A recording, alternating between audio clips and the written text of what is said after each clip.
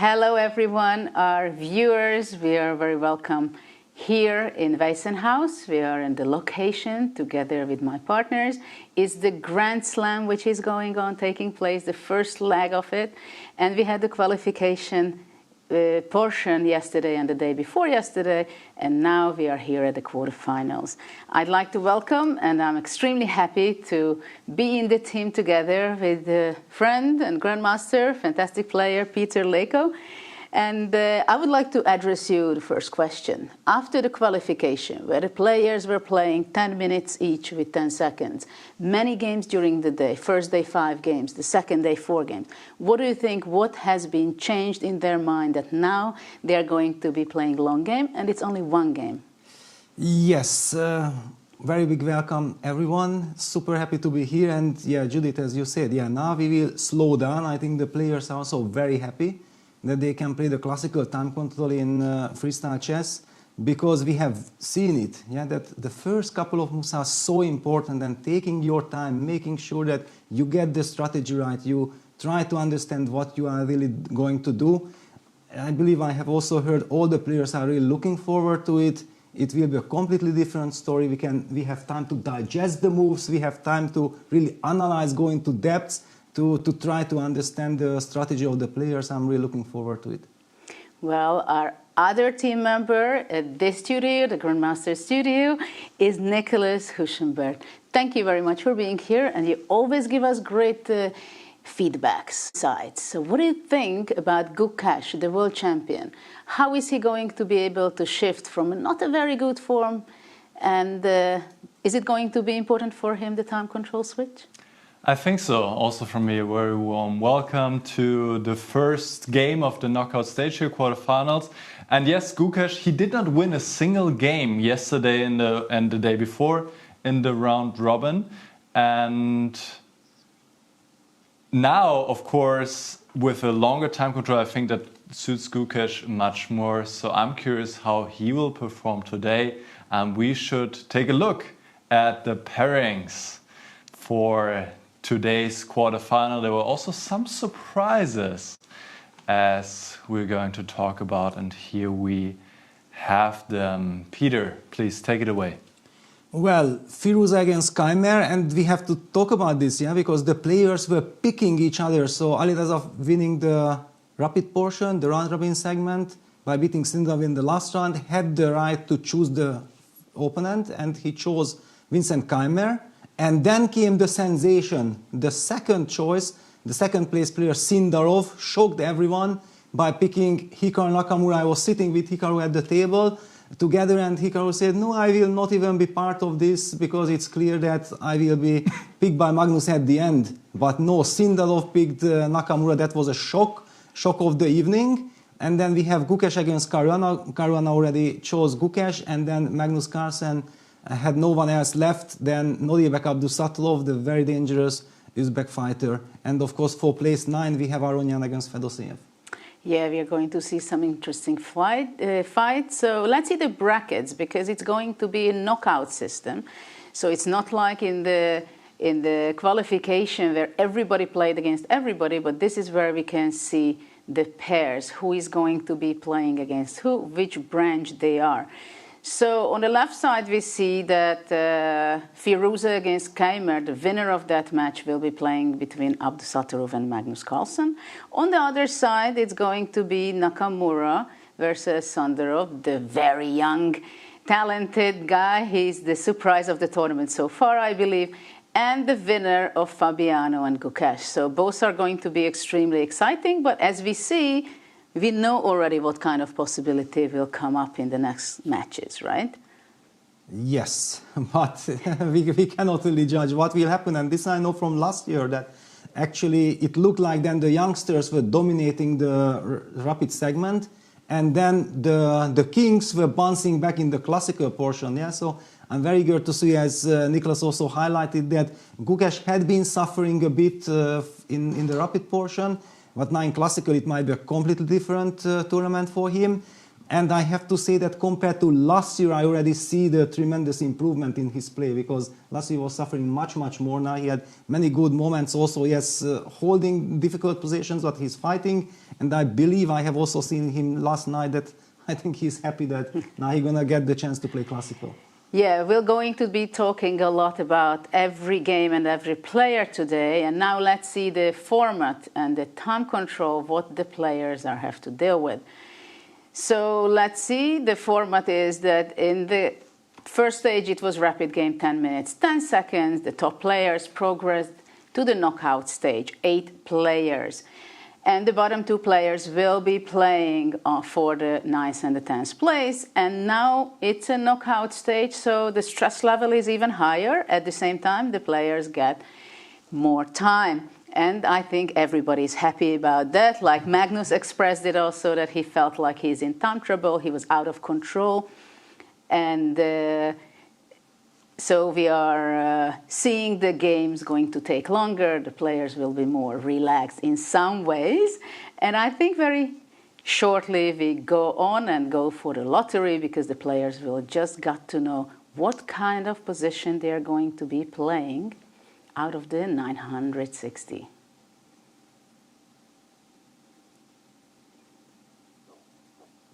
Tour in WEISSENHAUS. On the second day, the best chess players in the world are once again faced with a huge challenge. Only 8 players advance to the knockout round, while for 2, the tournament ends.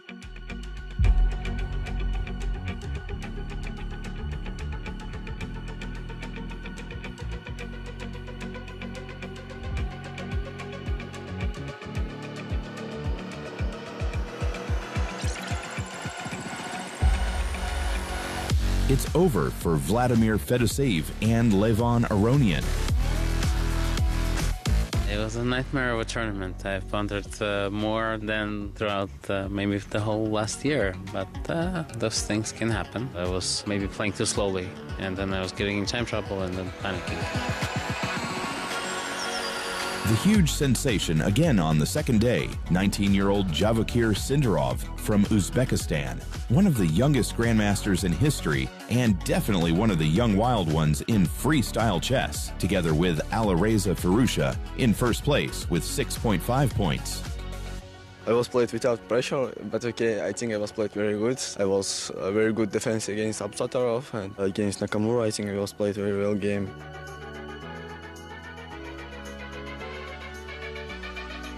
The game between Magnus Carlsen and Gukesh Domarashu was also spectacular. The world champion against the #1 in the world. The king of chess, Magnus Carlsen, wins in an intense game.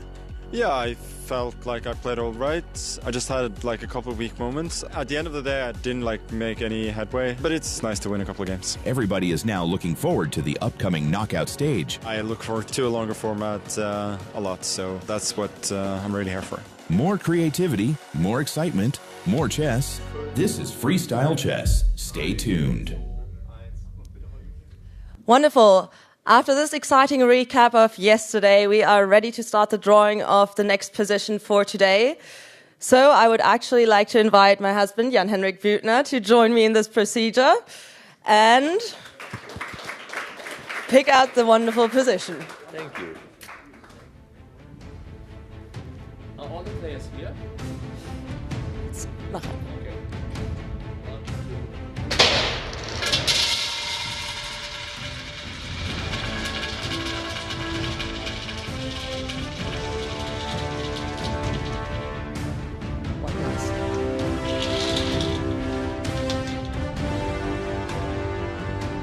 Position 381. Thank you so much, guys.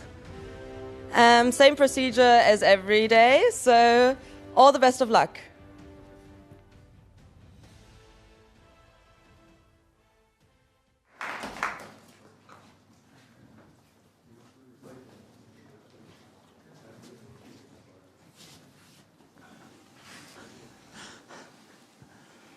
Well, we've just seen the drawing of lots in a very special way, very spectacular way. Which position out of the 659 will be played today, not in a rapid format, but already in a classical way.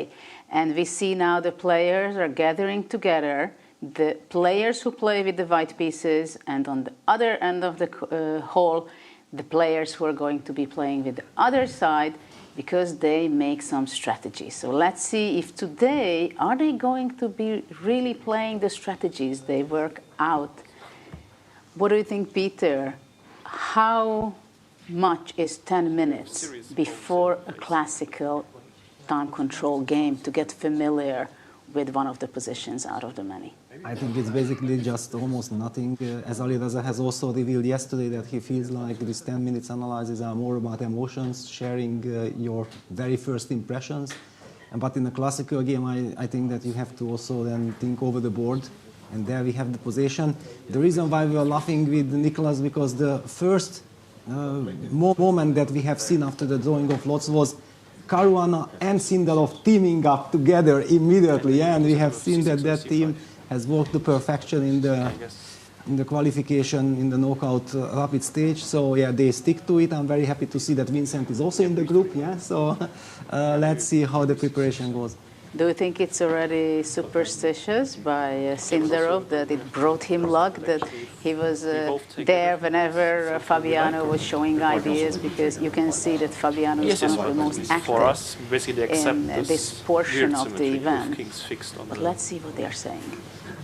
Lanes. Can we avoid it? Yeah, just like okay, we can also play on b6 is not but this bishop on d1. I mean, I prefer b6 to knight b6 kind of. Yeah, this knight I feel like it's tricky. And we c4 instead.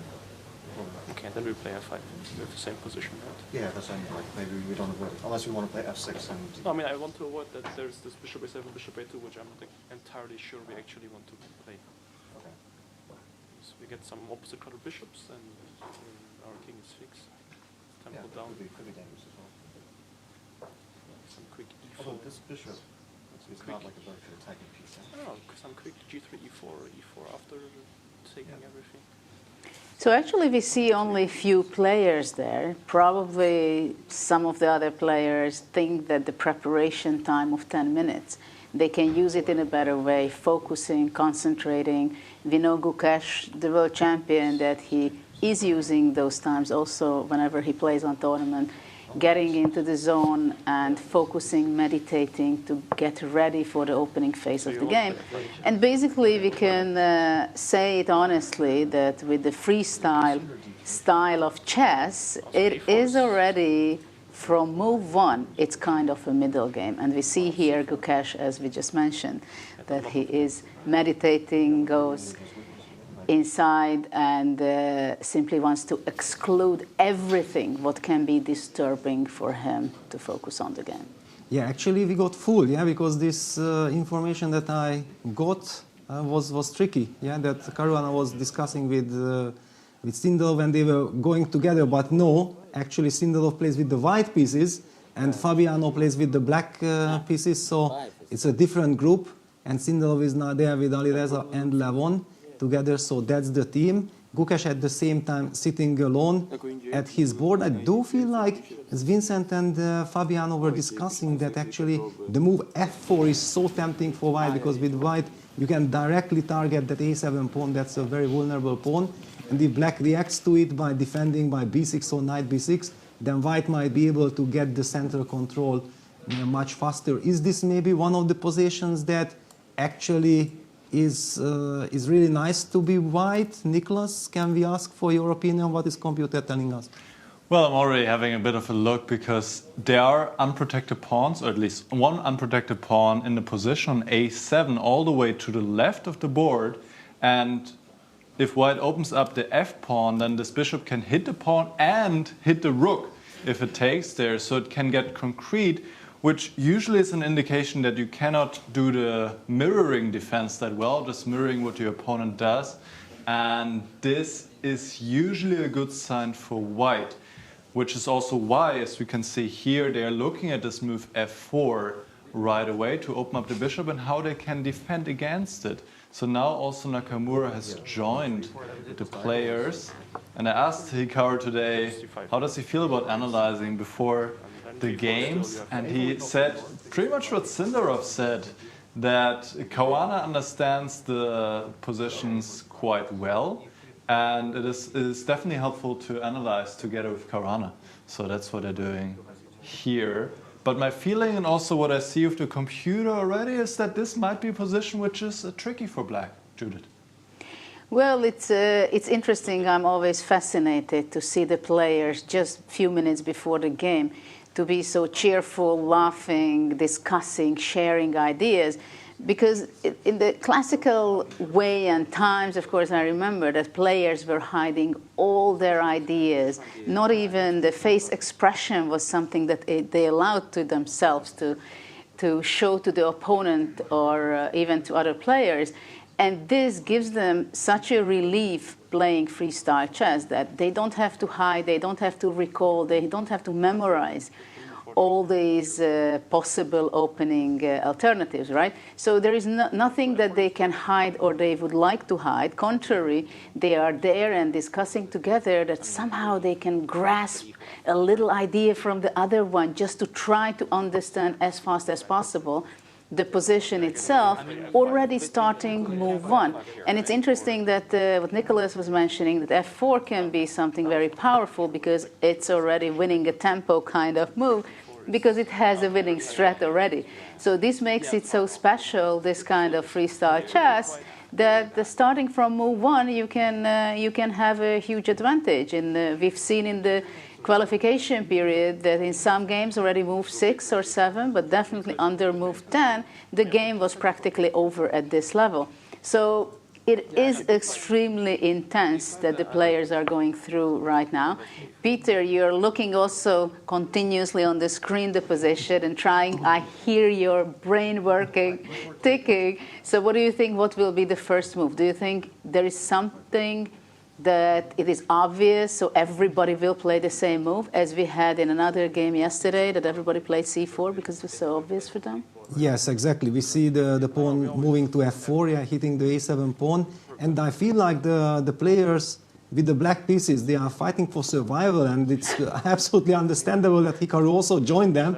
And okay, how are we going to survive the first couple of moves? If finally you somehow manage to do that, then you will already feel like, wow, I'm very much in the game. But this is a very scary situation. Also, we have to kind of remind the viewers that, yeah, this is not the knockout stage. Yeah, so imagine that in the very first game, when you are trying to, you hope to reach the semifinal, and then you feel like, wow, but I'm a little bit handicapped that with the black pieces, I have to fight for survival right from the start. And who knows what kind of positions you will be getting in the second game, yeah? So a lot of pressure on the players. I want to ask Nicholas about that, because after f4, maybe it's the first time I see that it's getting pretty forced. And you were observing the several alternatives. What are those alternatives after f4, Nicholas? Yeah, I was having a look at the mirroring strategies, so just copying, playing f5. And I went into details there, but we can do it later once we can actually move some pieces. But yeah, the question is, should black mirror or should black defend by going knight b6? And it seems that the players, both for the white side, as we see here, as well as for the black side, they have come to the agreement that black should probably go knight to b6 to cope with the threat. And what are they doing? They're moving so fast. It's hard to see what exactly is going on, but now the time is up. The time is up. The players have to go to their seats and get ready for the game. Absolutely, and I'm very curious, for example, how much time will be spent on by the players in move 1, 2, and 3. Like, first of all, white, are they convinced that they know the first move, and after that, is black convinced what is the reply on that? Or now they are going to be simply enjoying the moment, get familiar, get into the zone, try to understand the pieces. Some people say, talk to your pieces. And now we see already some of the players sitting down and trying to get focused. And of course, it's not easy for the players to switch from the rapid mode, that they know that they have to make decisions in seconds, Contrary today, they have to switch completely their time management. For you, when you played in some events, usually it's the other way around, right? You play the classical portion and only after that it becomes shorter time control. What do you think? How is it, or did you ever play this way? That first you played the rapid and only after that you had to slow down and the longer time control? Well, actually, I think that this is the much better version, yeah, because you are kind of speeding up your mind, and it's much easier than to slow down, but at the same time also not to be too slow. Yeah, I actually always prefer to have some rapid tournament or something before going to a classical one. So it's a good warm-up, but clearly this is a very special scenario that the players at the same location play the rapid tournament, and now they are switching to classical. F4, of course, blitzed out by Magnus Carlsen. Clearly, you want to play F4, and I believe that everyone will blitz it out. Yeah, Alireza also goes for F4 instantly. There we have it Sindarov as well, because it will be so difficult for black to decide how to react. And I believe that you want to put the pressure on the opponent right from the very beginning when you are sure that F4 is very strong. Also, Levon has played the move F4, and all the black players who are playing with the black pieces, look at this, Vincent is fully in concentration mode that, yeah, how do I deal with this? Hikaru is the first one answering it with knight b6, showing some confidence. Well, yeah, this is quite convincing. It's pretty straightforward that everybody believes that F4 is the most energetic and trying to get the initiative, right? This is the way you get initiative, that you play a move where you can gain tempo, you gain space, and it's 5-0 on F4. So it was a pretty clear discussion on both teams, not much of a thinking. And so I'm very curious from the black side, how much they will be thinking. Because I think it's pretty critical that whether, as Nicholas pointed out, that it's possible to mirror it with F5, counterattack, right? White can capture the pawn on A7, black can capture it on the other side, and or to play B6. But I think B6, I've seen in the preparation that they were looking, but I think it's pretty obvious. You don't want to see that knight on A8 for so long. So knight B6 is kind of more logical, right, as a reaction. Yeah, and also B6 weakens all the light squares next to the king. I intuitively say, no, please don't. Yeah, just because I think Vincent was the player who actually kind of thought about B6. No, here, mirroring, I did hear Vincent saying that, yeah, he's not sure and he doesn't like it because white is the one taking the pawn and you never know exactly how it ends. There was a funny moment that the move F4 was played on all boards, and then Gukesh was the player who played it the latest, yeah, and he was not in the team of the players, so he was thinking by himself. And however, probably because he wasn't encouraged by the players that of course F4 is the move, he was taking a little bit his time, but he also opted for F4. Fabiano reacted with knight b6. By the way, now already also Vincent has played knight b6, and Abdusatulov is the only player who played F4, F5. It will be so interesting to hear Nicholas afterwards to understand what's really going on after all this crazy madness after bishop takes a7, bishop takes a2. Yeah, and I'm glad we're getting a bit of a different positions and different tries and interpretations of the starting positions, so that not everybody goes along the same route. And Abdusatulov actually says, well, let's see where this leads if I just mirror what my opponent does, which is really a very viable strategy in freestyle chess. And actually we have the same position in Fiouzja against Keymer, and in the game between Sindarov and Nakamura. I suppose that was their preparation now before the game. And Aronian is still thinking, as well as Gukesh. Also interesting that Gukesh and Carlsen were not joining the analysis, at least as far as I saw. They were on their board. And Gukesh goes a different way. He goes knight b3, and Aronian does as well. It's quite interesting to see how the players are going into different paths already early on. And a little spoiler, knight b3 is a much better move than e4, in fact, which is already a slight inaccuracy in the second move. And this is freestyle chess, even in classical chess. Slight inaccuracies can already happen on the second move. And this is why it's so critical, Judith, to really take your time in the first few moves, because you don't just want to slip in a worse position already in the second, third move, and so on. Well, I'm loving the fact that we see today a longer time control. Not only Magnus, who is very happy and more relaxed from this point of view, but I'm also very happy because we will be able to look the different alternatives. And I think let's pick Magnus's game at first. And before we will have the on the board, because I want to analyze it's very concrete suddenly, let's see a short video of the players.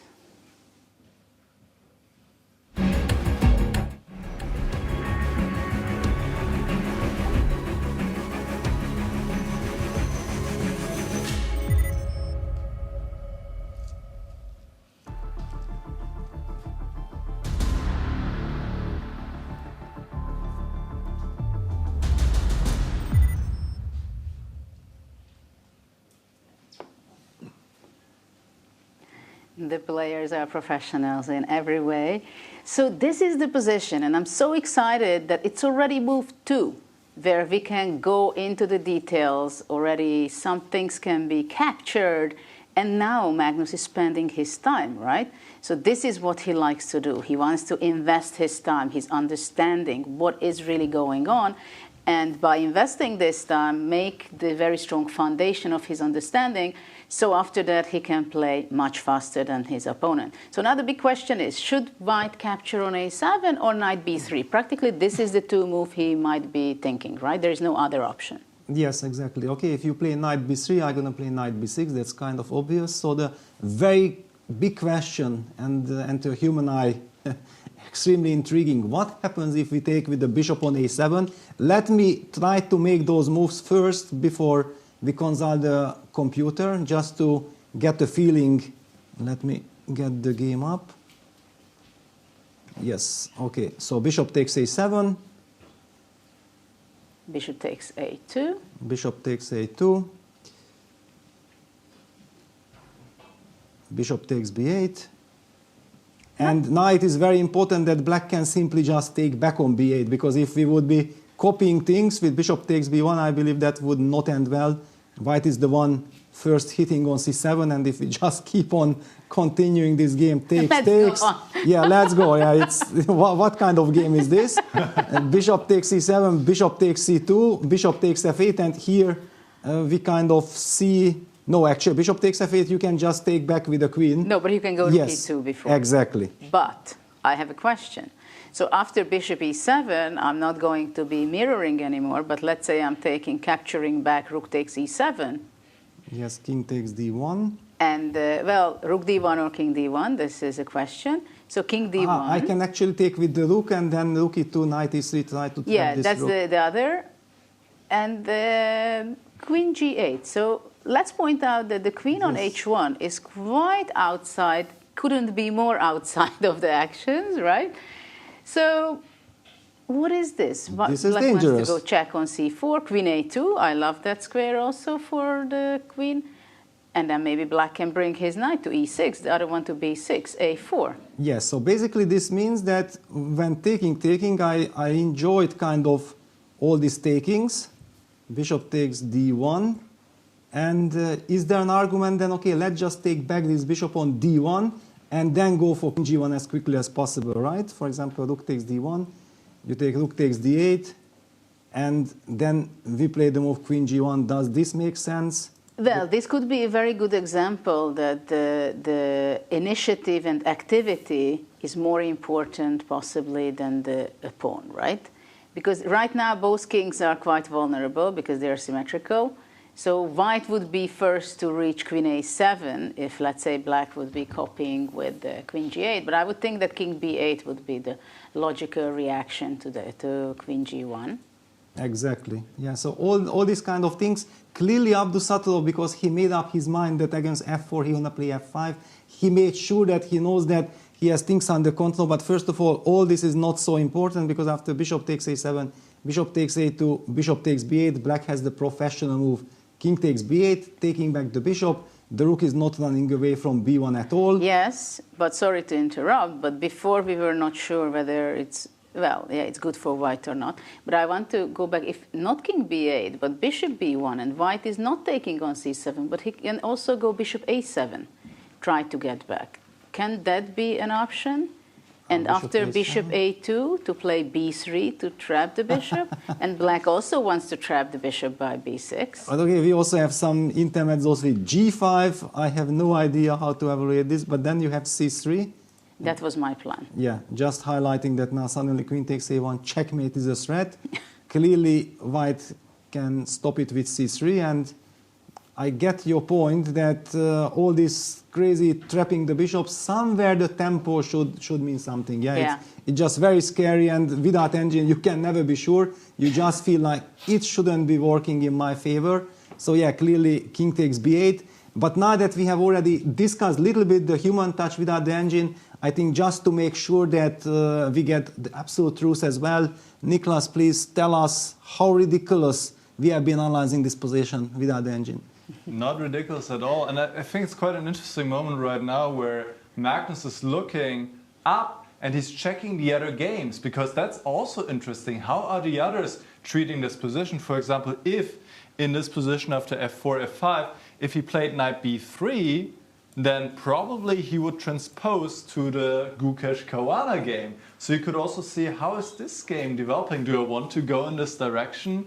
Or do I want to actually take on a7? And this is the big question. If he goes for the complications here, taking on a7, and now take on a2, and yes, now there's a question, should white take on b8? Because white also doesn't have to rush. And in fact, what the computer is suggesting is, go g3 here, or maybe knight b3. So just keep the tension, go g3, open up the queen already, which is a good idea anyway, also maybe preparing e4. And let's just continue the mirror game for a moment. Let's see what happens here with g6. Now white would be first to strike in the center, and after f takes e4, the queen can come to e4. The queen is well placed in the center. And yes, this will be released at some point. Both rooks will be taken at some point, but then white has a better queen position, is a bit better.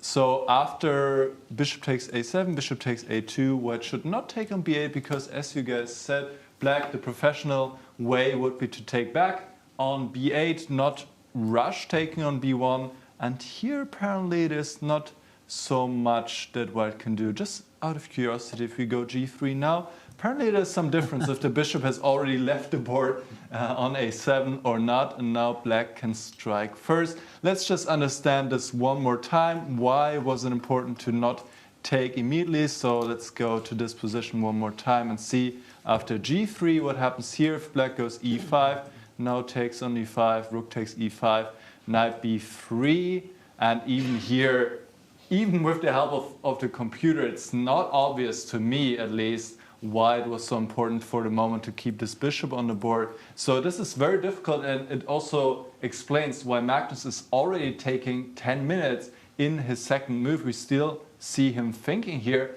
He already took all the time he had for the rapid, and now this is classical chess, so you want to use that time. And actually he has taken. Yes. He has taken on a7, and now the big has taken on a2, and now the big moment, take on b8, play a different move. Apparently g3 or knight b3 are best, and he goes e4 directly. He goes e4 directly. I'll hand it back to you guys. What do you make of this? Well, it is incredibly exciting, and it is so interesting to follow the speed, the slow, the time what Magnus was spending. So this is what he came to the conclusion, that he wants to take on a7, but of course he doesn't want to rush things. He wants to keep his bishop just in case. I can do it any time to capture your rook. So I'm very curious after e4 if Abdusattorov will also think this way, and they start playing somewhere in the middle of the center, having those bishops on the side. The rooks are trapped, so they cannot move away. And it seems like taking the initiative is obviously a clear priority as usual for Magnus. So e4 is a very energetic try to lead the game. So, well, of course, f takes e4 seems to be the most obvious, because e5, black cannot mirror it really, because e takes f5 and there is a pin, so black cannot capture an f4, but it becomes extremely concrete already in move 3. Yes, of course, yeah, that's why Magnus was also taking 10 minutes of his time before going for bishop takes a7. He kind of had to understand, and there was this moment when Nicholas also said, like, all right, if this e5 move is so important for black in one of the positions, then why not to do it in this other moment?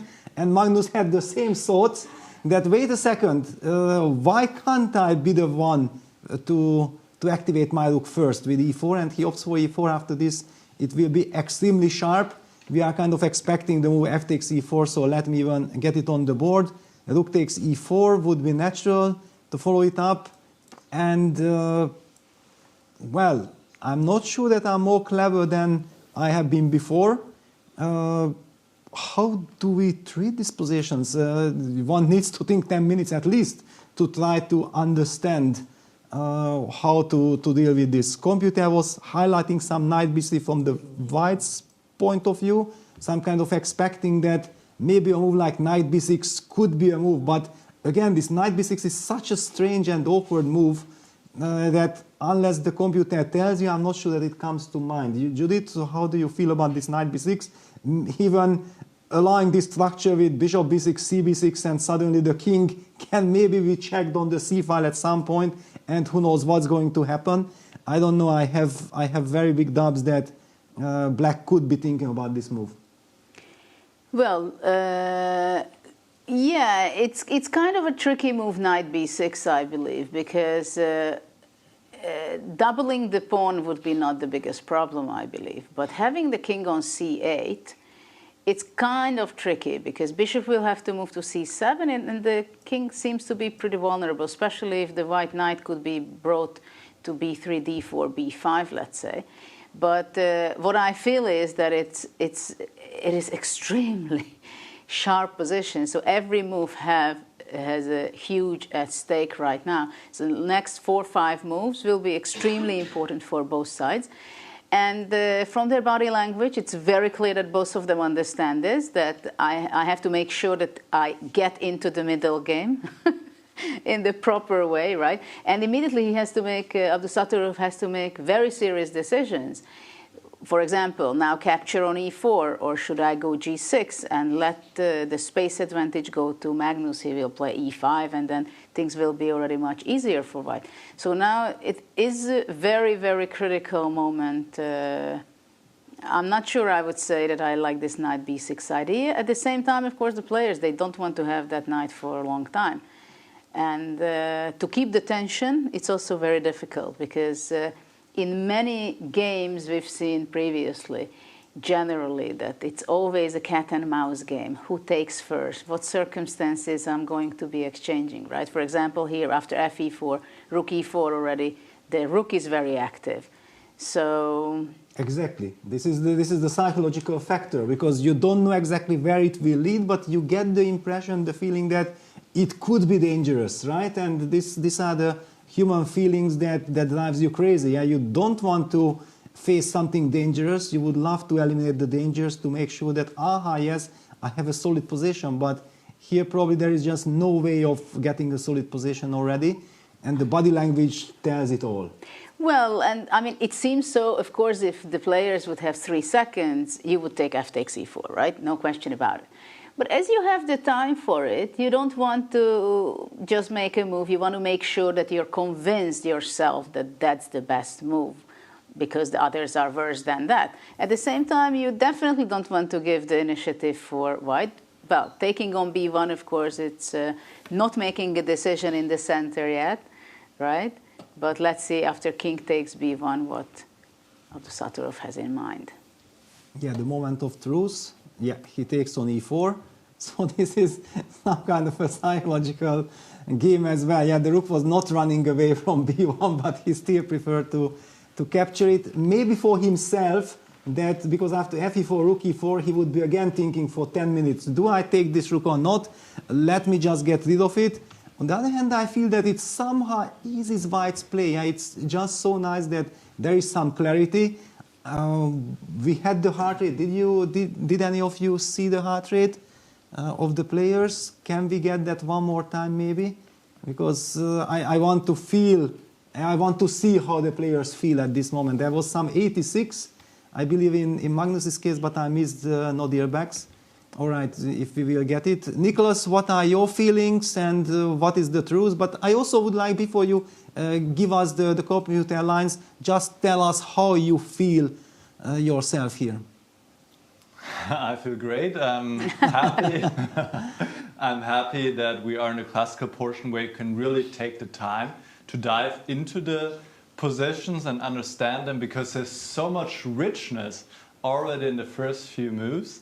And it's also quite interesting to me how the games develop in different directions. Actually, a moment ago, there was the same position in all of the 3 other quarterfinals. We will get to this later. But this one is definitely heading in a different direction. And honestly, I'm quite puzzled why Abdusattorov took this rook now on b1 in this position. Because as you said, Peter, the rook is not running away. It cannot move. So it feels like you can always take it later. I'm sure he had a specific reason. I don't know which one it was yet. So let's see what happened here. He should have taken on e4 right away, keeping the bishop alive. But again, it's nuances apparently. So taking on b1 was not a great mistake by any means. And now he did take on e4. And here it seems that white is able to go g3 to once again activate the queen, take with the queen on e4, which would be much better than taking with the rook. You immediately have the queen in the game, controlling other squares. And I was wondering, well, what if I try to keep the pawn now going d5? And this is, I guess, where it gets a bit murky. White is able to sacrifice the pawn in this way and can try to break open the black pawn chain going d3 or maybe also c4. And maybe in these kind of lines, it would be good to still have this bishop on a2, controlling the d5 pawn, protecting the d5 pawn and controlling c4. So this is my guess why it was better to wait with the capture. And the big question is Carlsen now going to take back right away, or is he trying to take back with another piece? With the queen or maybe also with the knight. In either case, he should be a little bit better right now. Well, thanks very much. It was very insightful, and I love the fact that rook e4 is not the obvious move. Actually, I'm pretty sure that for Magnus it was already probably his first intention that, okay, I don't take the obvious way. But I think it's the right moment to go to bird's eye view, look what's going on with the others, and pick another game so to get a little bit familiar with the other games as well. So let's see what's going on with Fiouzja already. He opened up the center, I see, with e4. Then... Yes, actually also just coming back to the Magnus's game, this is exactly what I noticed, and this is why I believe that Magnus likes this classical time control so much. He takes his time. And why on earth did Abdusattorov capture on e4 first? Yeah, giving Magnus the chance to try to play on the light squares. Yeah, all these lines like g3, d5. Just imagine some bishop g4 check. Also kind of hard attack because it's almost checkmate. And Magnus goes for g3. Of course, he uses this moment. And well, Abdusattorov will be regretting his choice of bishop takes b1. Well, we'll get back to this game, and but it's very exciting. That's very clear, and it's interesting that this is the only game where this very concrete measures took place, right? All the others, they are more careful. They say, no, I don't go into the deep, concrete actions. I go knight b6. Let's see who is playing what. But it turned out that I probably set a bit of a trap without realizing it. The thing was, if I'd managed, let's say he had taken the pawn immediately, I go g3, opening up for the queen, protects the pawn with pawn to d5, then I think I can probably give a check with the bishop, and then after he blocks the check, I can like move the rook from b1 to d1, castling. As far as I can see, the rules allow that. So at first, I'm thinking, what is he doing? Because now g3, the thing is his bishop was covering squares along the diagonal, so it seemed nonsensical to take the rook, and also tactically like d5 was hanging, and in some lines, or even if it was protecting e6, But I think that's what he was worried about. Now I think d5 looked very unappetizing without the light square control. So I think I'll be able to bring the queen out to e4, and I think I should be a little bit better. We've just heard Magnus Carlsen, as there is a confessional booth in this event, which means that during the game, the players can go in this very small but separated room from the playing area, but next to the playing area, so they can share their thoughts. So we have a better insight, and you, our audience, can enjoy it even better. And this was very insightful, that the reason why Black must have been taking on b1, because if he would be playing fe4, g3, d5, then White can give a check to g4 and then castle. Maybe we can just show this on the board real quick so that people can understand. It's very interesting and an idea we had not spotted, but as the players dive into the position quite deeply, he saw this possibility, and I think this makes a lot of sense. So let's have a quick look. Let's switch over to the analysis board and take a look what Magnus was talking about. So here we were a bit puzzled why Abduzatov took the rook in this moment. The rook is not running away. And to be fair, after f takes e4, g3, he could have still taken the rook here in this line. But the line that Magnus was talking about was d5 to protect the pawn, and now there is a check on g4 to the king. Black goes e6, and now the rook can actually escape because White can castle. So easy to forget. So White plays the castle here on the queen side, and the rook has escaped. However, Black is actually better here. He can sacrifice the exchange, let's say go knight d7 or knight b6, and Black has a very strong pawn center, and he has actually more than enough compensation for the exchange. Of course, very difficult to evaluate, but a potential explanation why Abduzatov took the rook in this position after 3e4. And now we get this position where Magnus said very correctly that he feels like if now d5 is played, the center construction is quite vulnerable, and he can attack with going d3 or c4, and he would be better. And as so often, the world #1 had it just right, Jude. Yeah, fantastic. I mean, we are so grateful for Magnus that he shared his thoughts, and then we got the insights from you, Nicholas. And it's so interesting that, again, the material controversy to initiative and the center, how important it is. And at first sight, it seemed like how clever, how great it is. Wow, White can escape with the rook. At the same time, it was not so obvious. So now let's go back to the bird's eye view, and we go back to Magnus's game, obviously, shortly. But others are also in action, not so entertaining so far. So maybe we can observe a little bit which one we would like to pick. Well, I think that Fiouzja has won the group stage, the round-robin stage, I believe, and we haven't covered him so much. Let's go to that game. I really want to see how he's doing. Just 1 second, I want to point out that between Gukesh and Caruana and Sindarov Nakamura, they have exactly the same position, right, so far. So the understanding of the position for them, it seems to be very similar. And it's already, what, move 5? Yeah, I believe? Something like this. So basically Vincent has played a novelty with c6 instead of bishop d5. And I'm actually loving the move c6, and I believe that Nicholas, when he looked quickly, I had a glance there, and it was the top computer choice, c6. So it's kind of very nice, because this rook on e4 is a little bit of a mystery. What is this rook doing? Black is actually also preparing some bishop c7, then bishop d5 is coming at any moment. I feel like Black has solved all his problems, and I can reveal a little bit one secret that we discussed with Vincent. Okay, I'm here as a commentator, I'm his coach, but there is not much to coach here or to help him, a part of supporting him psychologically. But one thing I told him, that take your time at the beginning, because it's so crucial. Magnus has done it. I keep on I'm telling everyone that please take your time. And I believe that even that he fall back 15 minutes behind on the clock, but making sure that he got this c6 move in, I believe he has solved all his problems. Well, let's pick then Fiouzja's game versus Keymer, but before we take go to the board and analyze the actions, let's see a small short video of the players.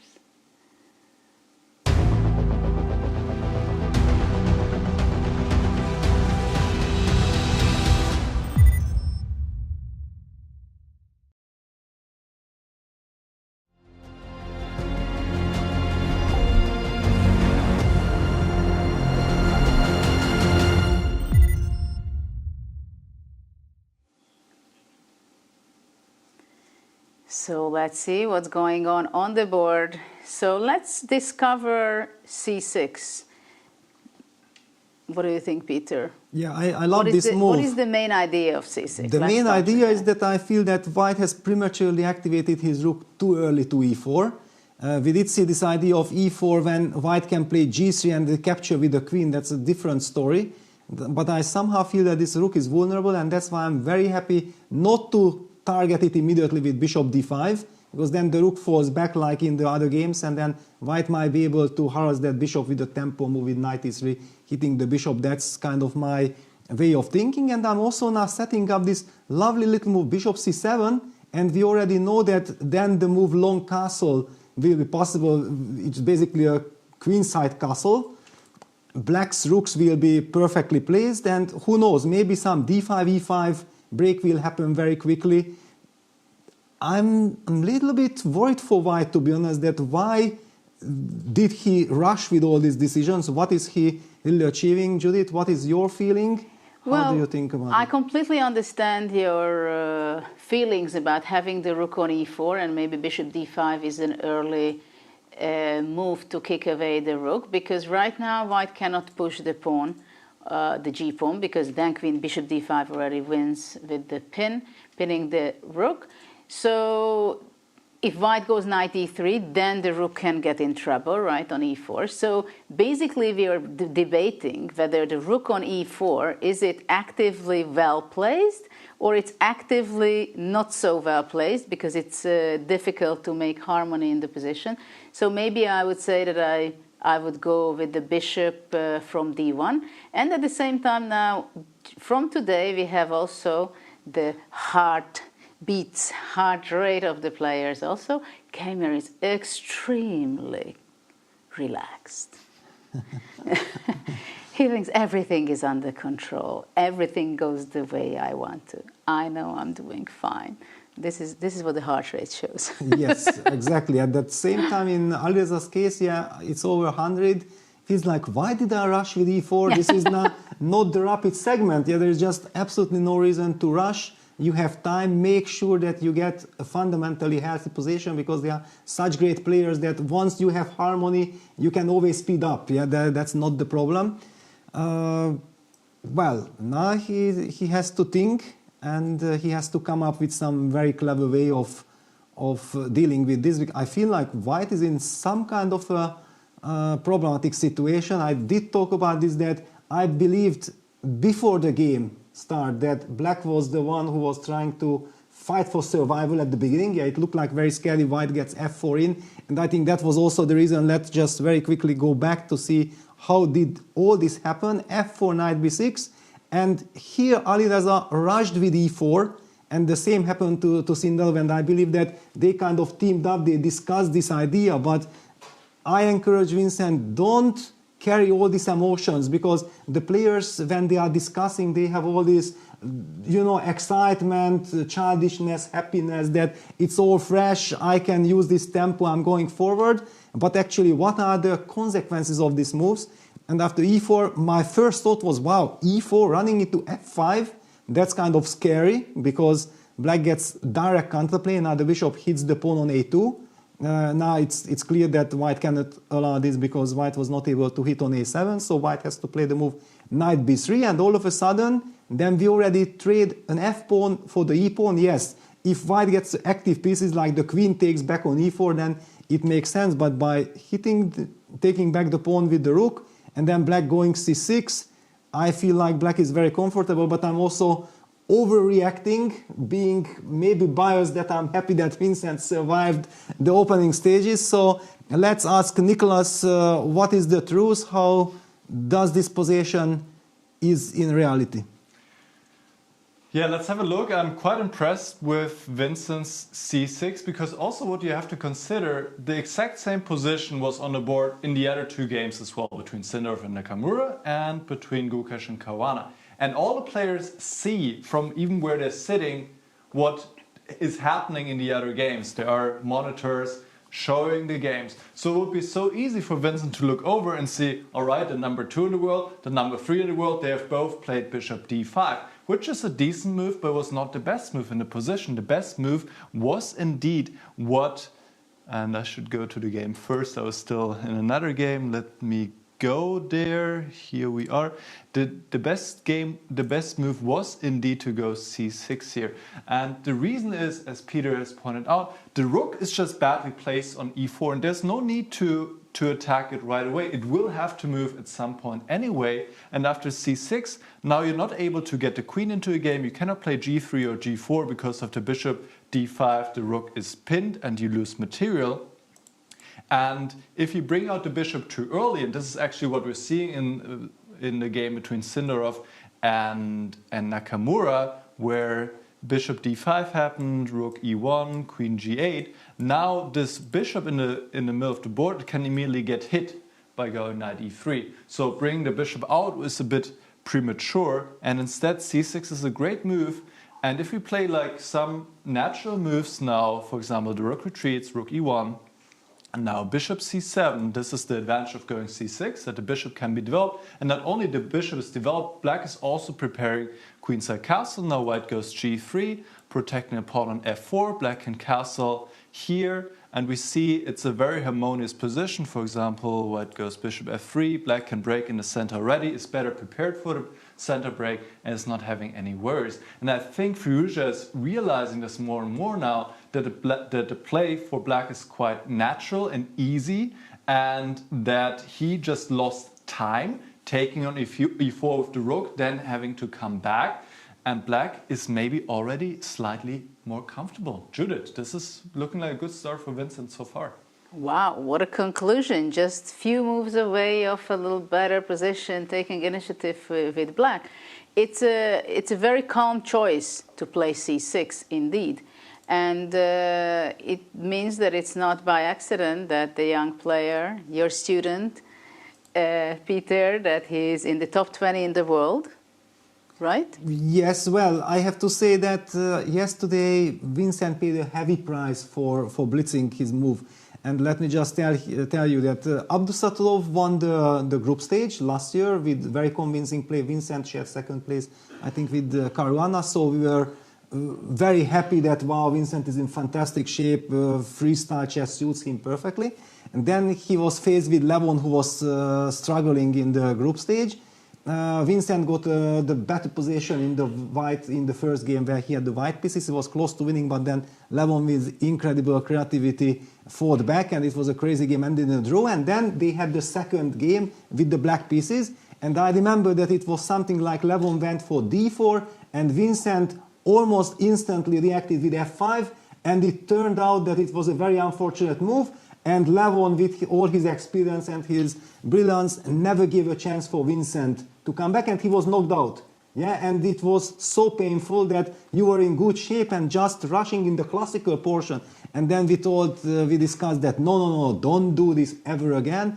Take your time, make sure that you get fundamentally correct position. And now we see, look at this. Adeza was up on the clock like 15 minutes, and now he's already behind the clock because he's in a state of shock. Like, what happened? And okay, now he has to deal with the consequences. Yes, indeed. Now Alireza is spending quite a lot of time, and we can see that Vincent is happy with his position. He's also going away, probably look around the other games, what's happening over there.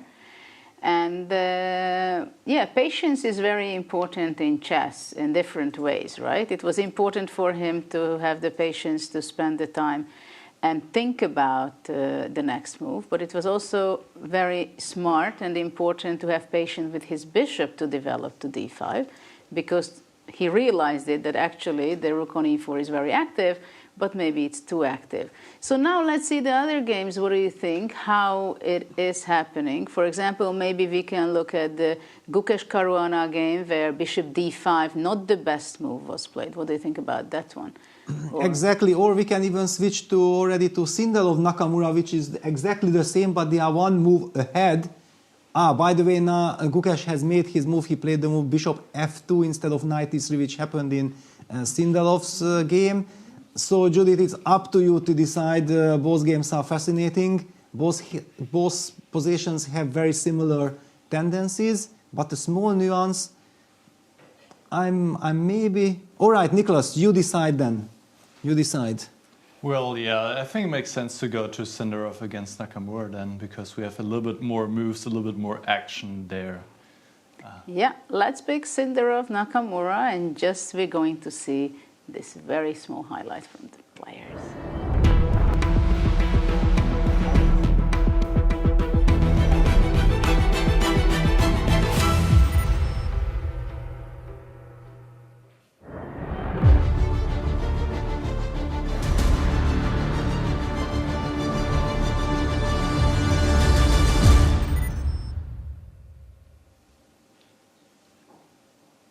Well, we have the players, the youth, talented player from Uzbekistan versus the very experienced Nakamura, world number 3 right now. And let's see what's going on. There are developments, right? White went back with the rook to e1. Maybe we can go back a few moves since what happened after bishop d5? Yes, exactly. So everything was the same. f4, knight b6, e4, f5, knight b3, fe, rook e4. Now black played the move bishop d5. Also very tempting, of course, hitting that rook with a tempo, but the rook falls back to e1. And suddenly after queen g8, this is exactly the same position in the both Gukesh Caruana and Sindarov Nakamura game. Now Sindarov opted for knight e3. Gukesh played the move bishop f2. We will be discussing that later when we take a look at Gukesh's game. So knight e3, bishop f7 is the current position. Look at the clock situation also here. Hikaru, known to be a fantastic blitz player and so on, but this is not classical chess and he slows down. He already invested 23 minutes making sure that he gets things under control. I think this is very instructive, very nice to see this, that it's a great example, that the best players in the world like Magnus and Hikaru, they are slowing down, adjusting their play immediately according to the new challenge, the new time control. And how do we deal with this is something like, from white side, opening up the queen, for example, with g3, maybe one of the most natural things, just to activate the queen. Hikaru has already kind of activated his queen with queen g8. Or do you see any other priorities that catches your attention, Judith? Well, I'm continuously wondering at this very early phase of the games that how impatient the players are. Like, which are the pieces they really hate to see there? Like, it was a8 knight. That was not a big question because, of course, nobody plays b6, right? So knight b6, let's get out of the corner, defend the a7 pawn. Okay, that's a clear cut. But, for example, how patient or impatient you can be with your queen on h1 or h8, that I just don't want to see that queen there. I want to get out of there through g8 or playing g3 or g6, occupy the long diagonal, right? So this is something I'm following very seriously, how impatient they are. And, of course, the player want to activate their pieces, find the best spot. But, for example, the f8 knight, I don't know what is the best spot for that. The square that it can be reaching that, like, of course, if you put it to f6, I think it's a good spot, or it would be on b4, or we can name a few. But how do you get to f6? It takes like 3 moves, 2-3 moves to have that position. So they really have to set up a priority. At the same time, of course, seeing that what the opponent wants to be doing. So, for example, I'm wondering whether knight e3, was it a good move to push away the bishop. And why is it good? Is it good that so I can play bishop f3 now and control the long diagonal, or play g4 and open up my queen? But at the same time, I don't want to see my knight on e3. Actually, I will have to regroup it either to knight g4, knight e5, or... So somehow there are a lot of pieces on the board that you want to replace it to somewhere else. And we see in this freestyle chess also, which is very typical, I believe, that you don't see so many pawns move in the first part of the game, even though it takes space advantage, but somehow the players are very much want to see their pieces coming out from their places. So now I think bishop f3, for example, something that I would consider. At the same time, maybe black is threatening with e5. So I should be stopping that with knight g4 or something. Yeah, it's a very big question. One of the other aspects that I think also very important to mention, I was surprised that you didn't prioritize it. What about the king's position? How quickly you want to castle? What about the rook on b1? And I feel that exactly for this reason, it's kind of tempting to somehow develop that bishop from d1, yeah, if it goes to f3, whatever, and then we would be able to castle to the queen side quickly, get rid of this question, what do we do with the king?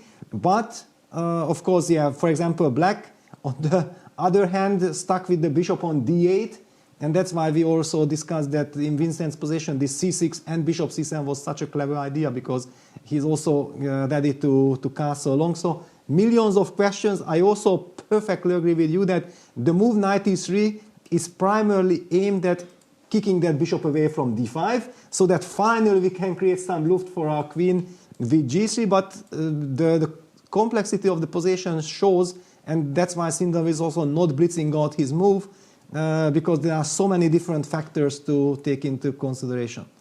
Maybe we can ask Nicholas about it. What does he think? His analysis shows whether e3 knight is standing well, e5 is a threat, or it doesn't. What do you think? Yeah, let's have a look together. So knight e3 was a good move indeed, because the bishop just was so well placed on d5, and it's pinning the pawn on g2, so the queen is not getting into a game right now, and playing knight e3 was a good move, the best move in the position. And here actually it was maybe a bit surprising that Nakamura retreated to f7. He could have kept this bishop on the diagonal, put it on c6, and still pin the pawn on g2, so the white queen is not getting into the game. I guess there was something he did not like about this, maybe the idea to bring the knight to g4 and try to trade the bishop on c6, but here black could go knight g6, and if knight e5, then the bishop goes into a center, and still black keeps this very important piece on the board. So this should have been played instead of the knight e3. Nakamura retreated with the bishop to f7, and here, yes, as Peter immediately pointed out, g3 is such a natural and also good move, opening up the queen, and certainly e5 is a move that needs to be considered, but it seems that white is better prepared for the opening of the position. He can build up a strong battery on this diagonal, ready to castle, hitting the pawn on b7, and it seems here white has an advantage. So in such positions, whether it's freestyle chess or classical chess, when it's completely symmetrical, it's all about piece placement, piece activity, and it seems that the white pieces are better placed here. So this is the current position of the bishop f7. Sindarov, we see him right now. He is still thinking, he just plays a move right now. Good timing, he goes bishop f3, also a very logical and good move, developing the bishop, and the young Uzbek player is a bit better here, Peter. Well, but look at the way he reacts. Yeah, the rapid portion was tough. Yeah, you could see that the players got exhausted. Big kudos to Sindarov, of course, picking Nakamura, because this was not an obvious choice at all. Well, it was actually something that Magnus was so surprised. His expression also on the video, which you can see that he was completely sure about that he's going to be playing Nakamura, who is not necessarily the most pleasant opponent for him. And of course, Nakamura is a fantastic personality, one of the most liked personality, interesting personality in the chess community, I believe. And what do you think while he's coming back and starts thinking? We have a short video with him. So let's see what he has to say to us.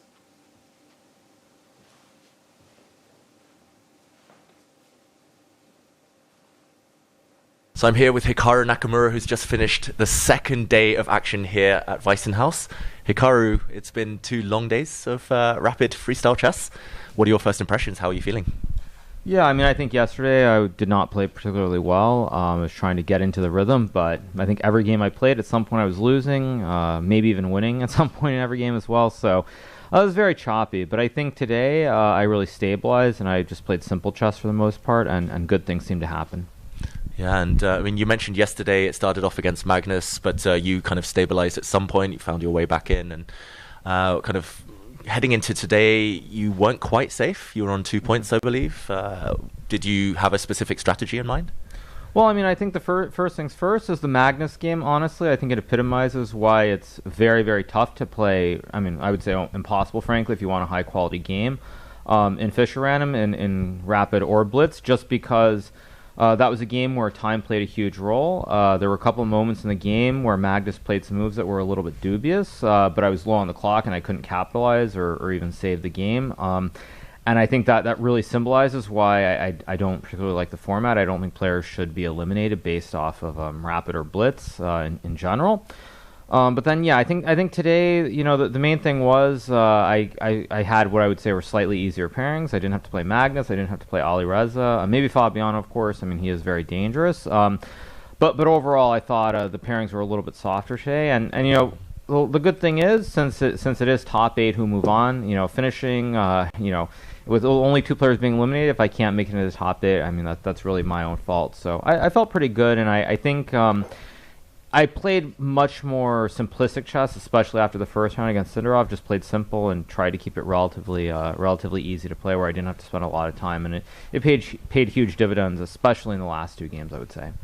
Yeah, I mean, it's interesting you mentioned the time format for, I mean, Fischer Random freestyle chess here, because I was speaking to Levon last night, and he was playing some blitz games with Fedoseev. They were trying to play themselves into form. They were playing against each other. And I was like, wait, why are you guys playing kind of normal chess? Surely you should be playing blitz, kind of Fischer Random. But they were like, no, there's just no point, right? Well, I mean, I tried that yesterday, and I mean, that's not necessarily an excuse, but I think the fact that I tried to play 3+1 a bunch before the event started was very bad, because actually I tried to play normally, like just focus on the opening, go down a little bit of time.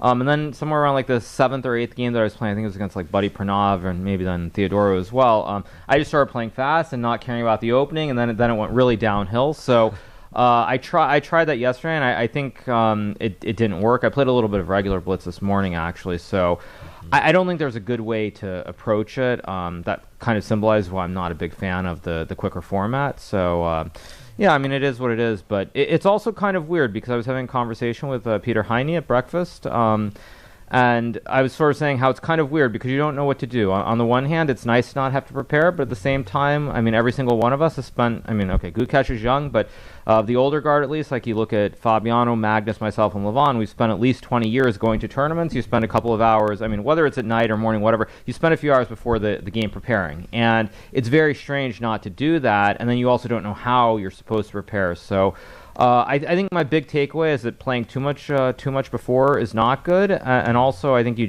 have to come in fresh. That's the most important thing. And when you see a bunch of positions like I did yesterday with the knights on the edge or knights in the middle, it all kind of becomes whatever and very blah. So I think it's just you have to be fresh, and that's why I think it's not worth it to really spend much time preparing. So you didn't spend too much time doing specific kind of training for this event, looking at kind of patterns, looking at ideas? No, I mean, I think it's very hard to do that. There was a conversation last night where I think it was Fabiano. It was like Fabiano, Ali Reza, and myself, and Fabiano was essentially saying that if you spend you spend 2 hours, not 2 hours, sorry. If you basically play like four rapid games every day for 2 years, you can probably memorize all the starting positions. And Alireza definitely didn't believe that. I certainly don't believe that. So unless someone has some magic way of like basically in your mind coding it where you can remember the specific piece placement, I don't think it's realistic. And I think it's counterproductive, if anything, because then when you get to board, like even with Fabiano when we were analyzing some positions,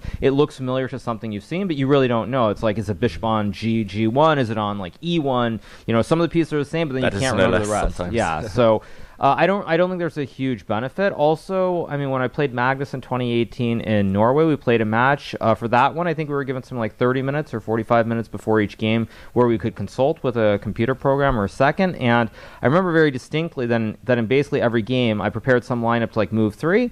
Or not move 3, to like move 5 or move 6. Like I would play the best moves, of course. You look at what the computer says, and then I was already out of prep anyway on move 3 because Magnus or I did something different that we weren't ready for. So even with the benefit of trying to prepare, it didn't really work out. So I don't think there's much benefit. I think it comes down to who comes up with the best opening plan. I will say, however, that looking at all the players here, it seems to me that Fabiano is probably the player who has put in the most time.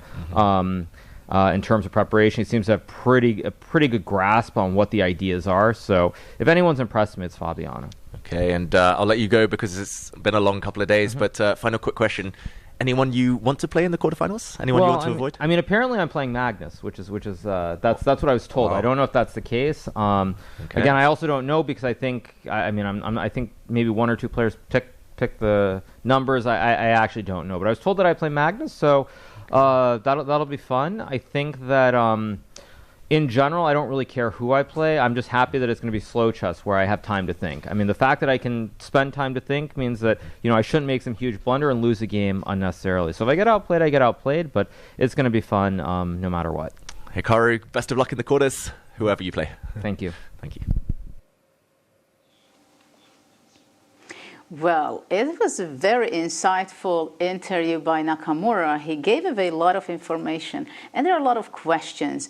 It was very interesting to hear also that he has a lot of appreciation, and it impressed him how Fabiano understands the game of freestyle. He has very good understanding, and it seems like Nakamura was not the only one who noticed this. But also he was talking about the time control, how happy he is when it's not a short-term control. So there are a lot to be talking about that later also, that how Nakamura feels about freestyle and the big questions, how to prepare in a freestyle mode, because of course all the players are usually used to prepare 2-3 hours, as he said, either the day before and then they wake up and they go to play, or before the game. Of course, I did this when I was still a competitor. Of course, Peter can say that, but I'm sure Nicholas is also a grandmaster who had his preparations. So this is one of the biggest dilemma, it seems, for the players, that how to make your brain ready to be the most sharp for the game, whether it's a rapid game or a classical freestyle kind of game. So we've been looking at the game of Sindarov between Nakamura, and after bishop f3, it seems he went to play c6.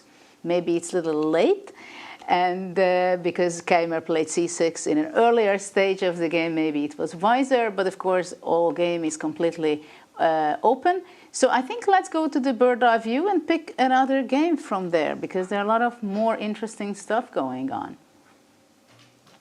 Yes, certainly. There is a lot of action.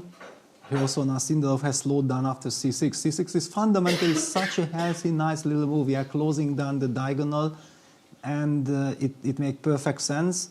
It also was kind of, I was really enjoying hearing Hikaru while he made his move c6, and Sindarov is thinking that he has the time to give the interview to David. So what do you think about this c6? Is it something that it wants to block the bishop, or it's more important for black to go bishop c7 and, as we say, castle, whatever side or whatever we call it, to centralize the rook from b8 to d8 after bishop c7? Yes, I think that the good news for black is that c6 is a multi-purpose move. Yeah, you make sure that you block the diagonal. There is no more pressure. Basically, of course, we are talking about g3, and then the battery of the queen and the bishop on the long diagonal is now completely blocked. thanks to this wonderful pawn chain. On the other hand, black with c6 also has the other nice possibility with developing the bishop to c7 and getting ready to castle. And normally if you can make a move like this, you are really happy, yeah? You are really enjoying. So now we got the bird's eye view, so we can have a great overview on all the games which are still going on. We have Aronian, Fedoseev. They are of course happy to play, but not so happy because they did not get the opportunity to qualify. It was not their best day of their career, the first 2 days, so they play for the 9th and the 10th place. And probably we will get there also, but I think first, maybe what do you think about looking Gukesh Caruana, Yes. or is there anything else which is more interesting and catching your eyes? Well, I think we should head to Gukesh against Caruana just also to compare the developments, yeah, because it looked like it's very similar, but by not including knight e3, bishop f7, actually we get a completely different kind of structure, and it could be very interesting to compare these things. So before we go to the insights and discover what's going on between Gukesh Caruana, let's see just a very short insight of the players in a form of a video.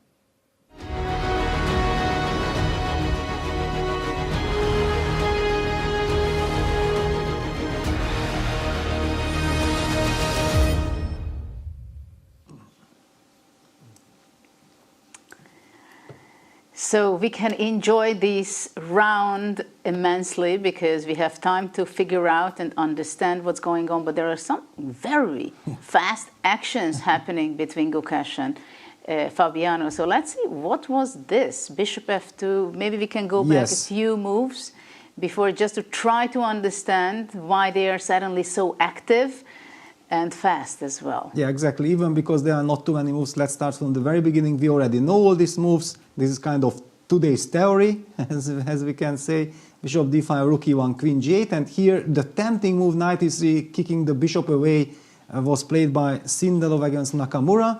Gukesh had other ideas. He wanted to develop the bishop first to f2, and suddenly Fabiano immediately jumps on the possibility to create some dynamics. Why am I not updating? What is happening? Yeah, so, okay, yeah, thanks technology, now we are back.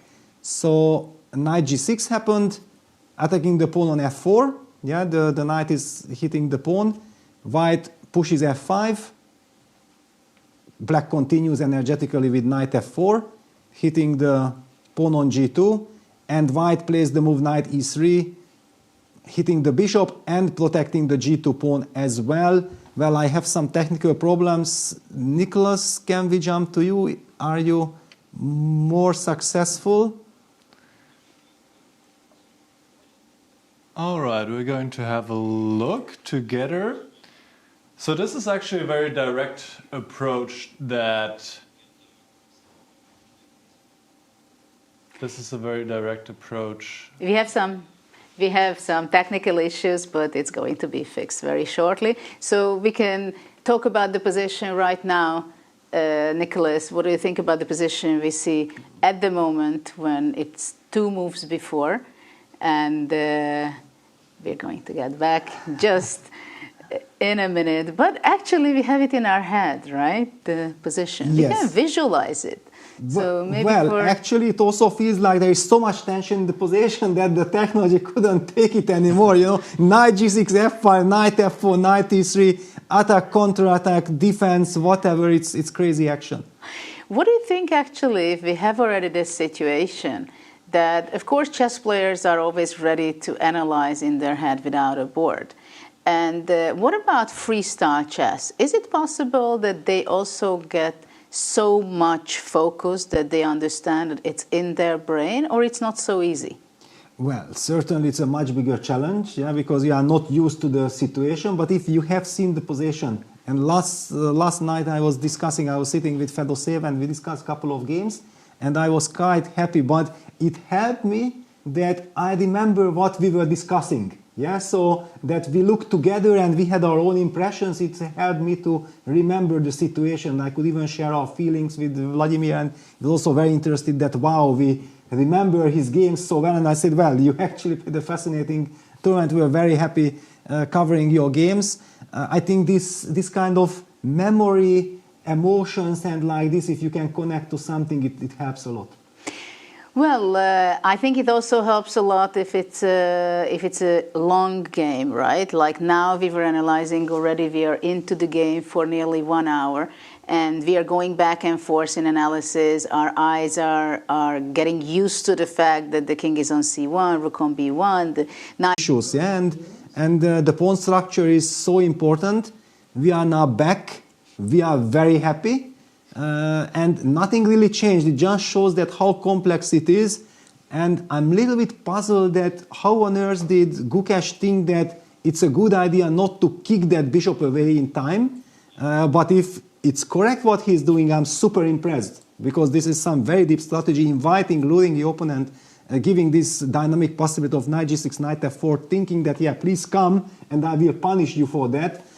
Nicholas, can you maybe highlight some lines that the computer is thinking here? What is the truth, the objective truth in this position? Yeah, let's have a look together. First of all, I think we're all happy that we're back here with video as well.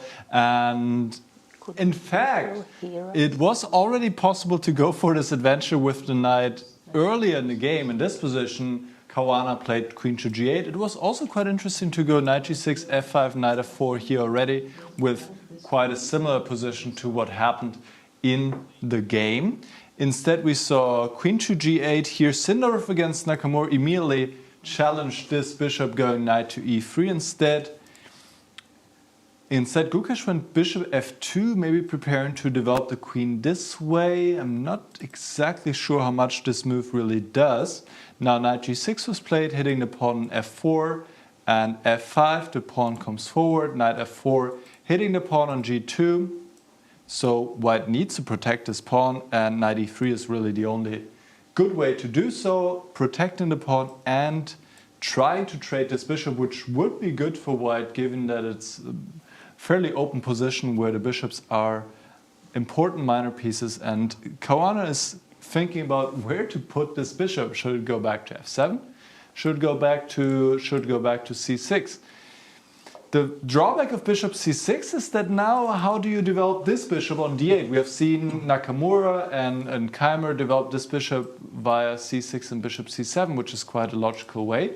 The advantage of playing bishop c6 is that you still keep an eye on this pawn, you still have this active bishop. So this is an important decision for Caruana to take right now, and he is thinking about it. He's just a bit under 1 hour, 56 minutes. Still plenty of time, but of course the players really need to manage their time well, because eventually there will be a time trouble and there's no extra time. It is 90 minutes for the entire game. They do get 30 seconds per move additionally, but that's it. Judith, this seems to be heating up slowly, I would say.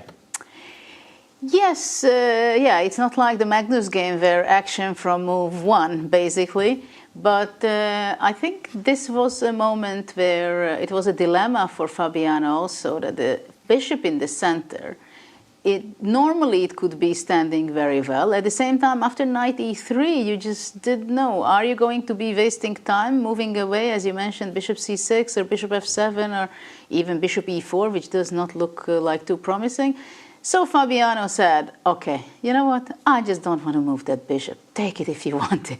I want to have a reasonable setup position. So I go e5. I want to bring out my bishop from d8, get rid of that position from there, on f6, on g5, wherever. I put my rook from b8 to d8. Something will happen with my bishop on d5. Either I move away later or you take it, and one day I'm going to play d5. And then life would be kind of okay for black. But is he able to reach that position, Peter? Yeah, that's a big question. Of course, the very first question that comes to mind is that what happens if white takes the bishop with knight takes d5? We talked about it, that this light square bishop is kind of the essence of black's position. I'm imagining that black wants to activate the queen hitting with the queen on d5. Now the good news is that bishop f3 is probably be answered with e4. Does this work? I do believe that it should work, but wait a second. This is a pin, G3. so you can play g3 exactly. So actually the main idea that I thought like, that's the idea of Fabi does not work at all, because now the e4 pawn is hanging, the rook on e1, bishop f3, queen h1 are all targeting this, and due to the pin, black is unable to capture on f3. So then what does he want? What does he intend to? Well, I cannot capture on f3. I cannot, but I do. Can you go back to the position? Okay. Yes. I mean, you say I cannot do it. Like, let's behave like children. I cannot do it, I do it. You do it. So rook takes c8. Knight e2 check. You do knight e2 check. Actually, knight h3 is also quite tempting, to be honest. Yeah, but okay. Step by step. Yeah, Knight e2 check. So I'm going to play king d1. Can I play? If I'm very worried, of course, I have rook takes e2. I have in the pocket, but okay, for the moment, let's pretend I'm want brave. to chicken out immediately. No, not necessarily. Not necessarily. I just wanted to highlight that I'm not that afraid of because this after rook e2, fe2, the rook will not jump to d1. Yes, but c3, king c2, rook e1, I would slowly collect that pawn, but okay, yes, it's a long king understand. d1. So now I can think of queen f5, but of course I want to enjoy myself, so maybe I go knight a4 or knight c4. Wow, yeah, this is... Let's go knight a4. Knight a4. This looks very dangerous for white. Yeah, well, but I can come back with the rook to e3 and then queen takes f3. Once I eliminate this f3 pawn, I will be happy, so let me do that. Yeah, rook e3, okay. Yeah, that's why maybe knight c4 was a better try. Yes, I was worried. Yeah, you mentioned both moves. My heart was, please choose knight a4, because as commentators, we just want to mention so let's go moves. knight c4 instead. Yes, knight c4 is more unpleasant, putting pressure on the d2 pawn, and also keeping the e3 square. Well, of course, the f3 pawn is essential for me, so I don't want to give up that one. Yes. Now a question, can I have the luxury of playing f6 so that you take g takes f6 and then at least I know that this bishop from d8 will not join the battle. It's anyway pinned at the moment, I understand, but yeah, we are humans, we are thinking about every single small detail. Maybe d3, can I play d3? I'm blundering something, I don't think so, I will do d3. And I want to set up rook e4, I want to get to this f3 pawn. Do you have any threat, by the way? Well, rook e4, I already announced. Rook e4, sorry. Rook e4. Which is maybe a blunder, I don't know. Knight b2, knight c3 check, who knows, but okay, I'm setting up something. I'm not happy with the pin on the 8th rank, to tell you the truth. Yes. By the way, now I also have rook takes e2, fe2, king e2, and the c4 knight is hanging as well.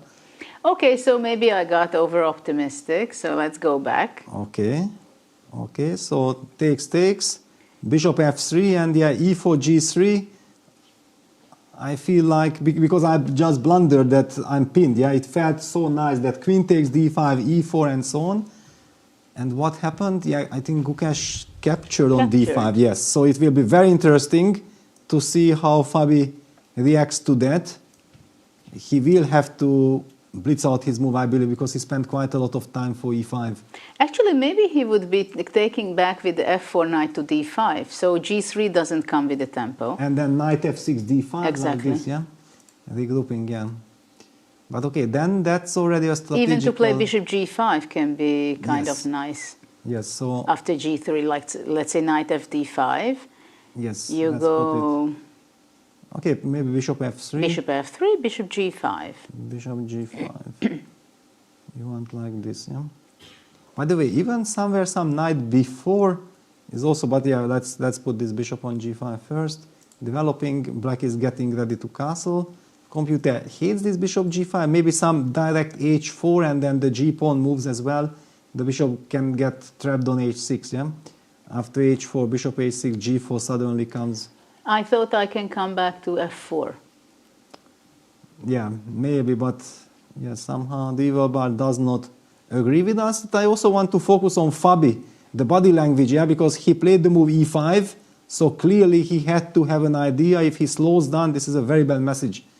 You don't want to encourage your opponent that, well, actually I'm not knowing what I'm doing, right? Yeah, because you give up the light square bishop. Nicholas was also not happy that normally white should be happy if he can capture it, so black should try to keep it. Fabi decided to give it up. What about playing queen takes d5 and after bishop f3, as you pointed out, e4 probably not a good move, but to go back with the queen to f7. f7, yeah. Actually, I could also go to c4. Queen c4? Queen c4 setting knight d3. Yeah, I mean, I would like to provoke your rook e4 because that's not the right place for the rook, I think. Wow, actually queen c4 is a very tricky move. It puts some pressure. Let me just highlight that knight d3 is a big threat due to the pin. How do I deal with this? And you see how great to have the rook on b8. Yes. So bishop b7 exactly. is not there. Yeah, I was also like, can I have the pawn? But even then the knight from b6 protects the c4 queen, so I know this bishop b7, queen b7 would also not be enough, but it's a fascinating position. White needs to have a very good move here, otherwise it looks promising for black. Now also the castle does not help, because the rook on e1 remains there. And then knight the check is coming. Yeah, queen c4 can be very unpleasant. Very unpleasant, yeah. Humanly speaking. I see the Evel bar saying that white should be happy, so there is apparently a very strong move. But it's certainly something. Did maybe Fabi rely on queen c4 and now he realizes that white has some very special move against it? That could be an explanation. Is knight c5 a move? Is that possible? Let me play this knight c5. Yeah, now the computer confirms. I'm covering the d3 square. Now we are setting up g3, bishop takes b7 mating ideas. Knight c5 is nice, just in time. Well, it stands much better than on b3 for sure. Attacking, defending at the same time. Yeah, this might be very... You will have to play c6. And look at that. Gukesh heart rate. 62, 61. How does he do it? Who is he? Okay, now we know why he's world champion, right? I mean, a part of his brilliant chess skills, if he can have such a heart rate in such a position, that's amazing. So it seems like both players are quite happy so far what's going on. That's my take on that. Well, I'm not sure if Fabi is so happy. He finally takes knight f4 to the d5. That's the professional move. Probably not the happy choice. It wasn't his main intention. And look at this. Yeah, normally you play knight f takes d5 and then you show like, yes, I'm comfortable, but his body language says like, yeah, I'm trying to figure it out, you know? Something went wrong. Wow. Okay, I'd like to ask Nicholas, what do you think about this position? Not looking the engine, just look at the position right now. Intuitively, would you pick white or black if you would have the choice? I would definitely pick white. Bishop pair fan. Yes, I'm a bishop pair fan, and I'm a bit worried for the light squares for black also later on.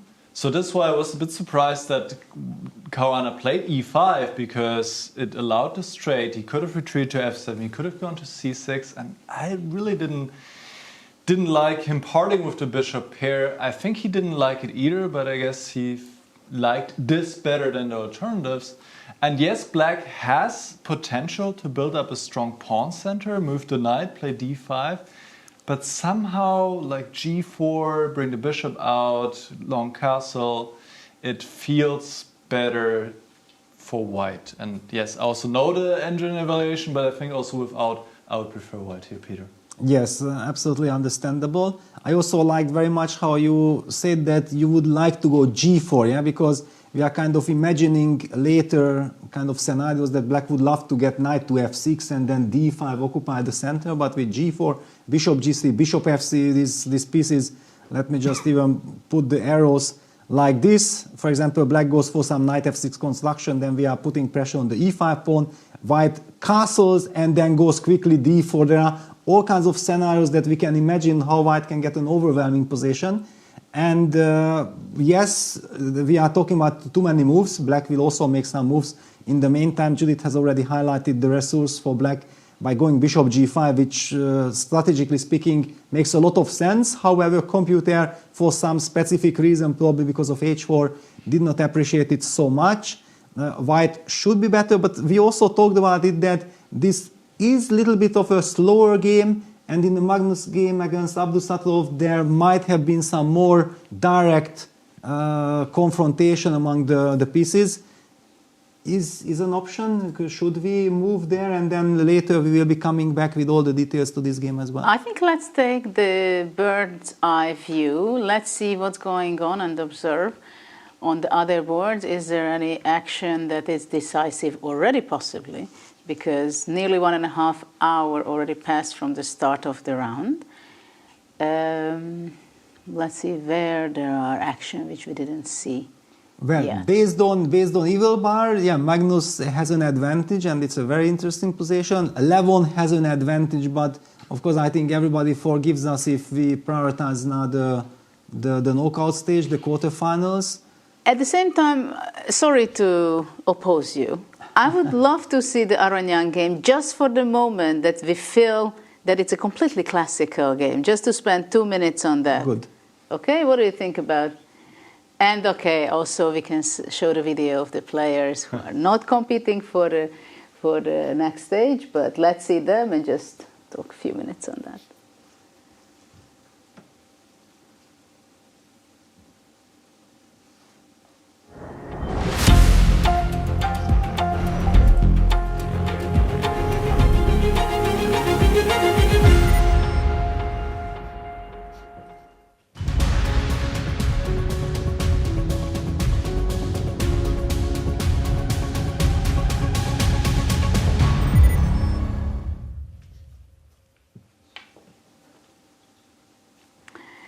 So let's see of those amazing players who gave so much all in the first 2 days. But I just wanted to see this, you know. So we have the contrast compared to the other games where we are discussing nonstop about where and how to recover the piece placement. And right now we can see very, very classical positional position. Look at that, the knight on e4 of level. I'm sure, Peter, that I mean you would be enjoying this with white. Yes, I would think like I'm winning. Yeah, okay, a knight on e4 for free, and attacking possibilities on the king side. Also, this d3 c4 pawn structure basically covers all the squares here. Black is unable to activate the knight to d5, so the only counterplay I'm seeing for black is some knight a4 b5, quick counterplay hitting the c4 pawn, then the queen on f7 will stand good. Knowing Fedoseev, of course, he will be looking for this kind of counter chances, because just sitting there in a passive position, that's an absolutely no-go for a player like Fedoseev, who likes the initiative, who likes to be creative all the time. On the other hand, we know exactly that if Levon gets a strategically better position, then he has all the skills to maintain his advantage. Judith, how do you feel? Is black in time to create some mess, or Levon can just enjoy? Well, I don't really think that we should go into the details so much. I think definitely it's a position where Fedoseev or whoever would be playing with the black pieces would not be so happy. Of course, Fedoseev is a very resourceful player, so he is going to play some very active way, knight a4, b5, looking for counter chances. At the same time, white is very much progressed on the king side with g4, h4, g5, and we can all visualize it, that it can be very unpleasant. And the pawn on c4 is not a tactical, but a positional, prophylactical move at this stage, that knight d5 is not allowed. So I would suggest that we've been here, we've visited this position, and let's go back to the bird's eye view, and let's see what the freestyle chess gives us, and get into the middle game of those other games. So let's see what's going on. We visited all the 4 games already, right? Yeah, just one remark. If you look at Vincent's position, all the black pieces are almost on the back rank, but they have this potential. Look at the evil bar. Yeah, just we don't have to go there. I think we should go next to the Magnus's game. I just wanted to highlight that what a tremendous force there is behind black's pieces, right? That because white exposed, the rook got active. White also spent time for h4, h5, queen h4. First, I think white even played queen h2 because he had to protect something. Alireza in a lot of problems. Very uncomfortable position. Black has also castled, harmonized, coordinated all his forces. But what about Magnus? Or does something else catches your attention? No, I think I would completely agree that we haven't visited Magnus's game for a long time. And actually, it is also something that looks like almost a classical middle game position, I must say. So let's get back into the Carlsen Abdusattorov game and let's see the insights. Maybe we can go a little bit back what has happened. I think that also Nicholas had kept an eye on this game. He has analyzed, so probably he has some insights. So Nicholas is the man to answer all our questions. Yes, let's take a look, and I want to point out one fact already. Right now, Magnus has an accuracy score of 98.3. That is very, very high, especially considering this is freestyle chess. And he had to think from move 1, whereas Abdusattorov has a score of 91. And this maybe also explains why he is in a lot of trouble in this position. It is almost, you could say, almost a winning advantage for White already here with correct play. I think we last left it around here after g3. White was ready to take back with the queen on e4, and this is exactly what happened. And this is really the theme of the game, the difference in queen activity. The white queen playing an active role, also in the current position, attacking, posing threats, whereas the black queen is not so active. So queen takes e4, g6 was played, opening the black queen, knight to e3, bishop b6, now forcing white finally to take this rook on b8. Black has done so on b1 a long time ago. Takes on b8, king takes b8, now this knight is developed, makes a lot of sense. Get all your pieces into the game, just as in standard chess, of course, very important. The knight goes to c7. Apparently this was a mistake, but already here, white is clearly better. Instead, Abdusattorov should have played knight e6, maybe trading the knights on c5 and getting rid of this knight on b3 and also trading this knight on e6, which doesn't really have so much of a perspective. So instead, we saw knight to c7, queen to b4, a strong move, and this was also the drawback of knight c7, that the bishop is a bit loose now, and actually Abdusattorov decided to trade it on e3, which allowed Carlsen, rightly so, to take back with the e-pawn, trying to build up a strong center. Now knight d5 was played, hitting the queen goes to a5. Once again, the best move, keeping the queen close to the black king. e5 was played, and this is the current position. White has some different choices here. Bishop f3 apparently is best, e4 also very attractive. In either case, white has a clear advantage. The white king is a bit safer. There are also maybe some lines. Let's, for example, say bishop f3, e4, bishop g4. Let me just make some kind of move. Queen g8 maybe. That potentially the rook could swing over the 4th rank and join the attack against the black king. So let's come back to the current position. This is it, e5. Carlsen is thinking he is in great shape here.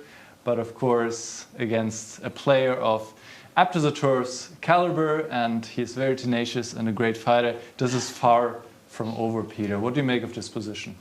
Well, what I noticed, because I know that Abdusattorov is an incredible fighter, but what I feel that sometimes he's inaccurate in the opening, and when he faces Magnus in freestyle chess, this also I think was the theme last year, then he can get into trouble, then he fights like crazy, but it's not enough already. Yeah? So this, I have kind of a deja vu feeling that he got outplayed in the opening. Yeah, Magnus goes for bishop f3. It's so tempting to provoke this e5, e4 move because black is relying on some direct e takes f4, opening up the position, trading pieces. Once you push e5, e4, you will not be able to trade those pieces. And also, white has this lovely square with the bishop going to g4. The diagonal is there, white puts pressure on the d7 pawn. Also, the tempting option of c2, c4, kicking that knight away comes to mind. It will be a very tough choice very tough spot for Nodirbek to find a good move. Actually, do you feel somewhere some chance? You are always also very resourceful and optimistic. Yeah, well, I'm wondering continuously while analyzing this position, that actually is black having trouble because by tactical means, or is it positionally, or actually it's only one single piece which makes the trouble. Let's say if the f8 knight would be on c7, for example. I thought like you will tell if the queen from h8 is on c7. Yeah. Also would be lovely. Yeah, it would change everything. Yeah. No, I'm not so optimistic. I just want f8 to little freestyle of rules. Yes. And play knight f c7. But the d7 pawn will be vulnerable, yeah, because okay, now e4 anyway played, so white plays no bishop g4, and also imagine the knight jumps to c7 and then some knight c5 comes. The d7 square is vulnerable. That's why if I'm a dreamer, I would love to be a full-time dreamer, yeah, with queen to c7, and then probably black is just perfectly fine. Then the central pawns could be important, but yeah, it's just too tough. I don't because see it's a question, because of course it's a different story. If it's the structure itself is bad, then of course you have zero chance against Magnus, because in the long run he just eats you up. But if it's not positional, but it's just concrete means, then of course it's also not a good opponent to play against Magnus. Yes. But still, that's completely different. And I have the feeling that somehow things are bad in different and many ways for black, right? Because the h8 queen is far away, the d5 knight is there, but actually it's still defending the b6 square, attacking the e3, which doesn't have any real point. White can go c4, queen b6, knight c5. Exactly. Or what Nicholas was pointing out, rook d1, d4, a4, which seems a little slow, kind of, but white has lots of potential plans, right? And also after e4, knight c5 or just knight d2, capturing the pawn or attacking the pawn, it can also be a lot of danger for black's position. So I'm pretty sure that Magnus is incredibly happy, while Abdusattorov is quite annoyed about... Yeah, he picks up a banana. He knows that all he needs is energy. The position is very good. Yeah, just let me not be hungry, and I will finish it off. The bishop on g2 is actually eyeing the e4 pawn. Yeah, so basically black is not really able to even activate the knight from f8 because 2e6. Then the pawn on e4 is hanging as well. I had the same echoes in my mind, yeah, that c4, queen b6, knight c5, delivering checkmate on b7. How does black defend against it?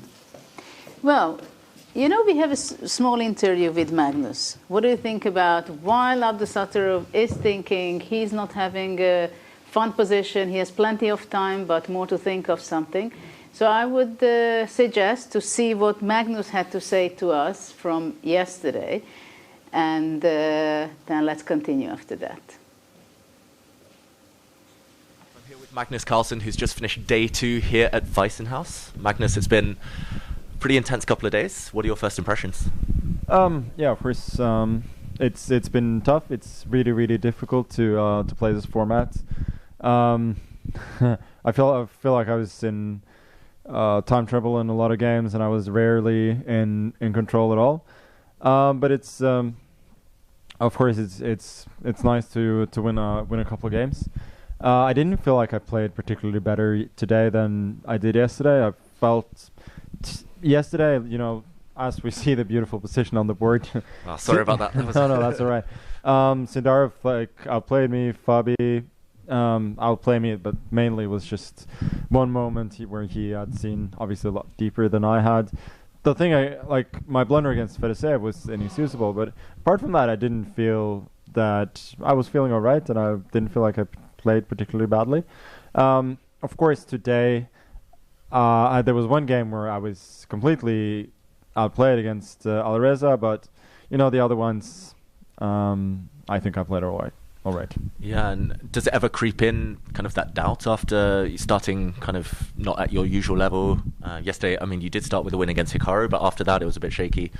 And you were, I guess, just above the danger zone heading into today's play. Did that ever cross your mind that things might get a bit hairy there? No, of course I was hoping to be further ahead, but the thing about freestyle is like you cannot really game plan for these things because it's too hard simply. You literally have to freestyle.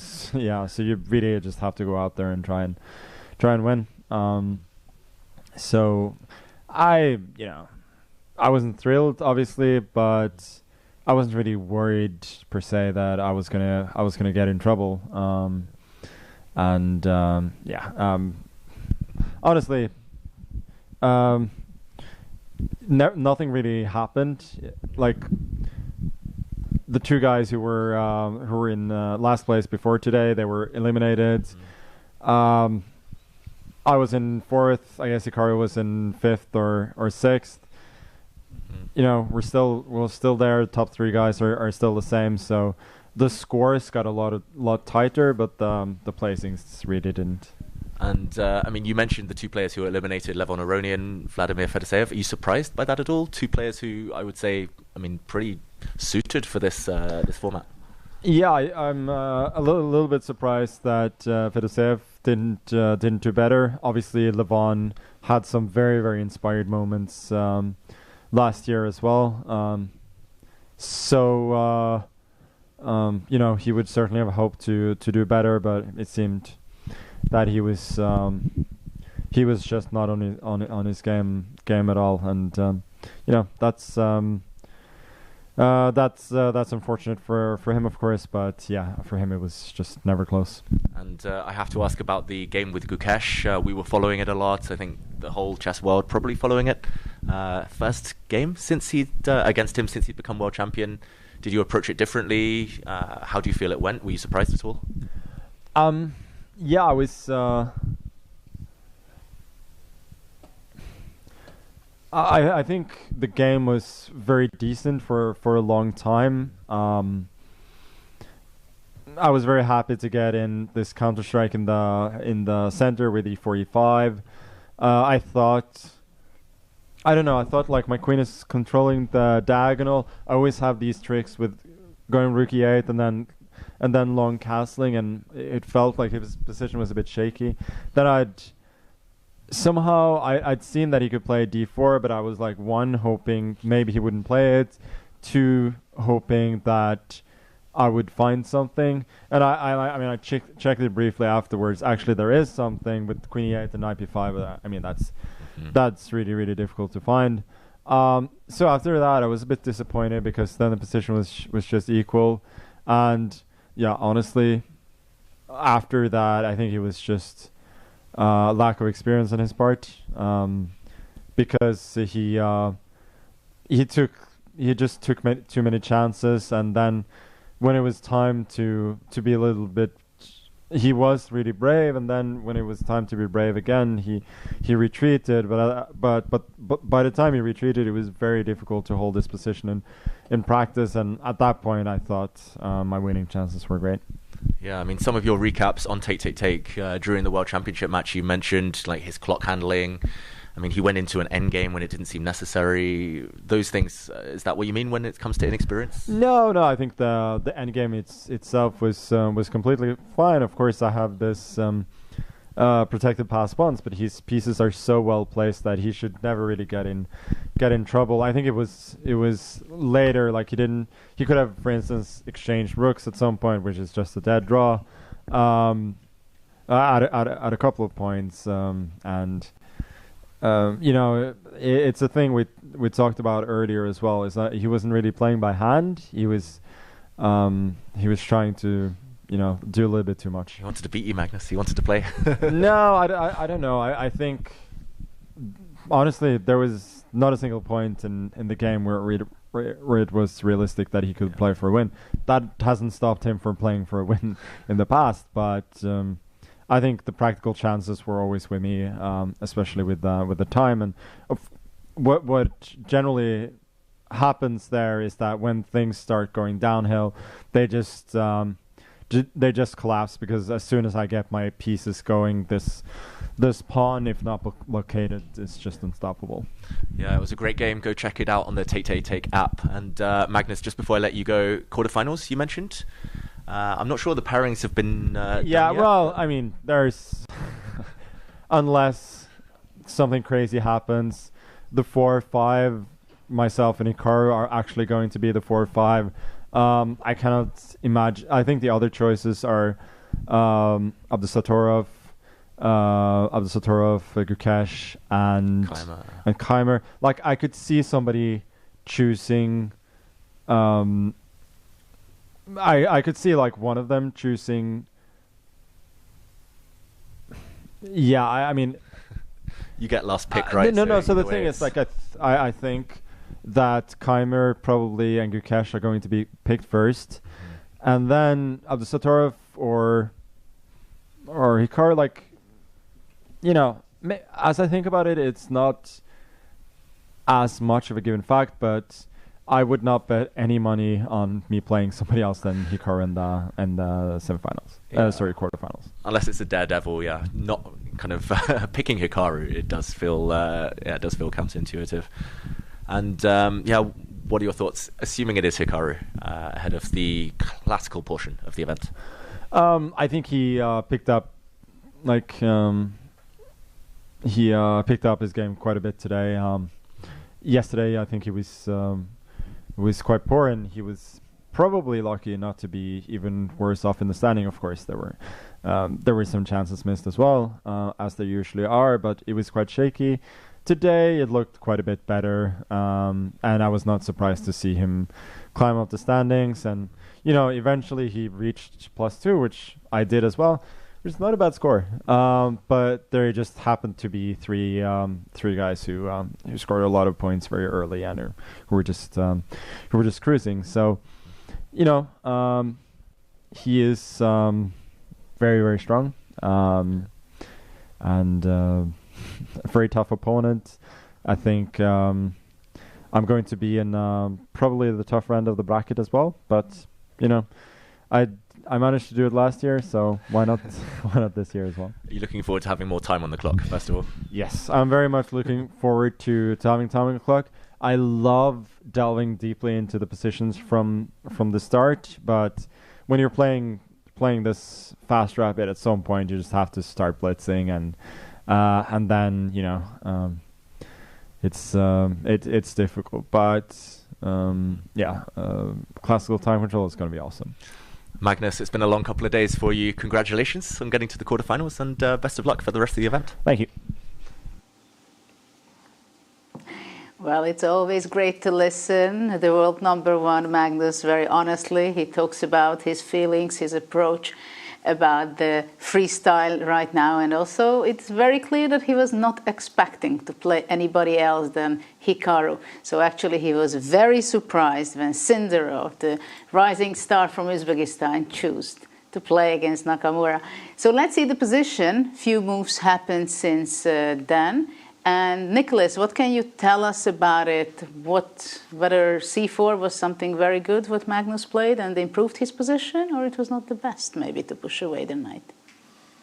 No, I think so far Magnus is really handling this game and this phase of the game really, really well. He is in a more or less winning position at this point. And we also see a lot of the ideas that we talked about being put into action. We talked about getting the rook into the game, into the potential attack via the 4th rank, but Magnus is doing it in a different way. I think it's just beautiful how he finds a harmonious way to combine different ideas. So let's just go through the last couple of moves. We saw it over here, bishop f3, e4, bishop g2, retreating, keeping an eye on the pawn on e4, but also keeping the options open for the bishop to go to f1 or h3. Now queen g7 was played, c4, hitting the knight, gaining space, pushing this knight back, the knight retreat to f6, and now you see really all of the black pieces are on this side of the board, the traditional king side you could say,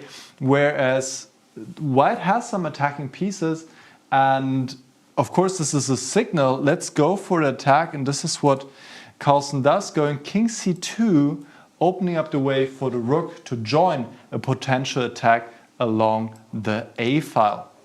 So this looks quite scary, and now queen f7 was played, hitting the pawn on c4, but no problem. Bishop f1, protecting the pawn, and it feels like every piece is playing their part. d6 was just played by Abdusatorov, but rook a1 looks like the most natural move in the world, and it's also a great move. White has an attack for free, basically, and I don't see any counterplay for black. I don't really see Abdusattorov coming back from this. Peter. Yeah, you remember I was talking about I'm dreaming of having the queen on c7. Well, now in reality the queen can reach c7 after rook a1, then black will be checkmated with queen a8. So that's the sad reality. Let me just highlight with arrows here. Rook a1, queen c7, finally defending the king, targeting the queen on a5, but inviting queen a8 checkmate. And the problem for black is that if you are unable to play queen c7, and of course Magnus has played the move rook a1, then how on earth are you developing, setting up a defensive line, yeah, developing the defense? It's just kind of impossible. White has multiple ideas, giving a check on a7 or even just some queen b6. Setting, yeah, so knight f8 to d7, the human move trying to protect. Apparently the computer says it loses on the spot, but I don't think that there was any other good move. Judith, how do you finish the game off? It's your specialty. Well, I don't know exactly whether queen a7, knight a5, or queen a7 and then rook a6 and knight a5 as an option, but I find it quite fascinating that if we go back and think about it, for the viewers who are following us from the very beginning, they can recall it, that it was move 2 when the A file got to be opened, right? From the very beginning. And for our new viewers who are very welcomed here, it was move 2, you know, that it opened. So nobody could understand and know that eventually the big problems will be caused for black on the A file. But also I think it's very interesting that bishop f1, Magnus plays it so naturally that, okay, it's the bishop's initial square in a classical chess game. And it's no problem, because sometimes pieces which are just defending from the back rows can be just as powerful. And even later on, if white can get to play c5, maybe bishop a6 will show up at one point. But for now, black has serious problems. And of course, the youngsters, Nodirbak is also extremely young player and by now pretty experienced also.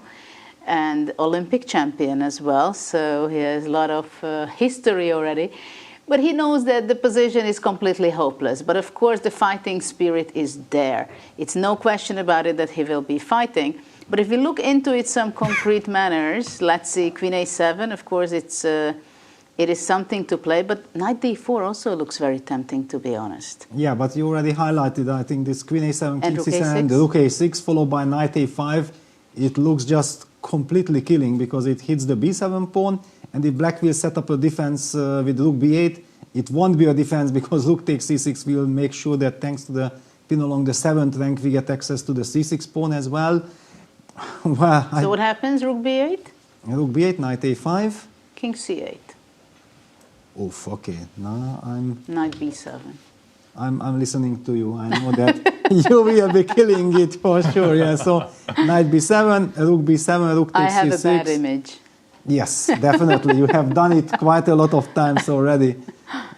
Yeah, wonderful. Yeah, it's over. Basically, I think Magnus is just going through. He knows exactly that. Yes, I have winning attack. He's just carefully calculating. He has more than half an hour on the clock. I don't know. Can you recall any game by Magnus where he ruined the winning position like this? No, no. It's not his kind of cup of tea. He already played the move. Wow.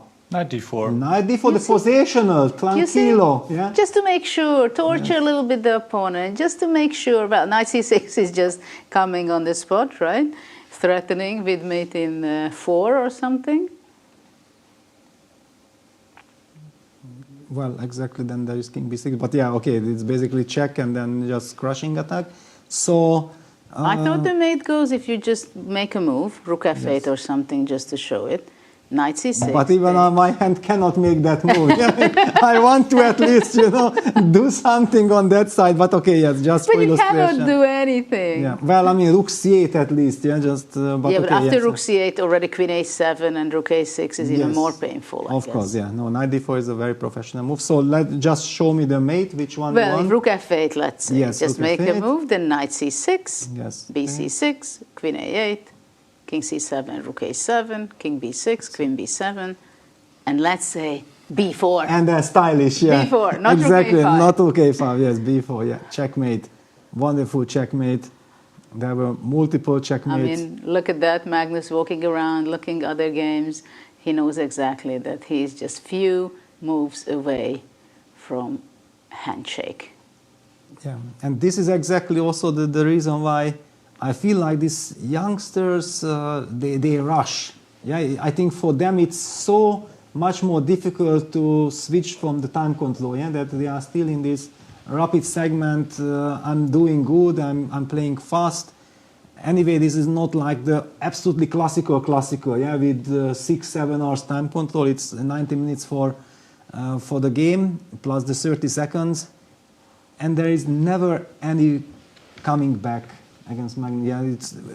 Yeah, and Nicholas beautifully highlighted that this queen from h1, yeah, that white was the one who managed to activate his queen first, and that's why the a file got into white's hand and delivers all Can this. we highlight the journey from h1? Let's. What was the journey? h1, he went to e4, queen yeah? takes e4, then queen b4, hitting that knight on b6 a5. with a tempo, and then queen a5. Actually, it was just 3 moves, but a very effective 3 moves. And black never really recovered from it. And also the knight from a1 got to d4 in the center. In just 2 moves. Very effective. Basically, everything that Magnus had done in this game was extremely effective. And poor Abdusatulov, yeah, the queen from h8 was trying to reach to c7, but it was just 1 tempo short, and pays a big price. Well, of course, in this position, if black could play king to g8. Yes. it could prolong the game for sure. Yeah, it would be worse for black, yeah, because white actually also has the strategic advantage. Yeah, then we would only say with white, yeah, let me jadub the bishop to e2, and you can get your king to g7, then queen c7. We are torturing, but yeah, now it's all about checkmate. There is no way back. So what do you think about looking the bird's eye view, what is going on the other boards? Because maybe there are a lot of other actions also already, because we are already at the end of the second hour of play. We haven't seen Alireza Keymer for a long time. What do you think about peeking to that one? Yeah, actually we haven't missed out on too much action because there haven't been so many moves. Yeah, we have seen that Vincent got a very nice position after c6, and ever since he's developing this advantage.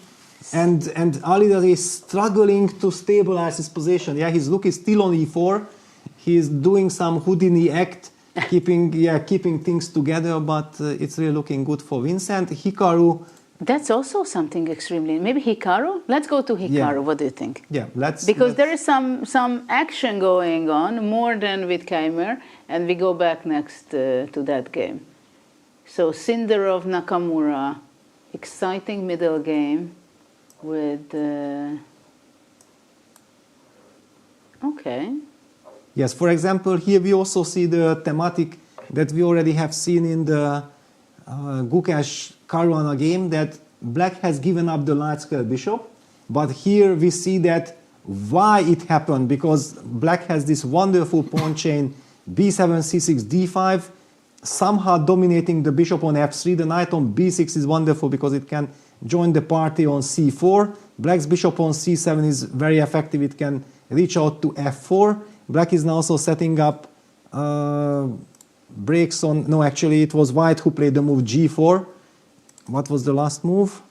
Yeah, g3, g4 had happened because queen takes f5 would have run into bishop takes h5, I believe. But g4 is not a happy move because, as I highlighted immediately, the f4 square is abandoned. It's weakened. I believe that Hikaru has a strategically beautiful position, and he has all the reasons to be extremely happy. But it's interesting if, let's say, can you go back, let's say, 5 moves before? Yes.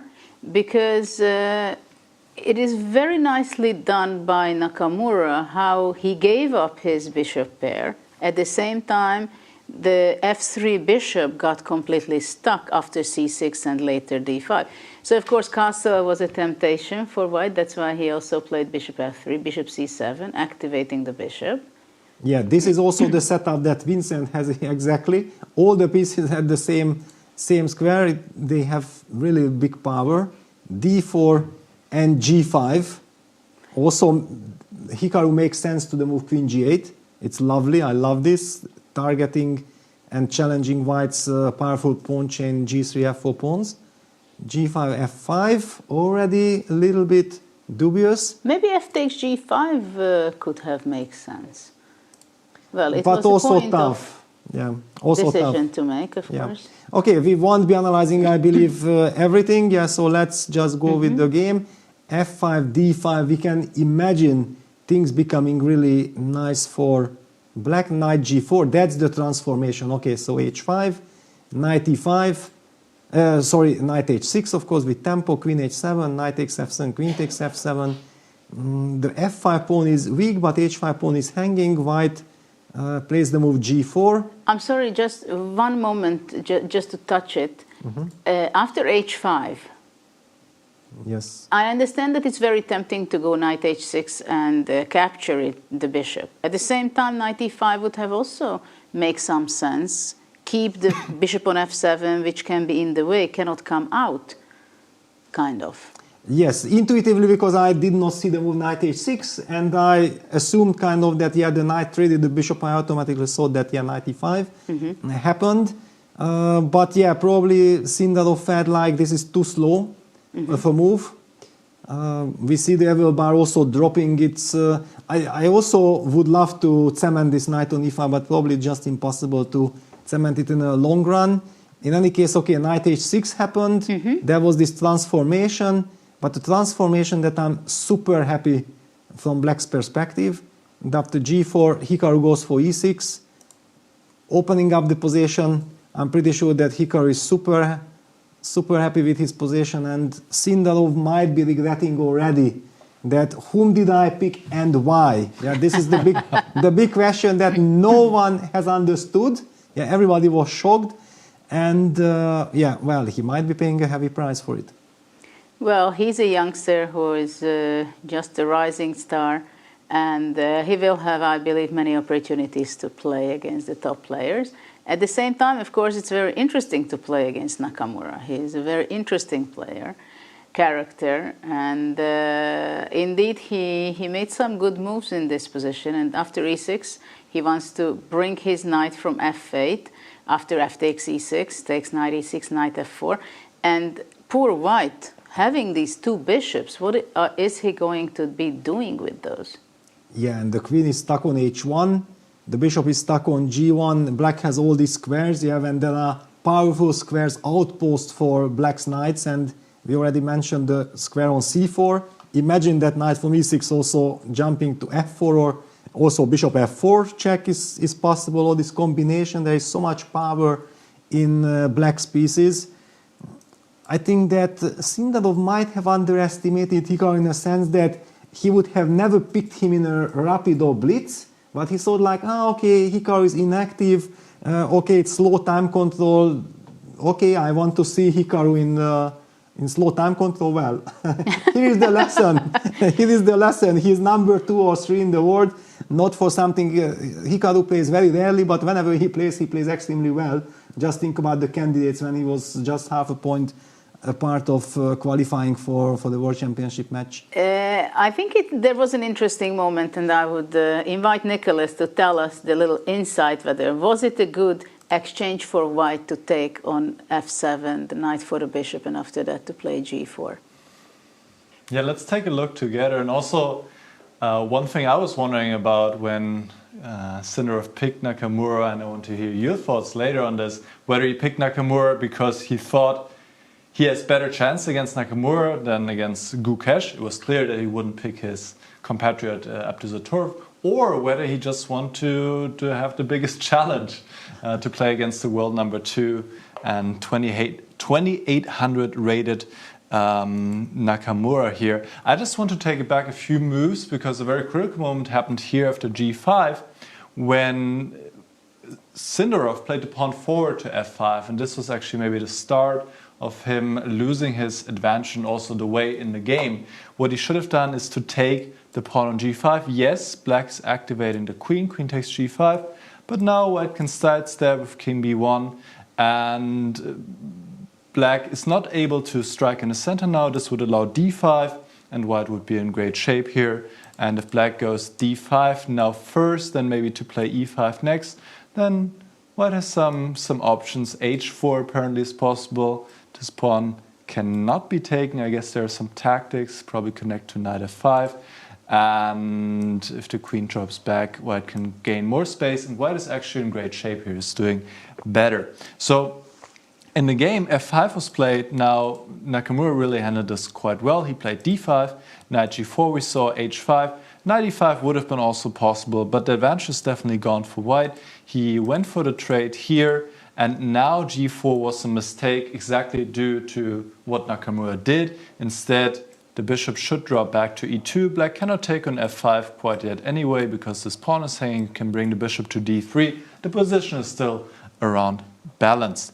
Now, in the game after g4, black can actually take over, and e6 is a strong move with an important tactical detail. That is, after d takes e6, knight takes e6, it looks like white can win a pawn on h5, but here's the point. Black can go g4, hit the bishop on f3, and black and white cannot take this pawn because of queen f4 check, and the bishop will be picked up on g4. So that after g4, white has to retreat with the bishop to e2 or g2, let's say to e2. Now black can take back on h5, regain that pawn, and just has much better pieces. The bishops are not really having much potential here. This bishop is sad, this bishop is not in the action either, and the black pieces are more harmonious, and this is why black is clearly better. So Nakamura, after, I would say, not an optimal start to the game, now he really found some powerful moves. He has more time on the clock. It seems like he's taking over. Peter, is maybe Sindarov regretting his choice at this moment? Do you think he picked him as a challenge, or because he thought he has better chance against him than Gukesh? I think he's just too young. And probably he got overexcited, he got carried away. Yeah, he was winning game after game. He had a fantastic run in the rapid section, but yeah, now to be honest, I don't see Sindarov saving this, knowing Hikaru, yeah, that what a confidence he has, what a feeling for harmony he has, and he is also very good with all these tactical details. So obviously he has spotted this f6, knight e6, g takes h5, g4 tactic that Nicholas highlighted. And if white's construction is falling apart, then Sindarov, to his horror, we realize that this is a horrible situation. Now we see the heart rates as well. 97 for Hikaru, because he senses the moment. He knows exactly that, wow, I got a golden opportunity to win this game. And he's looking around, he's walking around very happily, very confidently. Yeah, this is the way you walk when you know exactly you have things under control. Yes, indeed. That's what we see, that Nakamura is incredibly happy with his position, and also he's ahead of time. But going back, just sharing my thoughts on why Sindarov was choosing Nakamura, right? I mean, he's very young. He's just 19 years old. He sees that, I mean, I saw an interview, he said before the tournament, he was kind of worried, how is it going to be? What will happen, how is freestyle, how can he perform? And then from round one, his family told him, don't worry, you're a great player, just play from round to round. And that's what he did. And we've seen some great performances. Actually, he outplayed Magnus Carlsen with the black pieces in the qualifying phase of the event. So he was definitely building up his self-confidence, and he saw that he can do it. And I think with the younger players, many times they think that I want the biggest challenge. I want to challenge myself. At the same time, I want to challenge my opponent. And probably curiosity was also something he thought, okay, with Gukesh, he's so young, I will be playing with him thousands of times. But Nakamura is talking about it well. He's already a streamer. He calls himself an amateur player already. You don't know. So it's a great challenge to play with Nakamura. And I think the experience is huge for him, regardless what's going to happen in this game. And let's face it, this is game one. The format is that they are going to be playing 2 games today and tomorrow. And if he can equalize, or if it's going to be equal, 1-1, there is going to be a playoff. So the journey for him, I think, is going to be very exciting. and he will have so many opportunities yes, later. but there is one more perspective that why I felt like it's any other player wouldn't have done this. Simply knowing that how unpleasant it would have been for Magnus and for Hikaru facing each other. You know, for just for this sake, yeah, and it's a knockout event, one of them would have been knocked out, right? So I believe that, for example, Fabiano was very upset about it. I can imagine that all the experienced players, yeah, who are knowing that, wow, actually Hikaru and Magnus, they are one of the two favorites.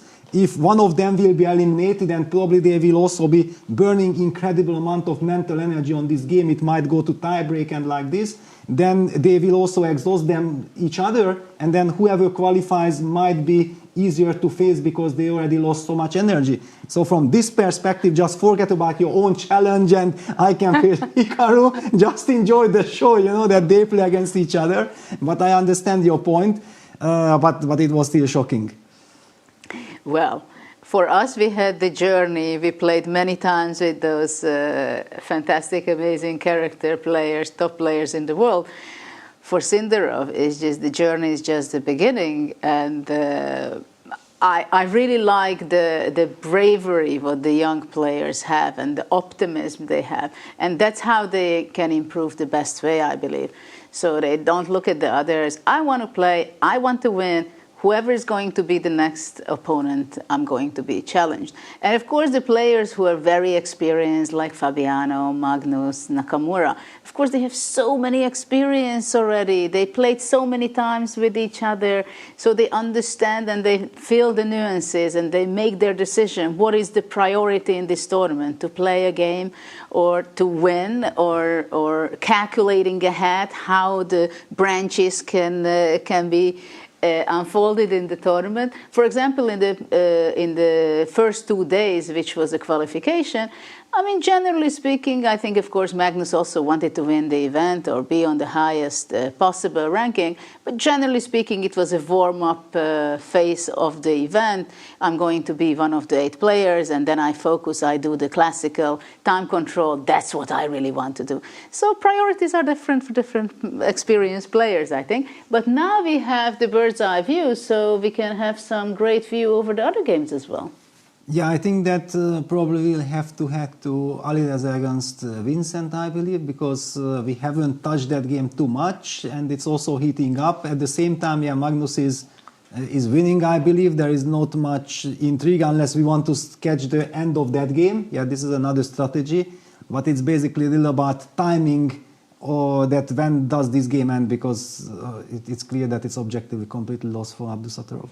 But maybe before we go to Keymer, we asked Nicholas just to tell us why things are completely hopeless for Nodirbek. Yeah, let's have a look, and I think this game will end very soon. There's really not much that Black can do to defend his position anymore. Just to pick up where we left off, I believe it was around here of the knight d4, we saw it last. There was a deadly threat of sacrificing the knight, then invading with the heavy pieces and going for checkmate. So Nodirbek played knight to c5. This is coping with the threat for now.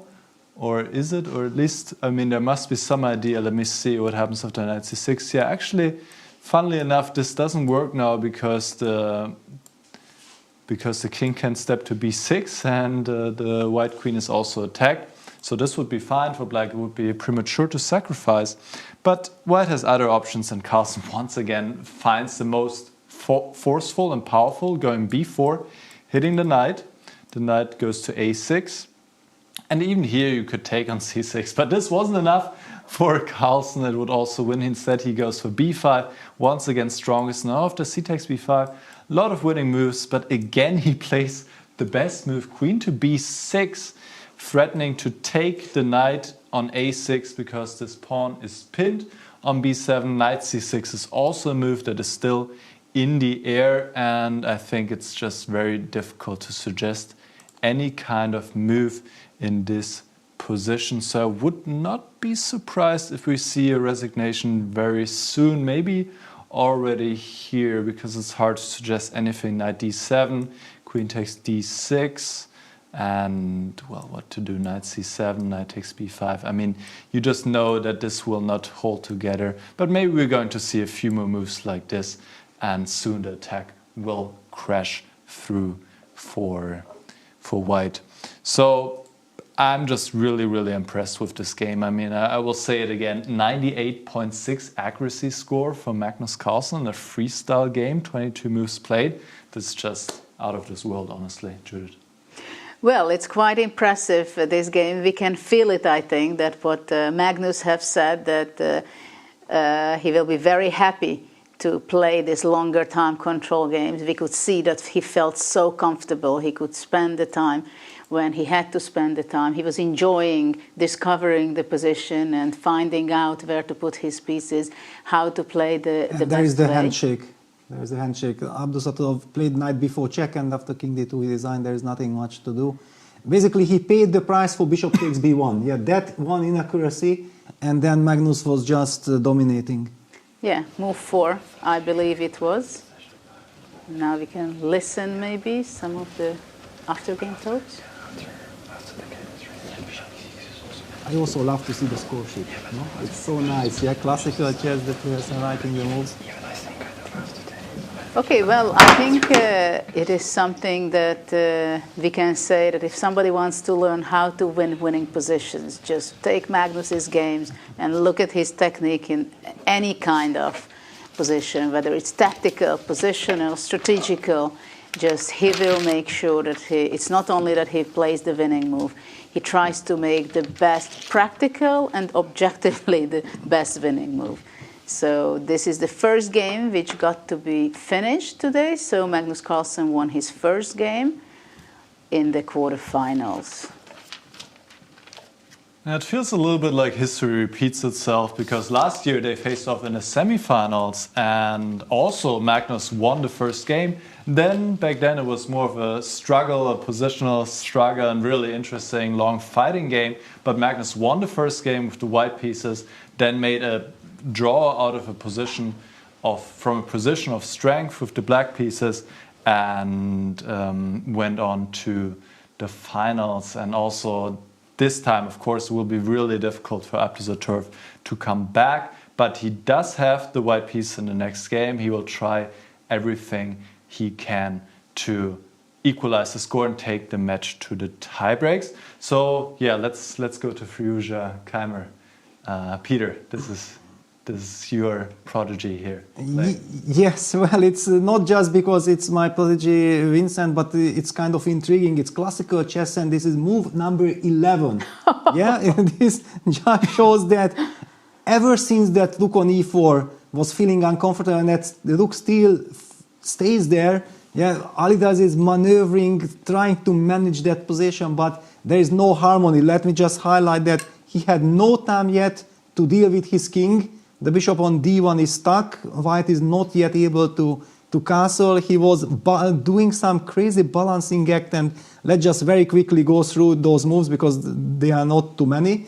So fe4, rook e4, c6, that's the moment when we have last seen this game. White plays the move h4, trying to activate the queen like this.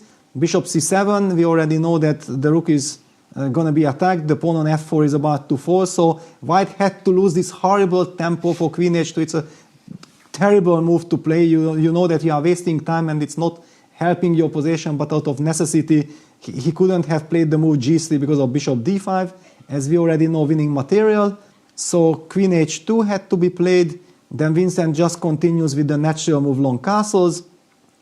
h5, bishop f7, slowly improving the position. Queen h4, finally the queen reaches its destination on h4. And Vincent sidestep with queen g8, getting ready to push the g pawn at the right time. Knight e3, g6 played, bishop h2. So white is slowly coordinating forces, but what we highlighted that, yeah, white is still far away from castling. The move knight e6 was maybe not optimal according to computer, but it kind of provoked and forced Alireza to push f5, which was also disliked by the computer, and this is the current position. The heart rate 98 versus 86. Already Vincent is getting a little bit more nervous because he senses that there might be something to really play for. This is a golden opportunity. It's a knockout match after all. How do you feel, Judith? Yeah, G takes F5 is just played. Let me also update the position. Yeah, there we go. Yes, I think Keymer was thinking about how to make and how to choose what's the best decision, to play G takes F5, which he just played, or to push G5 and after that to play Knight F4. Can the E4 rook be in trouble after that? So after making all his calculations, he chose to capture the pawn. I think it's also important to point out that he has a very big time advantage for the moment, and Alireza has only 16 minutes. The starting time was 90 minutes for each player, and after every move they receive 30 seconds. So the players will not receive extra time. So when Alireza goes down whatever time, he only will get 30 seconds per move until the very end of the game. So maybe it will be going on for hours. But that means that he has to live on the 30 seconds per move for himself. And for now, Vincent has much more time, which can be a significant advantage as well. But it seems like he has a nice position. But if we dive in a little bit on concrete measures, after Knight F5, can Black take on G2 simply? This is my question. And the other thing is, I think, what is very, very unpleasant for White, that his king position on C1 is good, but the rook on B1 stands awful.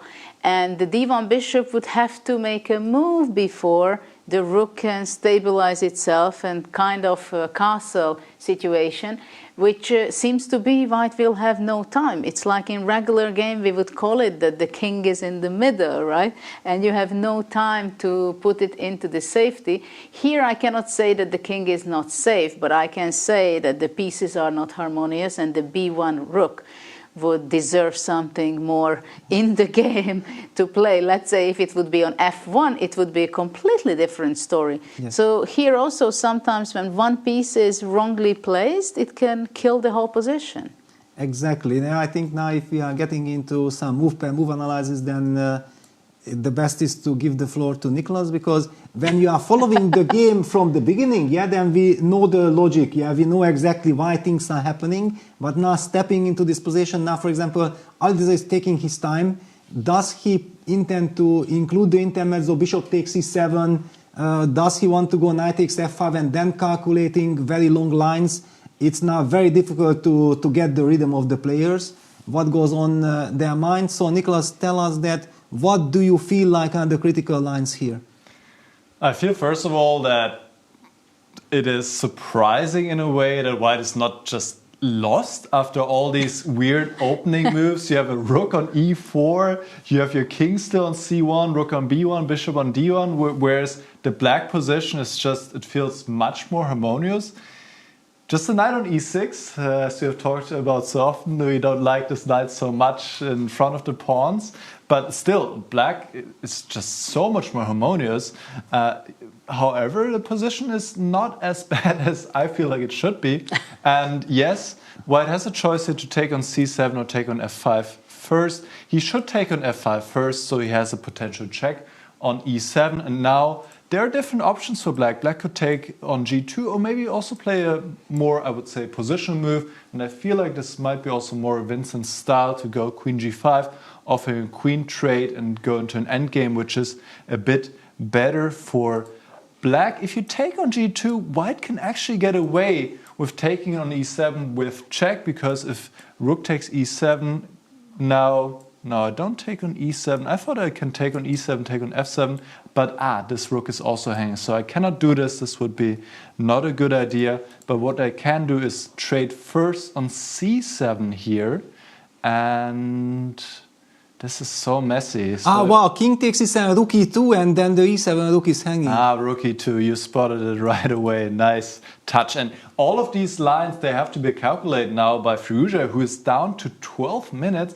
And let's not forget, this is all he has for the rest of the game. There's no extra time after move 40 like last year. All he has is 12 minutes and 30 seconds extra per move. Here after rook e2, Black cannot defend this rook on e7 and white will be up in exchange. So here black will need to play something else like rook g8, but this already looks a bit messy.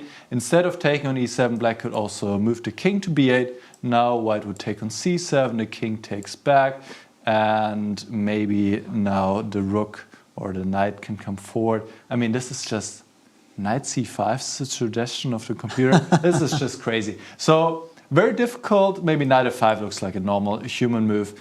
And black is better, but still Keymer has to prove it. However, I think with the time advantage, he is really having a great chance to, and he took back on f5, so this is the current position. Keymer has a great chance to take a full point here in this first game. This would be, of course, huge for him to have a great chance to get to the semifinals. Judith. Well, yeah, it's nice lines over there what you shared after queen g2 and of course queen g5. Well, I believe that probably Vincent wants to go on a more solid way, Peter, because queen g2 is kind of quite hectic. But of course it has to be calculated, and I don't know if Keymer can be disturbed by the fact that Alireza went down so much down in time. What do you think? Is he calculating queen g2, how the concrete lines go on, or he wants to go, if queen g5 he sees just better, then he just goes for the solid way? Yeah, well, usually, as you highlighted also, yeah, Vincent is also from the generation who is extremely ambitious, yeah, so he wants always to get the maximum out of every position. But if he calculates and he understands that actually the lines are much more tricky and much more complex than he expected before, for example, then he might actually at the end of the day decide that, oh wow, and Alireza, he's very good in all this crazy tactical skirmish, then let me just get a nice advantage. I'm also up on the clock, not allowing any tactical possibilities. Look at Alireza's heart rate, 120. Yeah, it just shows that he's extremely nervous. But one thing Vincent has to pay attention, that he shouldn't be playing against Alireza's clock, because Alireza is such a master. Everybody knows, I think, who is following his career and also all his adventures on the internet, all this bullet and blitz and rapid and everything. If he just has 1 second on the clock and he knows that he has a bonus of 1 second or 2 seconds, he will always feel comfortable. And compared to that, here he had 30 seconds a move. So basically you should never fight against Alireza's clock. You have to play against his position, yeah, and make sure that he doesn't get a chance. It's a tough choice, yeah, because Vincent also, on the other hand, yeah, because it's a knockout, if you miss the chance because you are cautious, yeah, that you don't take the pawn and later on it turned out that you could have, you should have, and then the game ended a draw, then you will be kicking yourself that I missed the golden opportunity. If you take the pawn and then your opponent gets too much activity, why did you take the pawn? You should have just kept the nice advantage. Yeah, you can never be sure what's the right choice, and that's why we love this game so much. Yes, exactly. And of course, you have to have the patience and control, self-control, not to make moves too fast, right? Not to feel that, oh, this is my chance, I have to win, I have to play fast, my opponent has only 12 minutes, right? So these things, of course, we have when we are weaker and even younger. But indeed, it's also something that it happens. I don't know what about you, Peter, but in my career, especially when I was a teenager or even younger, I was very much playing the position considering what is the best move against my opponent, not necessarily only what is the best move in the position. But especially when my opponent was running out of time and in time trouble, I said, okay, if I go queen g2, I calculate this. Is this better because I'm asking more questions and he has to calculate too much? So how much do you think actually it's worth playing against your opponent's exact situation, loan time, position, psychological matters, mindset, taking account your form, your ambition, your self-confidence? Yeah, it's a very good question and a very good point. I believe that once you already know your opponent quite well, you played a lot of games with your opponent, and you feel like how he thinks, what are the most unpleasant decisions, and then you can play on that. But between Alireza and Vincent, I don't really recall that they had so much games against each other, so I don't believe that they feel each other in this way. So it will be much more like how Vincent objectively thinks is the best move he will play, not think about Alireza. One thing I want to highlight also that what Magnus told about Gukesh, that Gukesh yesterday in his game was a little bit more ambitious than he should have in a position where actually it's drawish, equalish. Why is he playing for a win? I mean, okay, come on, I'm Magnus Carlsen. You really want to outplay me in this endgame and this kind of things. And what Magnus was telling there, I was reflecting like so many times I have seen in Vincent's play as well, that why are you playing here for a win? No, you could have played for a win before, but you can play for a win tomorrow, no problem. But already now, exactly against this opponent, it makes no sense, because if you are basically psychologically putting yourself under this pressure that I have to try to play for a win, the position where the position doesn't let you play for a win already, then actually you much more often lose the game. And then it will hurt you, the unforced errors and all these kind of things. And then the question up is why, but by that moment, Vincent grabs the pawn on g2, so we are guaranteed some great entertainment here. What the look there was, I took your pawn. Show me what you have in exchange. Yeah, now if they would show the heart rate, I think Vincent's would be also around 100. Yeah, because you took the pawn and you are waiting that, am I missing something? Yeah, there is all this tension. Finally, he made up his mind, and Alireza is not blitzing yet out his move. But actually it doesn't seem to be a very risky move. I mean, you're not blundering a queen, it's not going to be trapped. So after knight e7, Nicholas showed us king b8 is possible. I mean, the only question is how good your position is, right? And of course, we can feel it all the time that the bishop on d1, rook on b1, it's still there and needs two moves, which not necessarily white will have the time for. To do something like that. Yeah, but wait a second. Actually, I'm a little bit worried now, because thinking about Alireza, and we talked about these players, I can imagine Alireza from distance already playing for this trick of knight takes e7, rook e7, bishop takes e7, king c7, rook e2. That line which was winning for white. Yes, and all of a sudden, because it looks like black might be able to punish white, yeah, to win on the spot. But actually, when trying to win on the spot, let me one more time show this line. Yeah, it was knight takes e7 check, rook takes e7. If white takes with the queen on e7, then the black queen can pick up the rook on e4. That was very good. So white has this intermezzo of bishop takes e7, and now it seems like you just take back with the king on c7. White takes queen e7, you take on e4, and you are much, much better. But all of a sudden, after king takes e7, there is this rook retreat to e2, and white wins the game on the spot. But I think rook g4 maybe is also an option. Maybe not the best option, but to move away the rook. It's actually good news for Vincent if there are two dangerous moves. This is what I wanted exactly. to say, that yes. It's not only one. Though rook g4 maybe is not good because queen f1 and bishop h5, but at least the idea, I think he can find very easily that the rook can be moved. Yeah, but basically if this happens, I will just die here on the broadcast. So I really hope this will not happen. I'm not against Alireza, I'm not against anyone. I just don't want this game to end like this, yeah, because that would be tragic. Well, let's see how Alireza, what he has in mind, and he went down under 10 minutes. Of course, Alireza feels comfortable in all kind of messy positions like this. He has, as you said, he has so many practice in bullet games, blitz games, finding and discovering incredible tactical solutions. At the same time now, I have the feeling that bishop takes e7 will be played.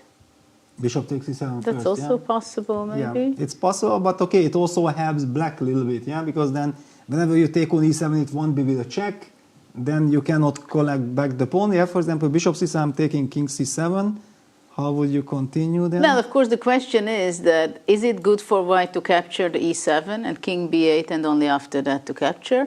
Or white feels that on f5 I have an active knight, maybe I'm going to play knight h6 just to keep the tension. He takes on e7, I believe. He's teasing us. Yeah, he's touching towards the pawn. I mean, reaching out, and yes, there we go. Of course, yeah. Alireza will take knight takes e7 check. He will go for the most complex. Now I think we should measure your heart. Yeah, okay. Don't measure mine. Yeah, I think the machine will not be able to measure it at all. Yeah, let me just take a breather. I hope Vincent plays King B8 and life can go on. Yeah, whatever happens after, but yeah, just not to run into this Rookie 2 trap, which I have noticed already 10 minutes ago. But King B8 is also very natural. It's natural. Well, there is not much of other options, yeah. So that's why we know exactly what he's thinking of. And that's why I'm worried. Yeah, exactly. Because otherwise, if you think like you only have one move, you blitz out the move King B8. But he's taking his time, which means that he considers Rook takes C7 as a serious candidate. Don't worry, Peter. King B8 will be on the board. Oh, okay, I need water.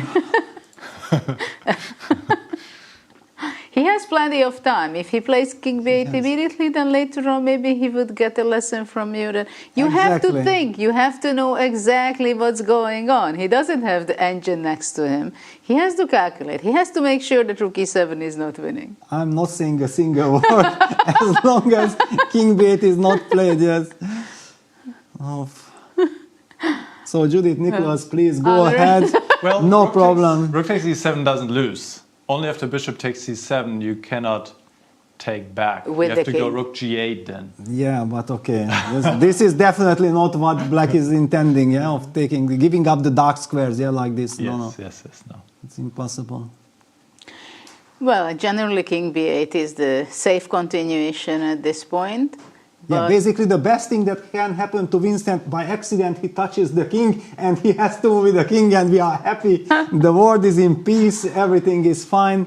No, but he's under control. He has plenty of time. And also in such a cases, I think, it's a big question whether all players are thinking about this exact position to play King B8 or Rook E7. Or some players, I think, they know they are going to be playing King B8, but King B8. But they are thinking that what white wants to do, so they are ready to play very fast the next few moves also, while the opponent is thinking, like Ali Reza, like, okay, Rook E7, hypnotizing. Okay, I feel you are very kind, Judith. You are trying to calm me down, yeah? That why there are reasons, thank you very much. I appreciate it, yeah? But you are lovely. Left out of this brainstorming, yeah? Yeah, I'm just looking at the posture, the way how Vincent is thinking, and he's somehow very deep into his thoughts. He's calculating crazy amount of lines, and sometimes when you are over-calculating something, you can miss out on something very trivial. And no, of course, I'm really hoping that it cannot happen. But actually, is it after Rook E7, Bishop C7, King C7? Is it lost after Rook E2? Yes, I think it's lost. Yeah, you just lose an exchange for nothing. But why? I go Queen G1 or Queen F1, Queen E7, Bishop H5. Okay. Yeah. Why are you feel my way? I'm just unable. And this is the way how I felt in Viscount Z, but there was 15 minutes delay. And then I was kicking myself that why am I go crazy? Why am I almost dying? It already passed, in the reality it passed this time already. Yeah, it's not easy life of a second trainer. And basically Vincent is for me like a family member. Yeah, we are together for 7 years already. Well, in other games, you were always guessing. Like, I know Nakamura, he will play this. I know Aranyan, he is going to do this. So. Good. Okay, good. Now, whatever happens, I don't mind. I just did not want this game end in a dubious blunder. I mean, unnecessary blunder. I'm not against it. I'm such a big fan of Ali as a really fantastic player, everything. So at this point, after having no heart attack for Peter, let's go to the bird's eye view, what's going on the other boards. What do you think? And then we'll get back to this if things are going to speed up in time trouble and so on. Because just let's take a look what's going on the other games. Well, Levon is winning. Yeah, it seems if we can believe the Evil Bar, and we knew that he was so much better before, so well, he it's has logical. An exchange up and completely winning. Exactly, so no intrigue there. Levon is cruising. What's going on between Gukesh and Caruana? Do you think? Can we see that? Definitely, yeah. We haven't looked at that game for a very long time. That will be a good candidate. The Evil Bar suggests that it's a balanced position, but we knew exactly before. Let me also pick it up. that it's a very double-edged and complex position. Whew. Wow. We need some seconds to try to Well, the feeling is observe that what is black's this. position improved, right? Because black got a knight on f4, black is trading the dark square bishops, the pawn on f5 is kind of loose. Also, black is getting ready to push d5. Whew. f6 played. Well, white has a energetic position, but I don't know how good is it. I mean, knight on f4 seems to be incredibly placed there. Yes. I also feel that maybe black does not even need to castle. It can also maybe play king c7. Yes, that's what I thought also. Yeah. We can ask Nicholas, what can you tell about us about this position?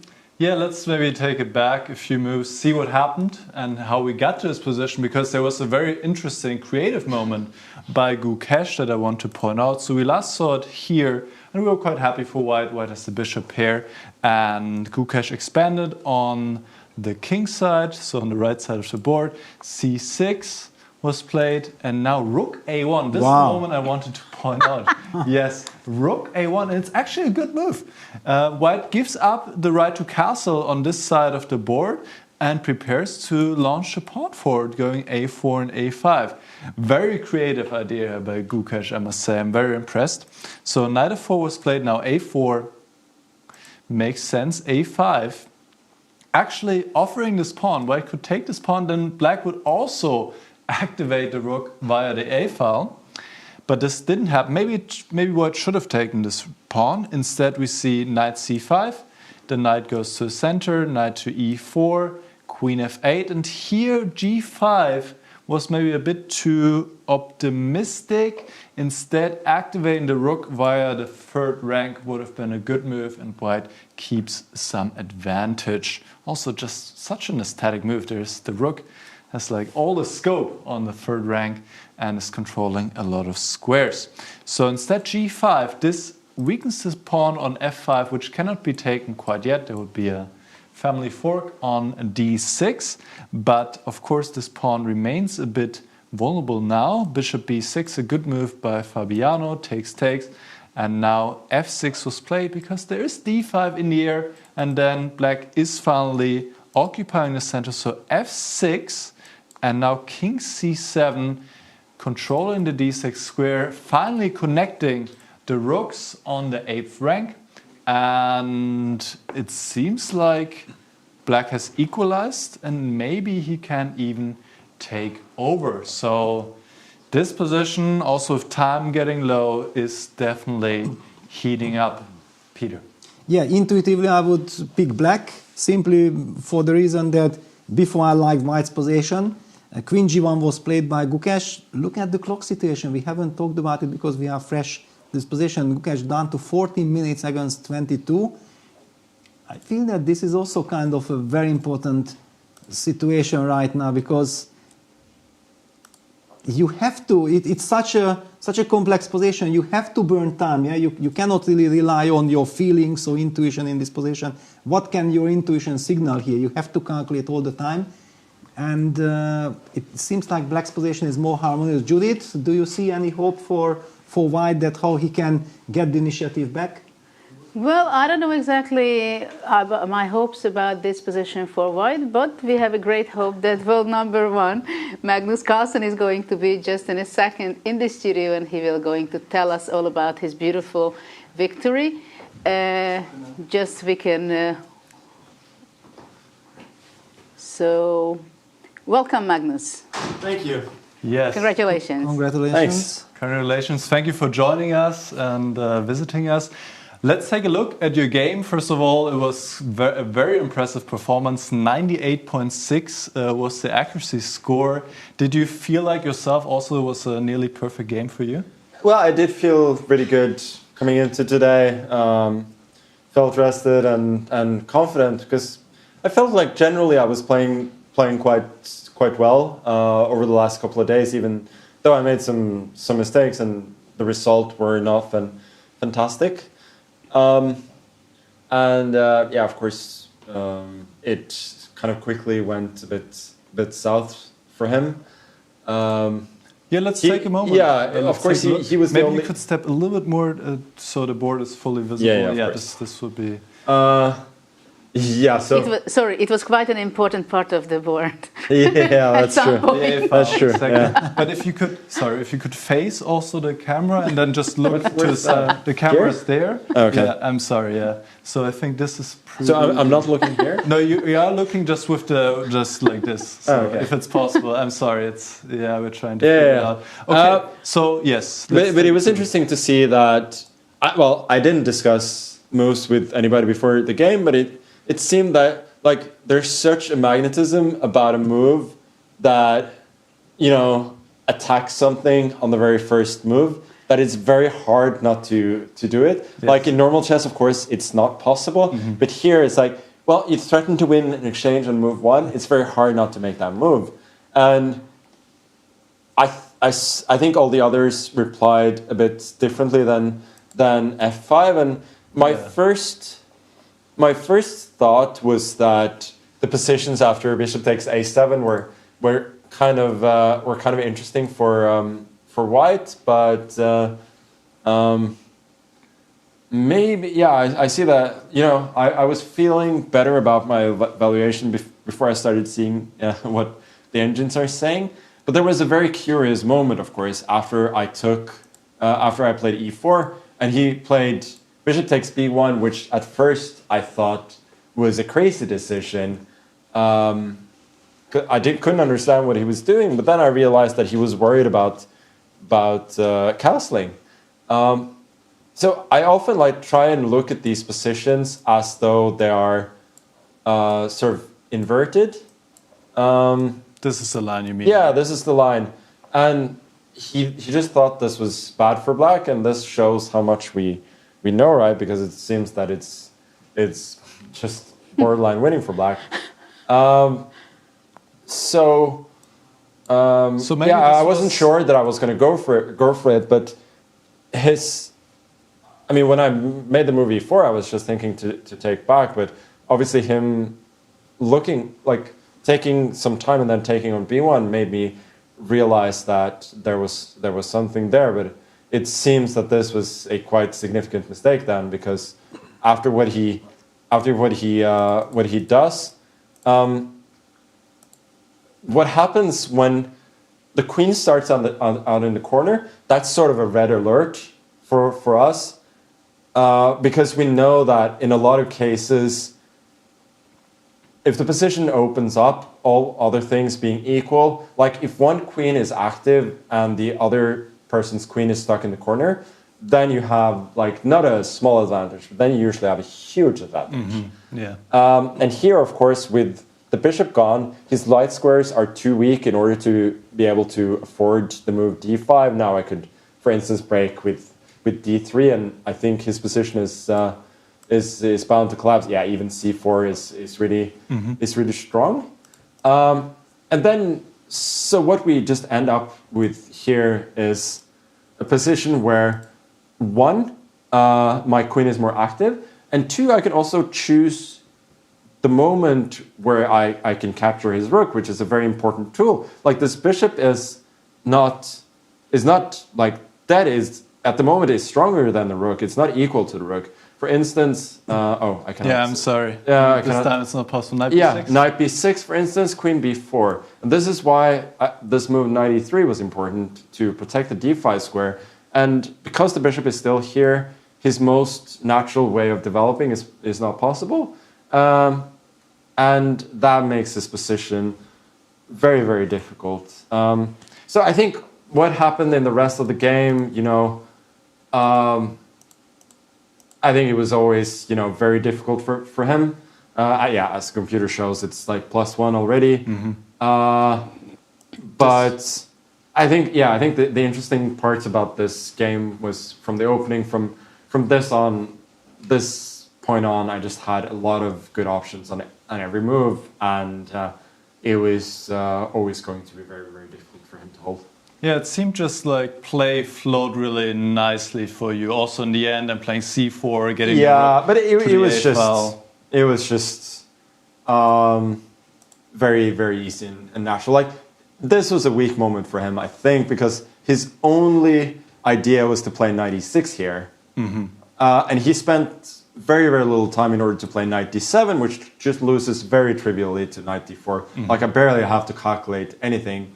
If he had made the move knight e6, there were lines to calculate, like bishop h3, knight c5, for instance, was a thing. When black is when black is a little bit back in the game. So, like here, there were many options. Like queen a7 followed by rook a6 and knight. Yeah, sorry. Could you step back just a little bit? Queen a7, rook a6, and so on. Yes, like this is a strong this is a nice one. Like this wins, but it would have required for me to at least think a little bit. And so far in the game, like everything had been flowing very nicely, and here I would have had to find some difficult moves.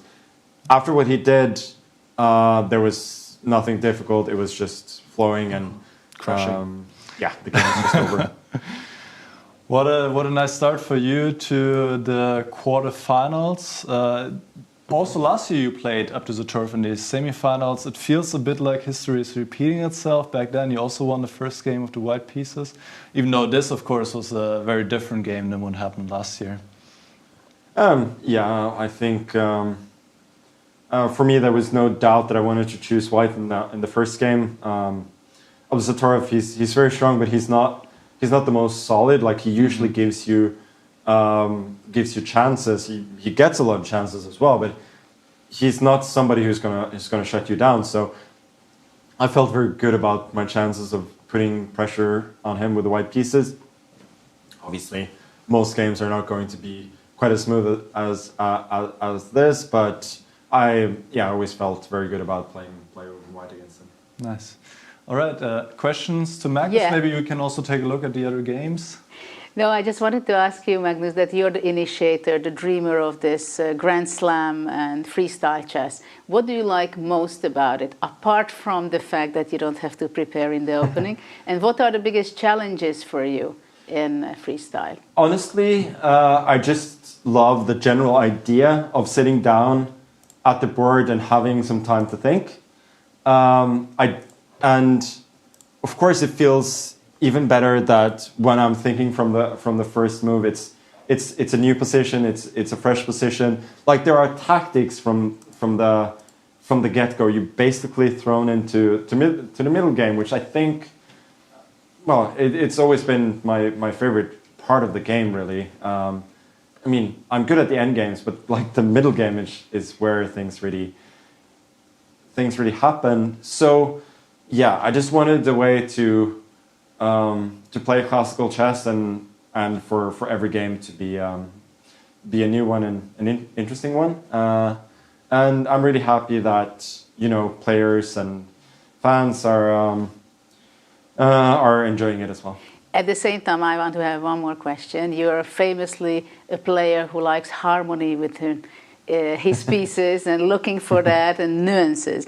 When you would see the starting position and you have 10 minutes to think about it with the other players or alone, what comes to mind at first? What do you observe first? Is it your king, your opportunity for the queen, or castling? Yeah, I all of these things really, but I mostly look at the king and the queen.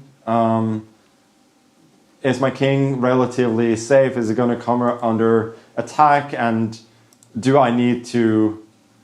I think a lot of chess players go back to basics when they play freestyle. Is that can I attack something? How can I get my queen out? Can I play actively?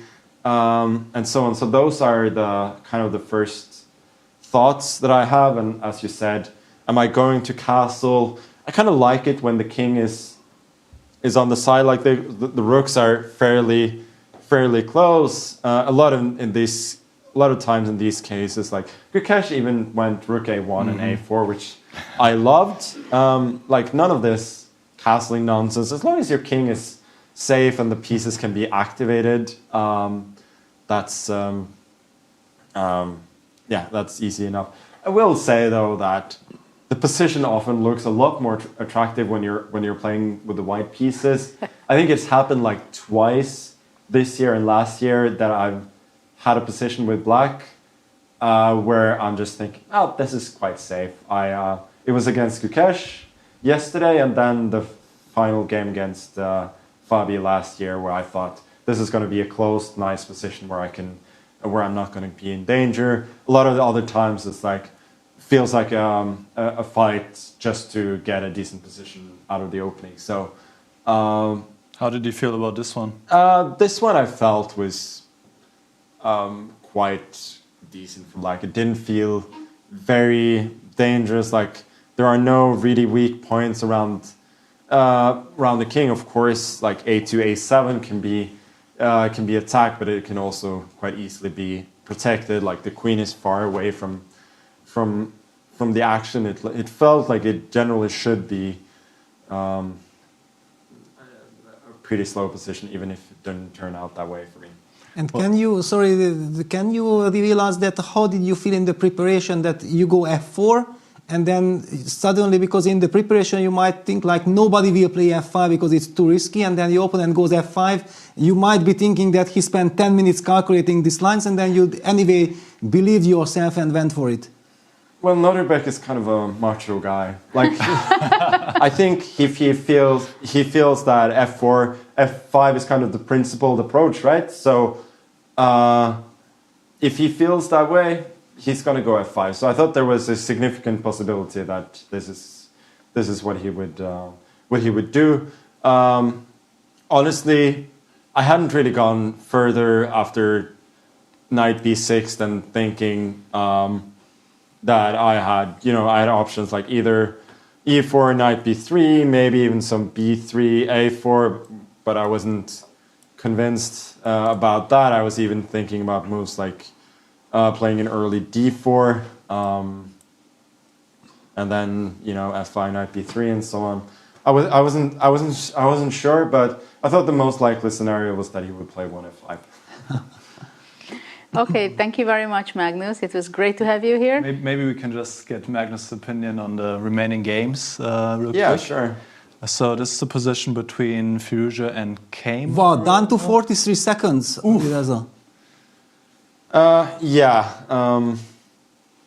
What can I say? I think we can probably agree that h4, h5 was an attempt of biting off a little more than he can chew. I think it was just a bit too much, and I generally think this is a position from the get-go which should suit Vincent. Like it's relatively positional maneuvering stuff where he generally feels quite good, and it seems that he's done everything quite well so far. Now, I believe in Alirez's ability to hustle in general, but I think he's got his work cut out for him. My gut feeling is that Alireza is going to hold, that it's going to be a draw, but for him to win this position, a lot would have to go wrong for Vincent. Yeah, definitely. This looks very difficult to play and then also low on time. Let's see the other games. This is the game between Sindarov and Nakamura. Nakamura's up a pawn. How are his winning chances here? I mean, on first glance, I would say they're quite slim. Sindarov's pieces are really active. He's got two good bishops. Of course, he's got an issue at the moment with his king, but move like b3 maybe, and unless there's something concrete happening with knight f6, rook h1, and so on. But I don't really. Maybe there's something, but I at first, my first impression was that this was very drawish. Maybe it's not as straightforward as I thought, but I would still think, a draw is most likely. But of course, so far, it has not been. It has been a brave, but not Oh, maybe he's concretely holding rook f1, knight f6, and then bishop to d1 maybe. And the point is rook h4, then he has rook f4.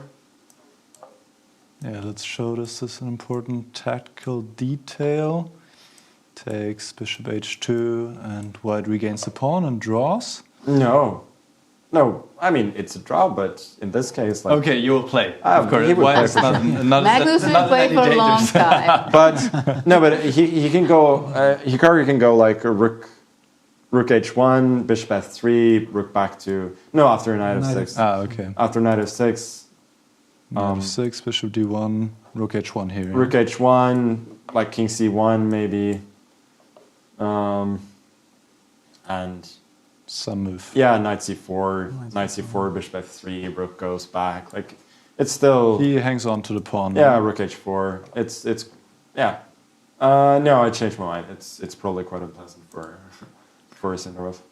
All right, and finally. And sorry, talking about Sindarov, can you reveal us what were your thoughts when you heard this crazy news? Yeah, that Sindarov picks Hikaru. I think Sindarov is. He's one of the younger guys. He maybe doesn't have the respect for the older guys as much as the others. But I just think generally Hikaru at a classical time control is very, very solid, very hard to beat. And after a first day where he was very vulnerable, he actually played well yesterday. So it wouldn't have been my choice. But yeah, I was of course happy that he made that choice.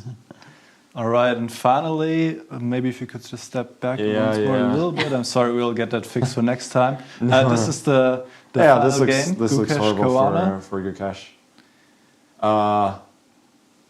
Yeah, I mean he might survive somehow considering the kind of position he's.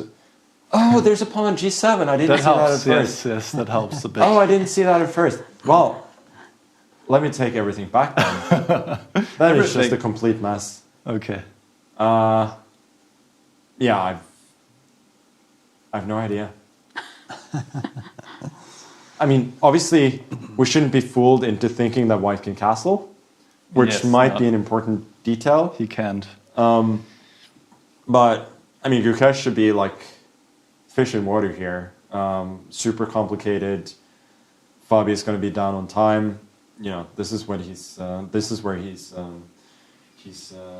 his bread. All right, a position for all three results. Then, ladies and gentlemen, it was so nice to hear from Magnus that I have no clue what's going on, right? That we are not alone, yeah? And no one is alone at home also.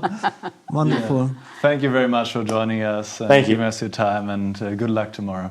Thank you. Looking forward to see you again here with more questions. Thank you. Yep. Okay, so we are back on the bird's eye view, and let's see a little bit, observe where there is the biggest time trouble and what's going on. We were spoiled by Magnus telling us all his thoughts about the positions. So maybe what do you think to go back to stay with the Gukesh Caruana game, because it's quite messy. Yes. With similar time management the players were made. So trying to figure out what even Magnus didn't see instantly. What's really going on the position. It seems like a position for Gukesh, but I think Caruana is also a person who can fill or not shy away from such a complete chaotic position. And they both know that anything can happen, but they can rely on their incredible calculational skills. And indeed, it does not look so good for white, looking at his position, pieces of his position. At the same time, there is the g7 pawn, which can give some problems to black. But for the moment, it seems that Fabiano wants to take an eye on that and maybe capture it. But for the moment, the e5 pawn would be under attack and could be captured. But maybe rook g8, right? It can be the move to take it and pick it up from the heart rate. Yeah. Well, the Gukesh is extremely quiet all the time, And yeah, Fabi rightly 100 at this position. Yeah, it's absolutely correct. And I would like to highlight one thing that why I hate this engine bar often. Yeah, for example, if somebody doesn't look at the position, just looks at, wow, actually Gukesh, Caruana, it's equal, nothing is happening, you know, nothing is going on. And then we hear world number one Magnus Carlsen saying, I have not the slightest clue what's happening in this position. It just shows that how rich chess is, and that's why we love to look at all the positions very carefully, not rely just on engine's evaluation. So just a quick question by me, as we see the evaluation 0, 0, 0, of course. Still, we have our intuition and feelings. So Nicholas, you're first. You'd pick white or black if you would be at this position? Same amount of time to your opponent. I would definitely pick black because of the coordination of the pieces. Just feels like it's difficult to get the rook into a game. Black is very active, and it feels like position is just way more difficult to play with white than with black.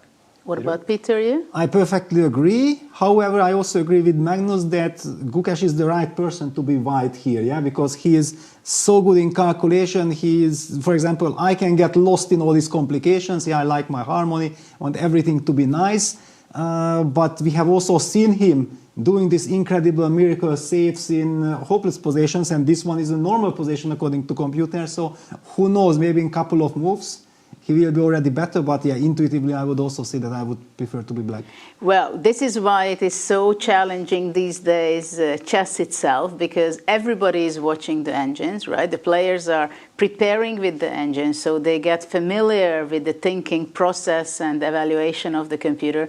So the youngsters, they know exactly, no matter how complicated the position, no matter what kind of strange piece placement you have, maybe the position is dead equal or even I'm winning. So everything becomes very concrete. At the same time, we can say that intuition has a completely different meaning in chess, and what the result will be of a game, it's also kind of tricky. Yeah, at first sight, it seems like it's more pleasant to play it with black because, as Nicholas said, that it's simply easier to play it with black, it seems so. But let's see what Gukesh can... I just would like to add that actually rook e4 I would give double exclam. I feel like rook e4 was a sensational move because setting up also this knight takes d4 ideas. Somewhere this knight on f4 is loose. Also white might be able to get d3 and get harmony of his pieces. I just don't understand this AI, yeah, that the computer sometimes for very simple move gives the exclamation mark, sometimes it's the question mark. Give this move a double exclam because it deserves it. Well, I wonder what will happen with the b3 knight in this game. You know what, even at some point c3 might be a move that white can think of, though the d3 square, of course, can be very tricky and vulnerable, but it is a question what black is doing with his knights, and does black have enough time to go rook g8 now, or knight d4 is indeed a threat that black cannot allow? Yes, because even then there are like some crazy lines. For example, let's just put it rook g8 as highlighting that, for example, knight takes d4, e takes d4, rook takes f4. It seems like knight c4 is devastating because queen b2, queen d2 are possible, but all of a sudden white can take queen takes d4 from g1, activating the queen, protecting both and winning the game. So you have to be super careful here. And time is a very important element of this game, not only in the previous days, but now we get to that part of the game where it could be like yesterday, because both players are under 10 minutes and they are going to receive not more than 30 seconds after every move, not more than that. And in this position, to go down on time after spending an hour and a half or even more, you have to switch your brain and you have to play much more according to your intuition than your calculation, because you will not have enough time for that. Nicholas, what can you tell us about the concrete measures in this position? Is there anything that we can understand as human beings? Yes, let's try at least. Yeah, there is a concrete threat to take on d4, and knight on f4 is vulnerable, as you guys pointed out. So black needs to do something about this threat.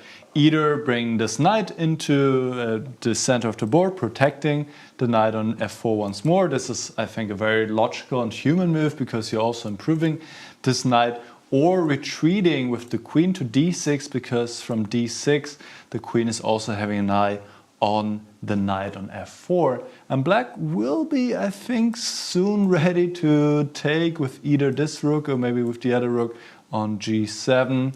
Let's say queen to g3, improving the queen, once again keeping an eye on the knight on f4. And now there are all kinds of moves. c5 looks good to me, d3 is also interesting. It is definitely messy, but objectively still equal. And what do we see? Knight c4 was played by Fabiano, and that was not one of the top choices. Now actually white is better. This move looks attractive, it's very active, but now white can actually go queen f1, and there is a queen sacrifice on the horizon. So queen f1. Nicholas is the magician, what he's going to just about to show us on knight d6. Yeah, I'm just trying to understand the threat. There's potentially the idea to go c3 here and having an eye on the c4 square. So knight d6, which was probably an idea for Fabiano to retreat the knight, threaten the rook on e4, which is well placed, and now white can take on f4. This is a really beautiful queen sacrifice. After e takes f4, we see the queen is no longer defending the rook on e7. White can take this rook, activate the rook, plus, of course, he keeps this very important pawn one square away from promotion. Now c3 also only move to keep a clear advantage. This is very messy, very difficult, and I'm very curious whether Gukesh can find this critical move here, queen f1. c3 is also a good move. He definitely has a big chance now, Peter. Yeah, I feel like rook e4. I highlighted that this rook e4, humanly speaking, because you asked that what do I feel about the position. Yeah, and the rook was on e1. I was very happy thinking like with black I'm enjoying everything, and then suddenly Gukesh played the move rook e4 and I wasn't sure if I would not love to change my opinion anymore. Yeah, so this move really had an impact, and Fabi low on the clock, he was spending some 3-4 minutes, goes for knight c4, and now I'm really excited about this position because I do believe that if Gukesh has already found this move rook e4, he might be able to spot this queen f1. I don't know if queen f1 is only connected with queen takes f4, or maybe also somewhat, because anyway c3 is a nice idea, kicking the queen away. It makes perfect sense. All eyes on Gukesh. Judith, what is your feeling? Will he find it? Well, for me, the question is that queen f1, what can be the idea at first that it makes you play queen f1? I think it can, if I think about the thought process, if I want to go c3, I may think that knight d3 bothers me. Then I can come up with an idea that, maybe I should play queen f1 first. C3 can be even more powerful because the c3 knight is attacking. Oh, but knight d6. But knight d6, then the e7 rook is unprotected. So maybe queen f4. And then I would say queen f4 takes rook e7, king b6. I have nothing. c3, what is c3?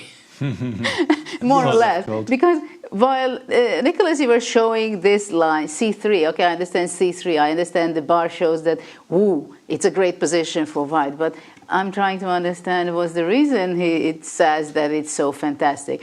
So, and of course the players don't know that this position is clearly better for white or whatever.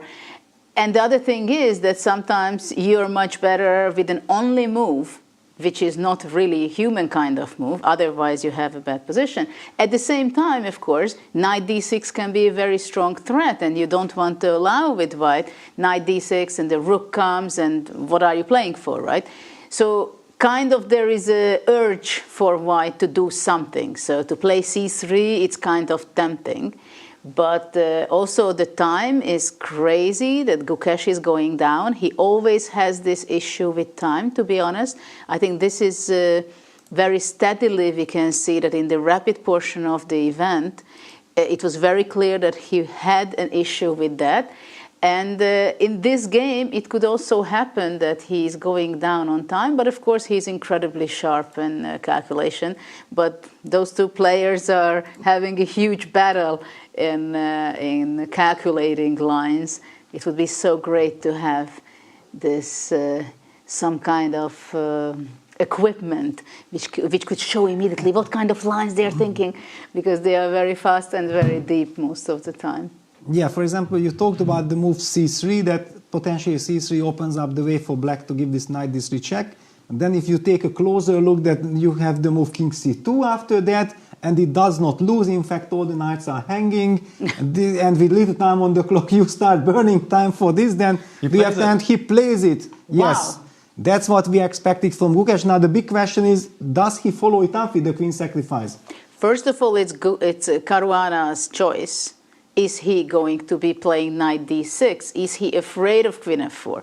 Or he says, oh no, I don't want to go queen f4. No, I have to look for something else. But can he do something else? Because c3 right now threats with a piece, winning a piece on c4. So black has to be extremely careful right now to think very concretely what he can do. And he's also going under 6 minutes, while Gukesh already is under 4 minutes, and the position is not getting simpler than it was a few moves ago. Yeah, not at all. Now the big question is that when Fabiano played the move knight c4, what was his thought process? He believed that this move is strong, or he played it out of desperation because this rook e4 unbalanced him too much with little time on the clock? But do you think he was considering queen f1 by white when he played knight c4? No, definitely not. I don't think so. So this is another kind of shock, yeah, that he sees that c3 is a threat. He will definitely spot very quickly. It's typical. If it's against you, it's much more easier to spot queen takes f4, yeah, because you feel like, oh my god, this is dangerous. How to evaluate this position? While from white's perspective, you might see the idea, but you might not appreciate the strengths of it. Yeah, it's a very interesting, typical psychological situation as well, that both sides are seeing if it's against you, you overestimate the idea that, oh, it's very dangerous, and if you go for it, then you think like maybe it's not enough. But I think what is very interesting, that after knight d6, queen f4 takes, rook e7, king b6, if you don't have c3, I think black is winning. But c3, maybe it's so powerful because in a very few moves, you can bring your knight to d4, your bishop can come to b3 even as a threat, and you come out with the king, or and also rook b1. No castle yet. Yes, already. But you play c3, and if dc, bc, then with rook b1 you are also activating the rook. Exactly. Yes, and exactly. This drives me crazy with black. Yeah, only once I noticed this, that the rook can join the party with rook b1, then I got very scared. But yeah, this is super complex. On the other hand, I believe that if Gukesh has already made up his mind going for queen f1, he's looking in this direction. Ooh. Fabiano is going down in time also. They are both 4 minutes, under 4 minutes, and they will get only 30 seconds per move.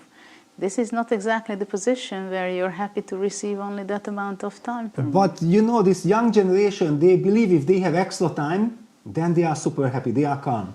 Yeah, if you remove the extra time and you give them more time, like for us, older generation, we are very happy, we have 5 minutes or 6 minutes, 10 minutes without increment, we are super happy. But knight d6, c3 blitzed out. Okay, it was also a good move. And by the way, the queen takes f1 is not running away. Yeah, he still has in the pocket. Nicholas. But don't forget, sorry, yes. Nicholas, can you tell us that after queen c4, but there is no queen c4. What can black do after c3? No, he has to go to queen c4, yes. He has to go queen c4. That's the only move, clearly the only move to play.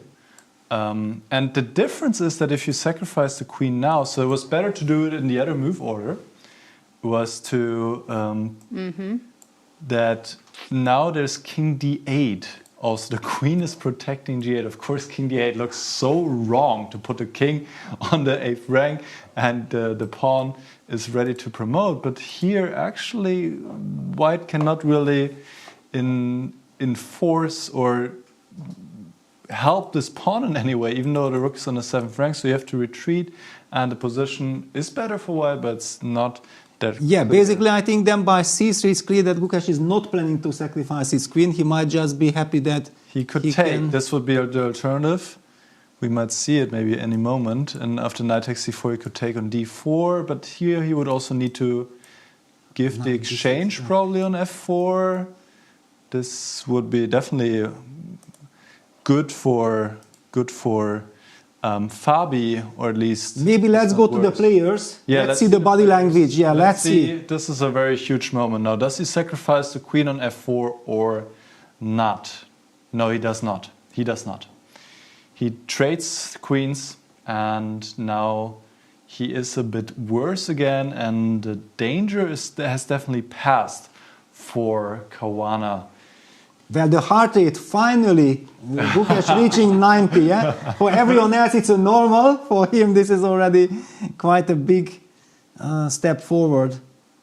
Yes, but c3 continuation instead of queen f4, it was a very human kind of decision. Yes. Exactly. Basically, before hearing what the engine was saying about this queen f1, queen takes f4, we were speculating we want to take black and so on, which means that probably the players also felt like black is under control. So getting a safe position, thinking like this endgame is manageable, it's perfectly understandable. By the way, also this boom, boom, boom, like c takes d4, and then what are the consequences? The pawn on g7 is still alive. Yeah. It's not obvious with little time on the clock. But now white can take knight d4, knight d6, rook e3, or then knight d5. Then knight That's d5. the problem. That's the problem, yeah. This is That's a super important line, yeah. Let me very quickly show this. So knight d6, if white falls back with the rook to e3, then there is knight d5 hitting the rook and protecting the rook on e7, so the knight on d4 is hanging. And there was no good square to retreat because rook e1 runs into knight d3 fork. So this is the problem. So then white has to sacrifice on f4. Will Gukesh go for this, or will he not play knight takes d4 at all? That's the very big question. Well, that's a big question because c takes d4 does not seem like a nice move. Yes. It's like, Yeah, knight d4 on the board. Okay. So he's ready to play rook takes f4, giving the exchange. Yeah, because you have harmony. Yeah, you have harmony, and the knight can land on f3 as well. You're beautifully blockading that pawn, and then finally getting out with his pieces. Well, of course, the time is extremely tricky. Gukesh has 3 minutes, and Fabiano will go to 3 minutes very shortly. Yeah, Fabi is evaluating now this action sacrifice line, knight d6, rook f4, ef4. Well, good luck evaluating it, but certainly it feels like black is out of danger, right? Yeah, that's how it seems. Can we go to bird's eye view just to see the others also? Because probably it's a time trouble elsewhere as well. And if we could see the other games, what's going on with the Keymer, they still have the queens on the board. It seems like Keymer has a fantastic position, right? Yes, Keymer and Nakamura are both completely winning at this point. Maybe we can go there. Also, Peter will be probably happy to see it. Well, Nakamura is completely winning, yeah, that's for sure. He's up a pawn, and look at those pawns and this knight combination. You cannot survive this. Yeah, and queen f1, very nice move now by Vincent, when the queen cannot be chased anymore. If we can go there... Let's pick the game Fiouzja Keymer. They are also already at the time troubles phase of the game, and maybe some result will be happening shortly. Fiouzja has only 42 seconds. Ah, wow, rook f3 runs into queen takes d1, bishop takes h5, your favorite tactics? The other way around, even stronger. Ah, bishop h5 on the winning on the spot. Okay, yeah, that's... Wow. And that's a key point because Fiouzja was chasing the black queen the entire time, but now checkmate. It is not possible to chase it any longer. Let me just put this on the board. Yeah, can we show it because it's really brilliant. Yes, bishop takes h5, and now if the rook takes f1, rook takes f1. And there's so many pieces there. You cannot even defend against this checkmate on d1. Because the queen and the knight, they're both blocking the way for the pawn. So What did Fiouzja did? What did he play? He had, with 3 seconds on the clock, he played queen to d3. But now if the bishop takes h5, it's all over. This is it. Wow. Peter, Vincent he played it, and yeah, he played this it. Resigns. We have to see the players, Yes, and there is the we go. handshake. Very big win for Vincent. Because Alireza will be kicking himself for making this e4 move so quickly at on move 2. Okay, great victory for the youngster, and of course tomorrow Alireza will Look at the give heart rates. everything. 117, 127. Fantastic performance by Vincent. So let's go back for the games which are still running. I think we can maybe take a glance on, maybe we can go to Nakamura just to see what's going on, and then of course the longest game will be, I believe, Gukesh Caruana. Yes, exactly. By the way, Levon has already won his game against Fedoseev. So big win for Levon, fighting for 9th place. And so let's go to Sindarov, Nakamura.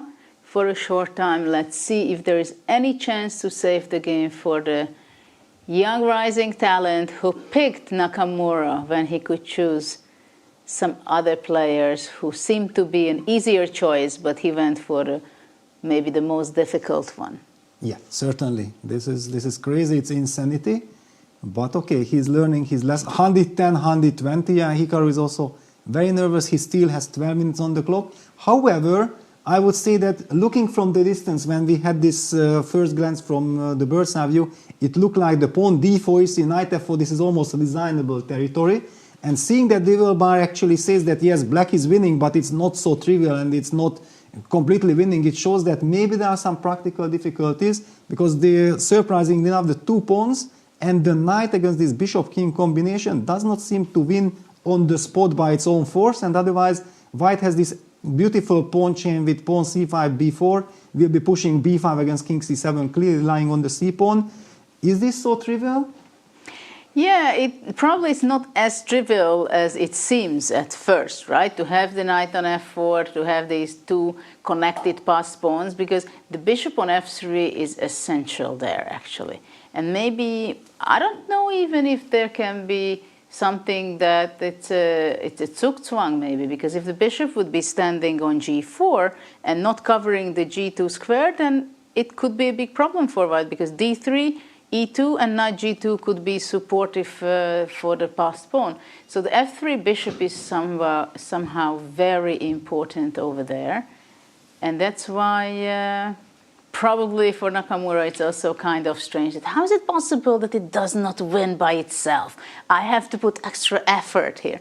Maybe the knight can regroup itself to e5, maybe to optimize the knight, I'm not sure. Well, knight g6, knight e5. Knight g6, knight e5, that's an idea. Basically to push away the bishop. Well, it's a nice idea. The question is, what can you do? I mean, of course, the king here would bring to c7, I guess. Yeah, I feel that, okay, first move we can do king c7, because anyway white cannot do anything immediate. But the question is, do you want to play a6 first? Or, so those pawns, is it a benefit for black to have them on the board, or no? Yeah, white will push b5, I guess. Yeah, can we play b5? I'm guessing that b5 should be the move. No, but after b5, a4. maybe the easiest thing would be e2, e1, knight d3, knight c5, and then bring the king, right? Thank you very much. So some kind of simplification may be the easiest. For example, now also, maybe e2, king d2, e1, knight d3, knight takes b4. Would that simplify the winning method, or? But okay, you are not getting so easily to the c5 pawn. Yeah, and the king is kind of stuck. It should be winning, but yeah, probably Hikaru is... Accurate calculation is needed. Absolutely. Okay, there is no way Hikaru will not win this game. It's just... But let's say if we just go, let's go e2, king d2, e1, king e1, knight d3, king d2, knight b4. Is there any chance for white? Okay, if it would be black to move, then knight a6 and wins 2 pawns, right? But if white goes a5, you have then knight c6. Knight c6, yeah, exactly. This wins because king d3 is met by knight e5 check. It should be winning. I have some a6 move. I take it. Yeah, you take it. Okay, you take it. But I take it. yeah, no, okay, it should be winning, but yeah, okay, there are so many possibilities. Hikaru will definitely find the way. He just has to do the job. Yes. And he has the time, and he knows that he's winning, and that's not the only way of winning, of course. And he has done it already many times in his life. Yeah. Okay, so maybe we can go back to the Gukesh, or yeah, I also feel that there is that's more dramatic. Because there are a lot of action, and nothing is simple in that position.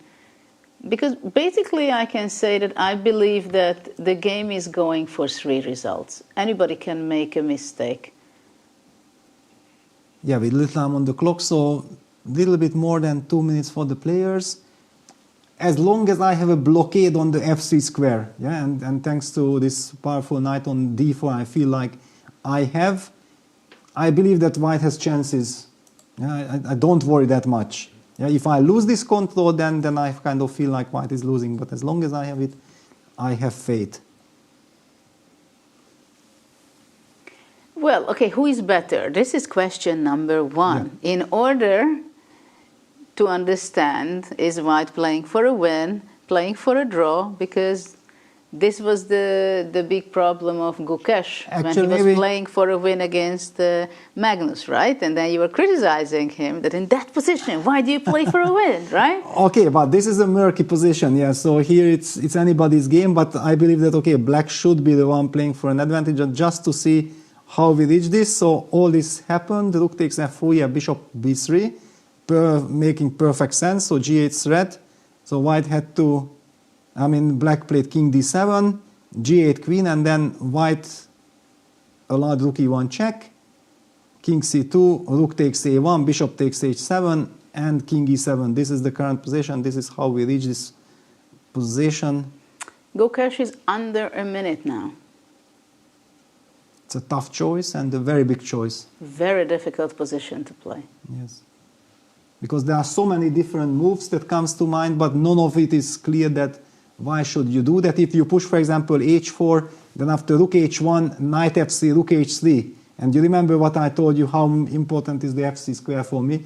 This really bothers me. I cannot let this happen. Should you play bishop d3 now? Yeah. Should you play g6? Should you play h4? You can go also king d3. So how to handle this f? He goes h4, but this runs into rook h1, rook h3. I'm not a believer. Nicholas, what is the truth?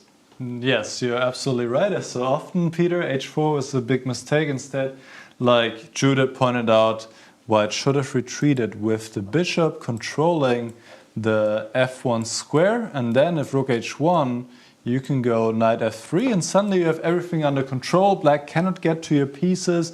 The bishop is well placed, controlling the knight, and the knight protects the pawn, and this is actually an equal position. So bishop d3 was the right choice. Black could take with a pawn on a4, but this also feels very risky to spend time taking this pawn when maybe these pawns can get rolling. So this was the way forward. After h4 now, rook h1 should be played, and I think Caruana has a great chance to win this game and take an important step towards the semifinals, Judith. Well, maybe after rook h1, knight f3. Rook h3? And rook h3, knight e5. Okay, well, I have f3, I have rook. Yeah, I wanted f3, yes, no, I did not even see that the pawn is hanging only afterwards. No, f3, of course, yeah, that was the idea. f3, bishop d3, f2, right? Yeah, okay, let me show with arrows, yeah, what we are talking about. Yeah, rook, knight e5, so of course, rook takes h4 would be a horrible blunder because of knight g6, but black can simply push. Knight f3 is on the board. On the board, yeah. So what, rook h3? Rook h3, knight what e5. happens? Knight e5, f3. g6. King f6. Yeah, if the bishop on h7 stuck, Nothing can help me anymore. Yes. And with little time on the clock, yeah, how do you orientate with white? Yeah, Gukesh still on the board. 35 seconds. Oof. Maybe we can zoom in on the players as they're so low on time now. Exactly. 95 played, and yes, indeed, black is winning now. With f3. And it's also so natural, yeah, you just push the pawn. Maybe after f3, king d3. d3, yeah, only chance, yeah, king d3. But then king e6. Yeah, king e6 is very unpleasant. Yeah. That's a very annoying move, Nicholas. Yeah, king e6. Well, if you activate your king, let us also activate ours. Yeah, that's very kind painful of move. The fair play.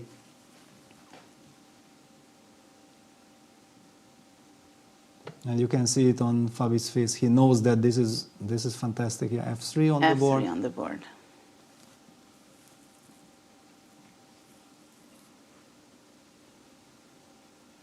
Yeah, Gukesh has 38 seconds. And what to do? Yeah, if the position would be okay, I would say okay, just chill, no problem. But with not having any good alternatives, this is the real problem. Went under 30 seconds. Focusing, calculating, but it's not enough. King d3 on the board. Had to be played. But king e6 is so powerful. And it is the only clear way forward to get a winning position, actually. Yeah, because nothing else moves, and you are also stepping out of this knight g6 cheapo. But it makes so much sense. Exactly. But this is strange, you know, if the pawn would be on d4, it's such a small difference in the position, and suddenly it would not be losing at all. Maybe not it at would all. be just completely balanced, right? Yes. Absolutely. So just small detail, and it can cost the game for Gukesh. Because after king e6, if Fabiano finds it, it's hard to imagine that he will not win the game. Yes, and it's impossible to imagine him not finding this move. He's just so professional, yeah, because he knows he has 30 seconds extra. There is no reason to rush because you can't take a move back, yeah. As long as you make your move with total control of the scenario, everything is fine. That he's about to make it. You can see that he's leading towards a small move. You can see that? Yes, Wow. I can see that. Yeah, you can see that. Yeah, king e6. I started playing chess at the age of 7. Judith even earlier, I know, but yeah, we know this kind of things. King e6. Very difficult moments for Gukesh. Only 23 seconds on the clock and difficult to make a good move. He needs to try knight g6. I think anything else. Well, it's the only move not to lose material right now. Yes. 7 seconds. 2 seconds. g6. Wow, with 2 seconds on the clock.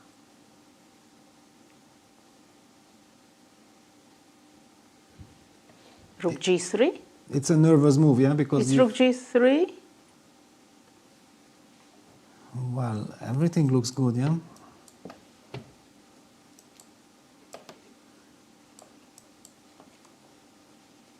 Knight f5 happened. And knight f7. The knight jumps to f7, knight g5 is a threat, but wait a second, isn't this just over just some king f6, making sure that you sidestep knight g5, then f2 check, I have this intermezzo, and then later knight g3 is coming? Well, the problem is for white, the h7 bishop will not come out anytime soon, for sure. Yeah, king f6, the counterplay is stopped. You also threaten f2 followed by rook f3. And the knight on f5 protects the g7 square, so actually the knight on g5 will be hanging once I take rook takes h4. Yeah, so just with arrows, let me highlight what we are talking. Yeah, king f6 on the board. Yeah, Fabi is very strong in converting winning positions as well.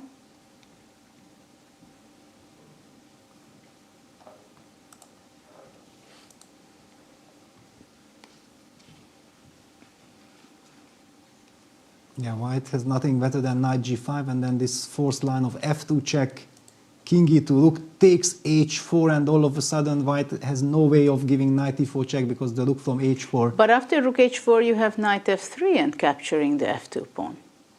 But you mean that rook f4, knight h4, but even then the bishop is stuck on h7, I will just collect the whole queen side. You are spoiling the party. But you are fighting. You are fighting as always. 10 seconds. 5, 4, 3, And G7.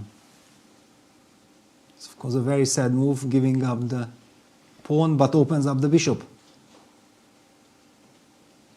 So f2 Well, check followed by rook f3 would win. But it's so tempting just to take knight takes g7, yeah, eliminate this But it's pawn very and- tempting to go f2 and rook f6. Okay, with all the tension, really? With also all the tension. It's very with 3 concrete. seconds on your clock. It's very concrete.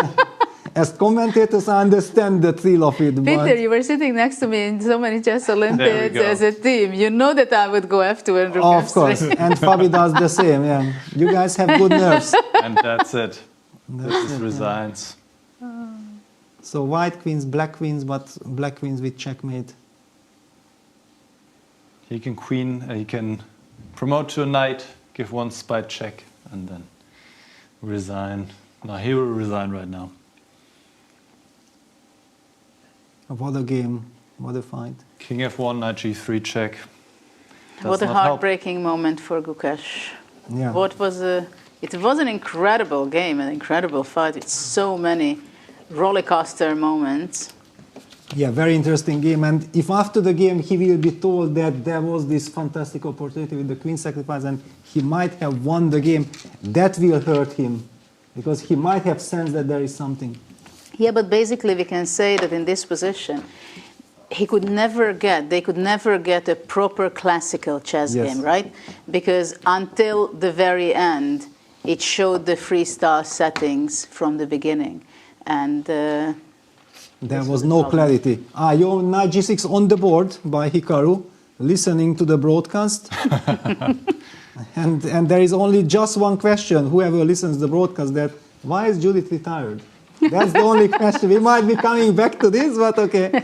That's another topic, I understand. But Hikaru follows in your footsteps, knight g6.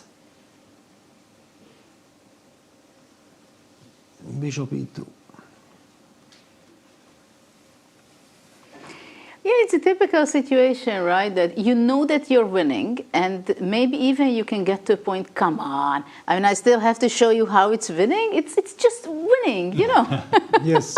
I mean, we all know it's winning. Why do I have to sit here and show this and demonstrate it? You know, I know, so why do waste time? The end game that comes to my mind when I had something similar against Modozevich in 2001 Dortmund, I had the knight, I had better pawn structure, and I was pawn up against the bishop. So like it's elementary win, and the game ended in a draw. I still cannot believe how it happened. That's why I tell you. And 134, 127, yeah, the players are also super tensed. And Hikaru, by the way, also down to 2 minutes. These kind of things can drive you crazy. So what is he thinking? If he went knight to g6, How do I win? That's what he's thinking, yes? well, actually, probably the knight on f4 was placed the best. I also wanted to go to e5. Why not to try it out? Of course, yeah. Because, okay, he has this technical possibility, yeah, going back to f4, and then your idea e2, e1, knight this, knight takes b4, and then just enjoy. Yeah, I mean, there is endless wins, probably. So, okay, let's say he goes knight e5. You go bishop f1, right? Yes, yes. Knight c6. I have to pass. Then king b3. King b3. You want dc e2? You No, but want that's to, but tricky. that's That's tricky. tricky. Exactly. Then I go b5, here I start trading pawns. No, that I don't want. Yes. Knight e5, what did you say? Bishop f1, knight c6, king b3. Yeah, just keeping the structure. Not allowing knight b4 check. No, no, no, no, no, no, no, no. Never, never. No, but actually maybe that's the simplest what we talked before. Yes. To play. But the problem is that it's not easy to give up. Yeah, that you think like I might be able to win more easily. You don't want to go into technical position. Knight e5, bishop f1 on the board. A6.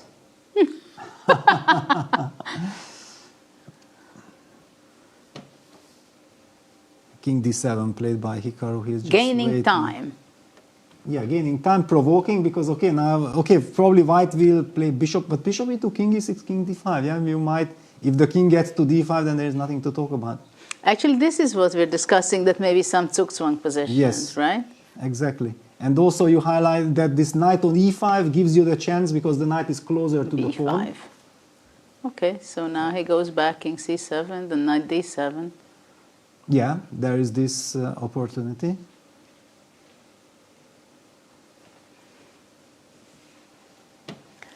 Well, it's not over until it's over. Yeah, what king e6, yeah. And after bishop g2, he wants to go e2, knight d3. And then pawn endgame, yeah? Pawn endgame. But look at that.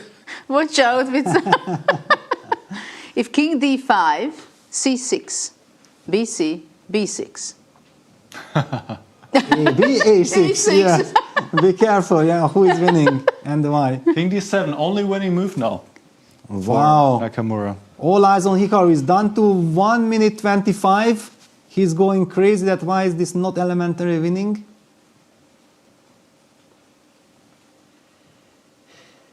He needs to find king d7. And Peter, it's like can a you show it study-like on the position. board? King d5, c6, No, b6, I cannot. a6. It's no. We don't have analysis board now already. It's there. Yes, I can, yes? Okay. So yeah, king d5, c6, b takes c6, b6, a takes b6, a6. It's a classical. When I was 6 years old, that's when I learned this kind of pattern. Breaks, King yes. d7. He finds it. King d7. No, you said king e7. No, d7. King King d7. needs to come Okay. back. Yes, because I was like, if king e7, that's No. that's a study. Yeah, king d7, bishop e2. You still have to win it. And what next? Exactly. The computer knight says d7. king c8. Of Yes. course, the human way of doing things. Yes. And Hikaru But of shaking course, king his head. c7 is also... No, look at this. He's shaking his head. He cannot believe that. What on earth is this?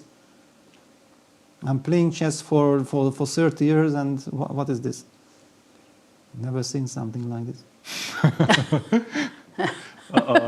Under a minute. What's going on? Under a minute.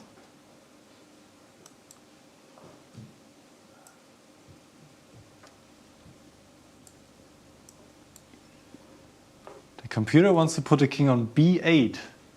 Isn't it obvious? This is very difficult. It came from there, right? Some 10 moves ago. No, but it's crazy if you have to go back to This is b8. a study. Okay, he will go king c7. Yeah, okay, Hikaru is Hikaru. He finds. Heart rates are significantly showing what's going on the board. Really? And it's so much easier to play for white right now. He's just Yes. waiting. Yeah, he's already 3 minutes 34 seconds. Yeah, he's collecting the 30 seconds. He will go Yeah, this is too knight early. g6 Now b6 back. is a draw. b6 is a draw. Uh-oh. Wow, but now it's This also is why he had to put a king on b8 first to yes. avoid this check. But now the big question is that will Sindarov sense the moment and slow down, take the time, yeah? He will. To find. He will, yeah, because he has over 3 minutes.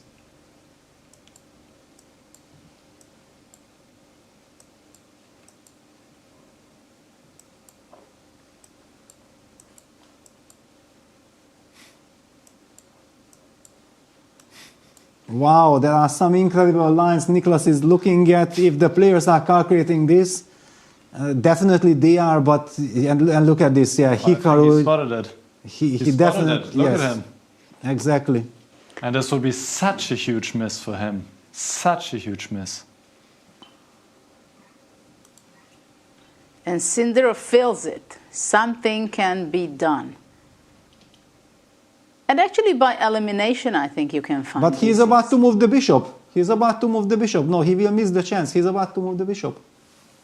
I can, yes, I can see. Yeah, he wanted to play bishop e2. He just wants to pass with the bishop. He thinks the setup is just good as it is. Yes. Yeah, don't change it. But now he's changing his mind. And Hikaru feels it that Yes. I'm still winning, but why did I made him push all these pawns? Why did I need this? Yeah, look at this. Yeah, horror on the face of Hikaru. But if he gets one more chance, then he will not miss. If Sindarov is now not using his chance, if he just sticks with his waiting strategy, he will not survive. Such a big moment in this match. Well, if this game would be saved by Sindarov, psychologically he has the advantage in the match. Absolutely. And it's not just a tournament, it's a tour. Yeah, it's about qualification, not only in this tournament, but the top 3 qualifies for the next event. He plays b6. Well, now he plays it, Oh, yes. he plays it. Now he plays it, yeah. He spent all the time and he plays it. Wow. He got an opportunity. And look he at this. takes it. Now Hikaru is kind of surprised, or is he pretending to be surprised? Is that his psychological trick? So he needs to take with the c pawn. But there's nothing else. Yeah, nothing else. Because king c6, c5 would be gone. And next he has to go king b3. And you know what's the problem? With king sacrifice c6 now, bishop g2, king b5, takes, bishop e4. With the tempo. The tempo. Well, but then e2. King d2. King d2, yes, yes. No. Yeah, the line that we discussed, or I have seen Nicholas analyzing, that king moves somewhere and then king d3, sacrificing the bishop on e2, and then a study-like way, maybe king b8, just to keep that king closer, not allowing this king d3 idea. a6. a6 here does not work. No, it doesn't. No. Simply king d3. King d3, and Sorry, then you king just d3. walk there to b5. Yeah. Yeah, then that's the problem. It's actually not even that difficult anymore, I think, at this point. He might just save it. Exactly. Total frustration on Hikaru's face. He can't believe it. Well, it's hard to be honest. Yeah, down to 12 What a seconds. frustration. What a frustration. King b8 played, yeah, he's trying to play the mind game, but it does not help. King d3, white can just give up the piece and walk with the king finally to b5 and push a6, trade the last pawn. I'm not even sure if it's possible. to go 145, wrong. Sindarov, he knows exactly, wait a second, he's trying to calm himself down. This is like intense exercise.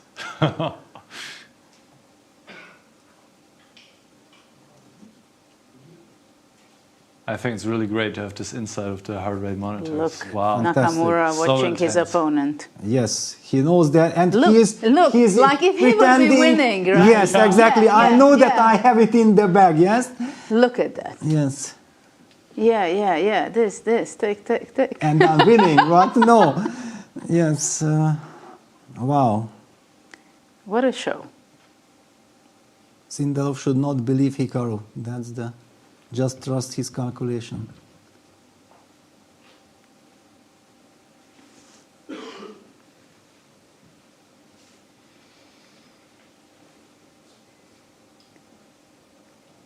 But it's hard not to play king d3 in this position, right? No, he's just double checking. He's just double checking. Double, Just any triple, but resource. here 35 seconds. Yes, and it's not that obvious that you can really get to, because king b5 you always get a check by the knight, and But what maybe happens? Can you go wrong? he goes for it. Okay, he has to, and Hikaru is very upset. He knows that all his tricks did not work out. But he goes for it. He Yeah. plays with full self-confidence. Okay, has nothing else. Now there are no more psychological games, yeah, because everything is forced. But Hikaru still seems confident. Okay, he has to pretend. He has to pretend? He has What to difference pretend. does it make? Even king d3. Well, just to disbalance the opponent. Yeah, he doesn't have 10 minutes time to make sure that everything he thinks is King right. d3 is a nice finesse, but king c4 would be completely dead draw as well. But nice to kick the knight a little further away. No, hold on. King c4, king c8, and knight goes to b8. No, you're not. I know, you're not making it king yes, c5. king c5 after knight d4 check, knight c6, a6, but yeah, there were all kinds of tricks, yeah? Indeed. But king d3, very professional, 150 hard rate.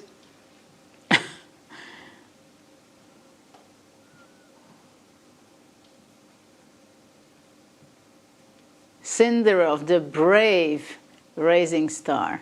And he cannot calm himself down, of course not. Even the game finishes, he will still be shaking, yeah, because this is such a moment, saving this game.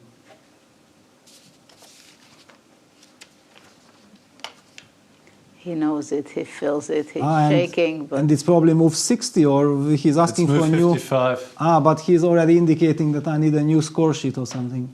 Well, to the arbiter. Will he need it, is the question. He will. Hikaru will be through. Will try But you can't move on. I mean, it's basically knight f4, king c4, king b5, check. You go out, check, and you repeat some moves, and that's it. Seems that sometimes this is also an idea, because no chess player wants to have two score sheets. Yeah, this is typical, because it's so ugly that you have another one for move 61 and just a couple of moves. So if there is this way that, the position might probably end anyway in a draw in a couple of moves, then and he's staring at Hikaru. Are you really playing? Do you really want a second score sheet? I'm not sure if this is on his mind right now. Well, he was, and you see the score sheet is coming. No, don't underestimate these things. I know. I have enough long games in my career. Knight f5, king b5, and the knight cannot reach to a6.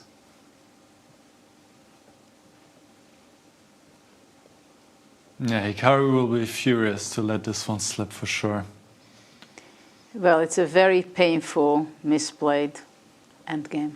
Yes.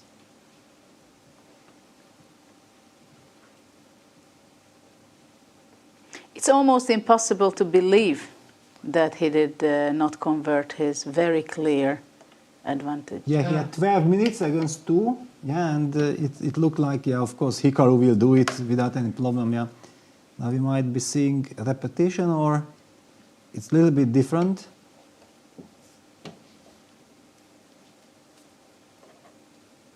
Yeah, basically this is repetition. And handshake, no second score sheet. Professional. What a game! Wow. Yeah, and Hikaru is so upset. He's showing all the winning lines that he has calculated. Yeah, basically Nakamura played a very good game. Yes. Outplayed Sindarov clearly, nicely.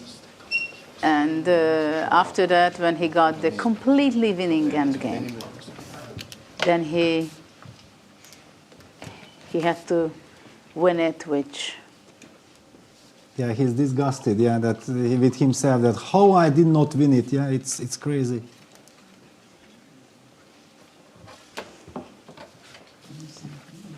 And it will be very important for Hikaru to be able to forgive himself, to get all these negative emotions go and be able to play a good game just like he did today. Absolutely. And we are going to have a guest, a winner, and a very special winner who made probably the best opening preparation or play. So we'd like to welcome Vincent Keymer. Congratulations for your victory. Thank you. Nicholas. Yes, Vincent. Great game, winning with the black pieces here against Alireza, who had a great round-robin start. Yeah, we felt like it went a bit wrong for Fiouzja already early on. What were your feelings? Yeah, actually I was kind of surprised by the second move, e4, but it was very tricky because he has all these threats of bishop h5, which are coming up after knight b3 and take. That's why I spent some time before playing c6, because I had to make sure that I'm not just losing immediately. So just in this position, yeah. c6, this bishop h5? I have to go bishop d5, I think. That was Bishop the only d5. move. Oh, Yeah. wow, we did not consider this. Yeah, because I have this no is other very move. important. And this may be uh, also why the others play bishop d5 immediately. Yeah, it makes a lot of sense to be sure, because otherwise we would move the bishop so that we can play g6 after bishop h5 and the queen is not trapped on h8. Mm-hmm. Yes. So I was quite happy with that, and I think already then for him it's kind of annoying to make a move because he doesn't want to retreat the rook himself. Other than that, of course, knight e3 would be a nice developing move, but you can't really trap the rook on e4. So yeah, I think he was in kind of trouble to find a decent move and spending a lot of time, which also is of course extremely helpful for me. And all he did with h4, queen h2, of course, can't have very been strange, yeah. great. Yeah, I mean, I was already feeling that my position should be better, also in the sense that I was very solid and stable here, so not that much could happen to me. And I mean, that was really, I think, the theme of the game, and also like the last few moves, really the harmony of your pieces. White never moved these pieces, never got the rook into a game, never really had his king to safety, whereas you built up a harmonious position quite early. So what do you think, where was maybe the next critical moment? Yeah, of course, here after I f5 guess I had to around calculate here, a lot. yes. Yeah, Mhm. I had to make the decision whether to go g5 or gf. I was not sure at all. Like, of course, gf, I was kind of annoying that after knight f5, queen g2, knight e7, rook e7 didn't seem to work for me because he goes bishop c7, king c7, and rook e2. Yes, and It's- Peter was worrying here at this moment that Fiouzja might play this trick, but we were No, but quite I will confident not that you're going to find such a miss, detail. yeah. So yeah, here you would need to go rook g8, but then this is not really what you want anyway. So king b8, I think you played this really well. Yeah, And still, as you said, these pieces are so tied down that, of course, the only thing that kind of keeps the white position together is the very nice queen on h4. Because with this queen, you control lots of squares, and also you always have the option of playing like rook e1 as soon as I move my queen to the back rank, because to kind of save that. Yeah, apparently here was a move like knight c5, which is just ridiculous. Oh, actually, I thought about this. Oh, you thought about this? Wow. The point is that after knight c5, there's rook g4, queen has to go to f1, then rook f4. And apparently this was the best way to go. I mean, the reason was that actually for 1 second I was thinking about taking it back on c7 with the knight, because then I kind of have a pin. Mhm. And until I realized that actually just rook g4 and rook f4 is completely Yeah, winning, because I have no square for my queen, which is very weird, because he only has 3 pieces in play, but it's simply enough. I didn't mention this to Peter, I think. Don't do this, don't do this to me. So king takes c7, and now he just also got really low on time, slowly but surely. Yeah, it's Knight also a e5 horrible was a great position move. to be down on time, yeah. Yeah, That's I the guess other he problem. should play c3, but I think already here, like practically, you're just not going to be able to Very defend difficult. this. I think it was fairly clean from here on forward. Or was there any more moments that you felt Yeah, actually like... rook f3 I was kind of expecting him to go rook f3. Mm-hmm. And yeah, bishop h5, queen h2, knight f4 feels a little weird, but I also thought It it works, works. yeah. Rook f4, bishop h5, and queen h4. Yeah, it seemed to be winning. But of course, I had that's to, a nice line. yeah. That's a very nice line. Because Very usually you would nice. think I'm trying to kind of win the game through mate, but here I will just promote the h-pawn. Yeah, because once again, white is not going to be castling, and the rook is not getting Yeah, it into the just game. takes way too long time to get these pieces into play. Yeah. But these are often, the lines that stay behind the curtain, so it's Yeah, really nice to get like some rook insight. f3, that's why I hesitated to play rook f8, because Mhm. if I don't Right. have bishop h5, suddenly after rook f3 I also have some questions to answer. Yes.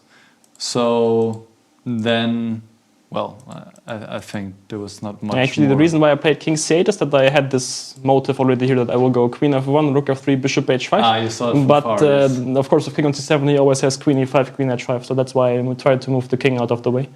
Okay, knight a5, the computer suggests it says. Yeah. I mean, he played a4, this also doesn't really help. Yeah, it just shows that he didn't know a single move he could actually play, and that's also what I felt like, that it's incredibly difficult for him to make any moves, because basically these pieces are tied down, but as soon as you move them, also there will be some extra target. Let's say bishop e2, queen f2 doesn't really help him. Yeah, so difficult to play, and then this was a very nice touch here in Yeah, the so end. here again, rook f3 would have this. You're already ready for it. Long time ago. Yes. Okay, and then he, with no time on the clock, he blundered. But okay, it was already over anyway. I mean, great game from start to finish. You could not have wished for a better start into the quarterfinals, I Yeah, guess. sure. Any questions? Yeah, well, we had this moment. Yeah, we were very impressed that you were taking your time before playing c6, and already in the other boards, Hikaru and also Fabiano had played bishop d5. And then you were still thinking and then overruled their decision. That's what we find the most impressive. What went through your mind, that you did not want to follow them, or you thought like, wait a second, maybe if c6 works, it's fantastic? Please reveal what. Actually, both. Like, I don't like following the others. Like, I had the situation once last year when against Ding, I kind of was forced to follow the game, I think, between Gukesh and Alireza for, I don't know, 5 or 10 moves, because there was not, like, no real choice. So, and also it seemed nice, also from a practical point of view, to leave this rook on e4 and ask some questions, which worked out very nicely. And in general, somehow today, the opening was really nice also. Like, I don't know if you heard it, but for the discussion, also we were thinking about whether to start with f5 or knight b6. And our conclusion was that it might be a bit dangerous, actually, to allow this bishop a7, bishop a2, because there's some imbalance with the opposite color bishops. And also, and I saw that Magnus won a great game. I was kind of happy that I didn't really allow that, because it was kind of natural to say, okay, we play f5 and then we see after that. But yeah, I think here c6 was just... That was a key move, I think. After this, like, your game was just much easier, and Fiouzja never really found his way into the game. Yeah. And I think from start to finish, just a really convincing performance. Peter, any more questions? Or Judith, maybe? Yes, of course. I'm always interested about the play. First of all, here in this freestyle chess, especially in this round, after f4, it was all action immediately. Did you consider at all to play f5, or it was no question for you? No, I mean, it was our first instinct when discussing that we go f5. And mainly we, of course, considered like knight b3 for white. And then I was just asking the question, do we really need to allow this? Because I'm not entirely sure. Like, of course, certainly white has potential to push. For us, we're kind of surely going to be defending in this game. So I didn't see much upside. And in case knight b6 works equally, I don't think there's any real way for white to stop us from playing f5, sorry. And then it just, I thought an easier move order. And in the freestyle, what is the most that you're looking before a game? Like, you get the position out of the 959, right? What is the first thing catches your eyes? And how do you set up your priorities, that what you have to do in your position? Yeah, I guess first thing is just checking for loose pawns, such as a7 or a2 in this position. Then next thing is you have to kind of, for example here, like with a queen on h8, make sure that you kind of get this queen into the game, because otherwise it can end really badly. And also here we had this kind of stupid bishop on d8. Like, usually bishops in the center are not really great pieces. So also, in order to castle, we have to get rid of this bishop. So I always thought that developing this bishop was kind of key. But of course, first, as black, we had to make sure that we're not running into some immediate problems or giving the full center to white. And do you think it's more dangerous to play it with black or with white? What is more difficult for you? And clearly, it's more difficult to play with black. Yeah, I mean, of course, it depends on the position. I think today it was kind of okay, actually, to play with black. But depending on the position, it can be really difficult, because there are moments when symmetry is just not really working. Because for some reason, like, there's, especially in positions that are where all the pieces are very harmonious, it can be extremely tricky, because you can't really copy. And if you can't really copy, you kind of lose the stability of being able to just do that. But actually, I understand Judith's point, because when I saw the position, I felt like, wow, f4 is a tempo for white, and then knight b6, white gets an extra tempo to occupy the center. And I believe that a little bit, because so many players played f4 and then e4 and allowed this f5, that they were fooled that with white they wanted to get the maximum out of this position. And I believe that Alireza, that's why ended up into this c6 unpleasant position with his look, because he was ambitious. If he would have not been ambitious, he would have not been tempted to get the most out of his position, he would have never been worse after 4 moves, right? So yes, that was the danger. Of course, otherwise it's nicer to be white, because you are safe, but if you want to over push, then it can backfire like it happened. Yeah, of course, it's a tricky thing, but in general, still, normally it's more pleasant to be white, since you have just a slight edge. Thank you very much. Congratulations. It was a very important victory for you, and good luck for tomorrow. Thank you. Thank you. Good luck tomorrow.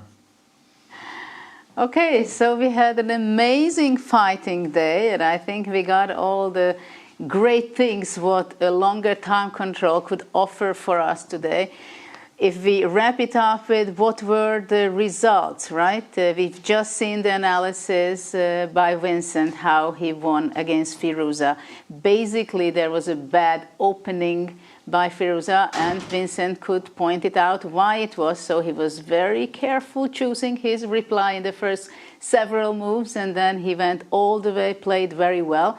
This is where we see the brackets, the pairings, what we witnessed the first game of today. Then we had Sindarov. He was the saving of the day, I think we can say, against Nakamura. Nakamura will have to bounce back emotionally, I believe, because it was a very difficult end of the game for him. He played very well, but let's face it, he could not convert something that usually if you wake him up at 4 a.m., he would do it in 10 seconds, I believe, or that's what we all think.